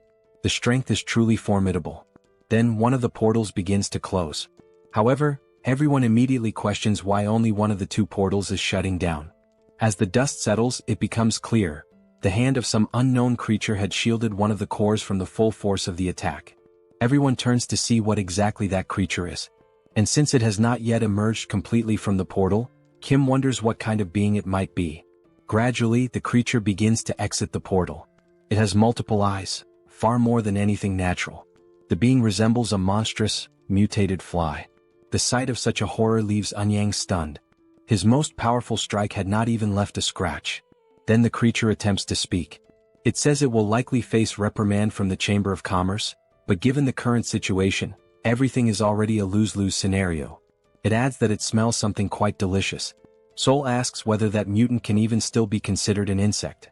Kim comments that the monster is revolting and questions whether it is also a rank 7 entity. Attempting to catch it off guard, he opens the subspace and gives the command for PX to launch the Lake's spears toward the fly. The spears strike the creature's eyes, yet cause no harm, not even the faintest scratch. This outcome surprises Kim, considering those same spears had managed to wound the grasshopper. His suspicion grows. Lancelot then confirms that the creature is indeed at least rank 6, possibly even stronger. The fly questions what had just been thrown at it, noting that it barely felt a thing. It also asks where those spears had come from. Seoul looks to Kim and asks what they will do next. Kim, however, finds himself unable to focus on anything except trying to determine the next move, never having faced anything of such overwhelming power. He begins recalling past fights against opponents stronger than himself, trying to understand how he had managed to overcome those odds. There must be some kind of trick. Then reality hits him. Until now, all he had done was launch attacks endlessly. And now would be no different, because no other option remains. He shouts for everyone to stay back, announcing his intent to continue attacking from a distance until he can find a weakness. Again, he opens the portal and fires more of Lakis's electric spears. The spears strike the fly, but are effortlessly deflected, causing no visible damage. The creature mocks the attack, sarcastically claiming that the pain was unbearable. It then wonders aloud whether it should simply wipe everyone out, leaving no survivors. Yet it says it feels too lazy to move. Now face to face with Kim, the creature hovers menacingly as Kim desperately searches for a solution, or at least tries to determine whether it's worth continuing to attack despite the lack of results. Kim remarks that the only small advantage is that the fly considers them so insignificant, it doesn't even seem to have acknowledged the presence of the humans. Lancelot calls out to Kim and insists that he doesn't need to fight this monster directly. All they need to do is find a way to destroy the gate's core, and the creature will vanish along with it. Kim responds that he knows that, but still can't stop himself from trying to take the monster down. Lancelot agrees to try and distract the creature. Once an opening appears, they all know what to do. Kim agrees with the idea but wonders how Lancelot plans to do that, especially when even the Lake's spears are being ignored. He concludes that the only possible solution is to find something the insect would be attracted to. Then, an idea seems to strike him. He reaches into the subspace and pulls out an oversized electric repellent. The system display shows that it carries an electric attribute, with functions including penetration, shock, and provocation. When Kim realizes what is happening within mere seconds, the creature is already alarmingly close to him, as if it had been rapidly drawn in by some invisible force. With its sudden approach, the hundreds of eyes covering the fly become clearly visible, revealing how horrifying the creature truly is. The fly then questions what the object is, calling it both fascinating and beautiful. Kim begins to tremble with fear, mistakenly believing that the creature is speaking about him, and not the oversized electric repellent it now holds. While he remains paralyzed with terror, Lancelot shouts out to Mordred, urging him to act quickly and strike at the hand that is still guarding the gate core, while the fly remains distracted. Using his stealth skills, Mordred advances toward the enormous arm shielding the core. He gets close and then leaps in the direction of the core. Maintaining his stealth, he strikes with his dagger, aiming directly at the core that had been under the creature's protection. The blow lands cleanly, slicing the gate core in half. In that very instant, the system displays a notification indicating that the dimensional account's ownership has been transferred, though there are no details available about the previous owner. The account now holds 48,881 mana stones, totaling 74,616 in Kim's possession. Additionally, the system reports that the dimension associated with Beelzebub has lost all commercial rights. The Beijing region is restored to Earth's territory. At that moment, while the fly is still holding the repellent, visibly mesmerized by it, the creature is suddenly pulled backward, sucked into the portal, and sent back to its own dimension. Following this, the dark and oppressive atmosphere that had enveloped the area begins to fade, and daylight returns. One of the Chinese men, noticing that everything appears to have returned to normal, asks if it's really over. The sunlight breaks through once again, shining over a landscape that had, just moments earlier, been completely blanketed in toxic gas. All the men shout in celebration. At last, they have successfully cleared the Chinese gate. In a moment of relief, Kim collapses into a sitting position on the ground. Lancelot approaches and asks if he's alright. Kim replies that he is, even though his legs gave out and he nearly got eliminated by a giant fly. He explains that when the creature got that close to him, there was nothing he could do. The panic was so overwhelming and immediate that he couldn't even think about entering the subspace. In other words, this time he came back from the dead. He adds that what is most shocking is the fact that even a monster like that is afraid of the multidimensional Chamber of Commerce, the same organization behind the ongoing war. And if they wish to return to their former lives, they will have to confront that very group, to stand against something that even terrifying monsters fear. Seeing Kim so drained, Lancelot asks Mordred to remain on alert. Kim can only think about how he needs more allies, and how he must become even stronger. Sometime later he is seen speaking with Anyang. The Chinese warrior asks why Kim had requested to borrow the martial arts manuals. Anyang remains in disbelief, especially because when Kim mentioned that he could copy the manuals, he never expected it would happen instantly. With the help of Pax, Kim manages to compile all the manuals into a single, extremely thick volume. Anyang expresses that he still feels he hasn't thanked Kim properly, and says it's a shame that Kim has to leave so soon. Kim tells him not to worry as he is already configuring a portal to this location and will be visiting regularly. He adds that if they ever need help, they should not hesitate to reach out because he will be there. Anyang then asks what Kim plans to do next. Kim responds that his next destination will be Japan. And so, the scene transitions, revealing what awaits Kim and his companions in Japan. Sometime later, Kim had already returned to Korea and was now in conversation with the colonel, who began by congratulating him on successfully closing the gate in Beijing. The colonel, clearly concerned, asked if Kim had been injured or suffered any harm, to which Kim promptly responded that he was fine. However, Kim turned the focus back onto the colonel, noting that the commander himself did not appear to be in good shape. That was when Kim noticed a woman seated beside the colonel and asked who she was. The woman, visibly enthusiastic, introduced herself cheerfully as Park Seo-yeon, the representative of Busan. She added that it was a pleasure to finally meet Kim and mentioned that she had heard a great deal about him from the commander. Outside, one could clearly see the identification tags of both representatives, visible even from a distance. At that moment, the system displayed a notification. A declaration of war had been issued between Fukuoka and Busan. This time, the duration of the conflict would be 7 days, and the condition for victory was to eliminate the opposing representative. Everyone in the room was caught off guard, surprised that Fukuoka had declared war against Busan. The colonel then turned to Kim, asking if he remembered what had previously been said about Japan, that the situation over there was not looking good. Kim affirmed that he remembered, though he noted that China had been the more urgent matter at the time.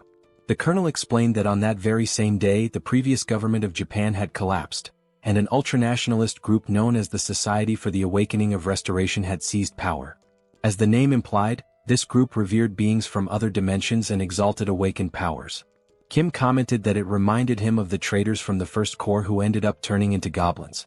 The colonel placed an image on the table and said that it showed the appearance of one of their enemies. Kim picked up the photo and was taken aback. It clearly depicted some sort of fish. He questioned whether they were not humans, to which the colonel responded that most members of the Society for the Awakening of Restoration appeared as fish-human hybrids.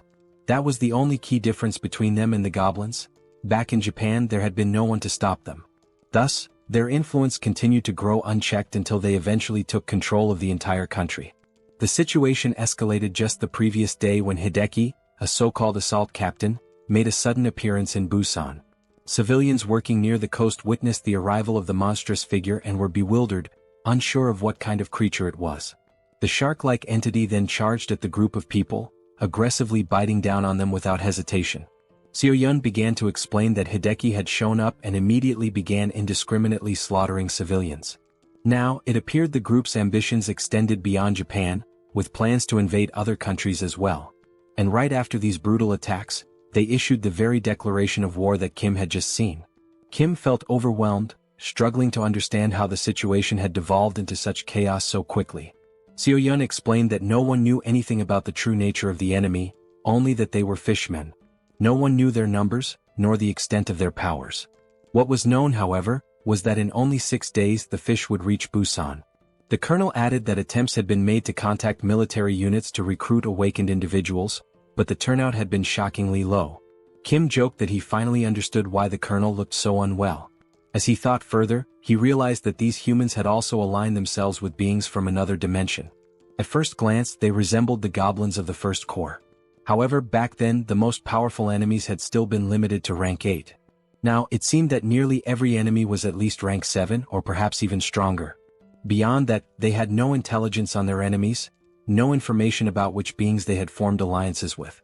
And relying solely on Mordred to gather intelligence was no longer sufficient. Given all this uncertainty, the only rational approach was to assume the worst and begin preparations accordingly. The colonel acknowledged that Kim had just returned from China and was likely exhausted, but he asked nonetheless if Kim would be willing to help with this new threat as well. Without hesitation, Kim responded affirmatively, surprising the colonel with his speed and resolve. Kim then stated firmly that he would do everything he could to stop the enemies. His first question was how many awakened individuals were currently present in their ranks. Then, without hesitation, he opens the subspace and causes a massive stack of papers to appear right in front of him, instantly drawing the colonel's stunned gaze. The sheer volume of documents leaves the colonel speechless for a moment, prompting him to ask what exactly all of that was. Kim calmly explains that it is a comprehensive collection of martial arts techniques, a compilation of manuals he had received from the Chinese. This vast archive contains teachings that could greatly benefit awakened individuals if they take the time to study them. Still in disbelief, the colonel asks if Kim truly intends to distribute such valuable material to the awakened units. Kim confirms that this is indeed the plan, but not only to the awakened units. He states that he will also offer them to anyone willing to lend a hand in the upcoming battles.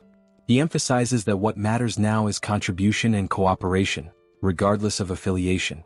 Then, turning his attention to someone in particular, Kim mentions he has someone specific in mind.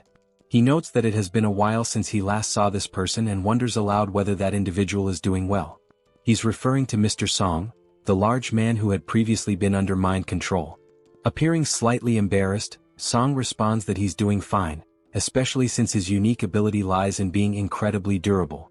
Kim, looking serious, mentions that he has a difficult request to make. He asks whether Song would be willing to do him a favor, specifically, something important that will take place in Busan within 6 days. The scene transitions swiftly to the international airport, where James stands facing Kim.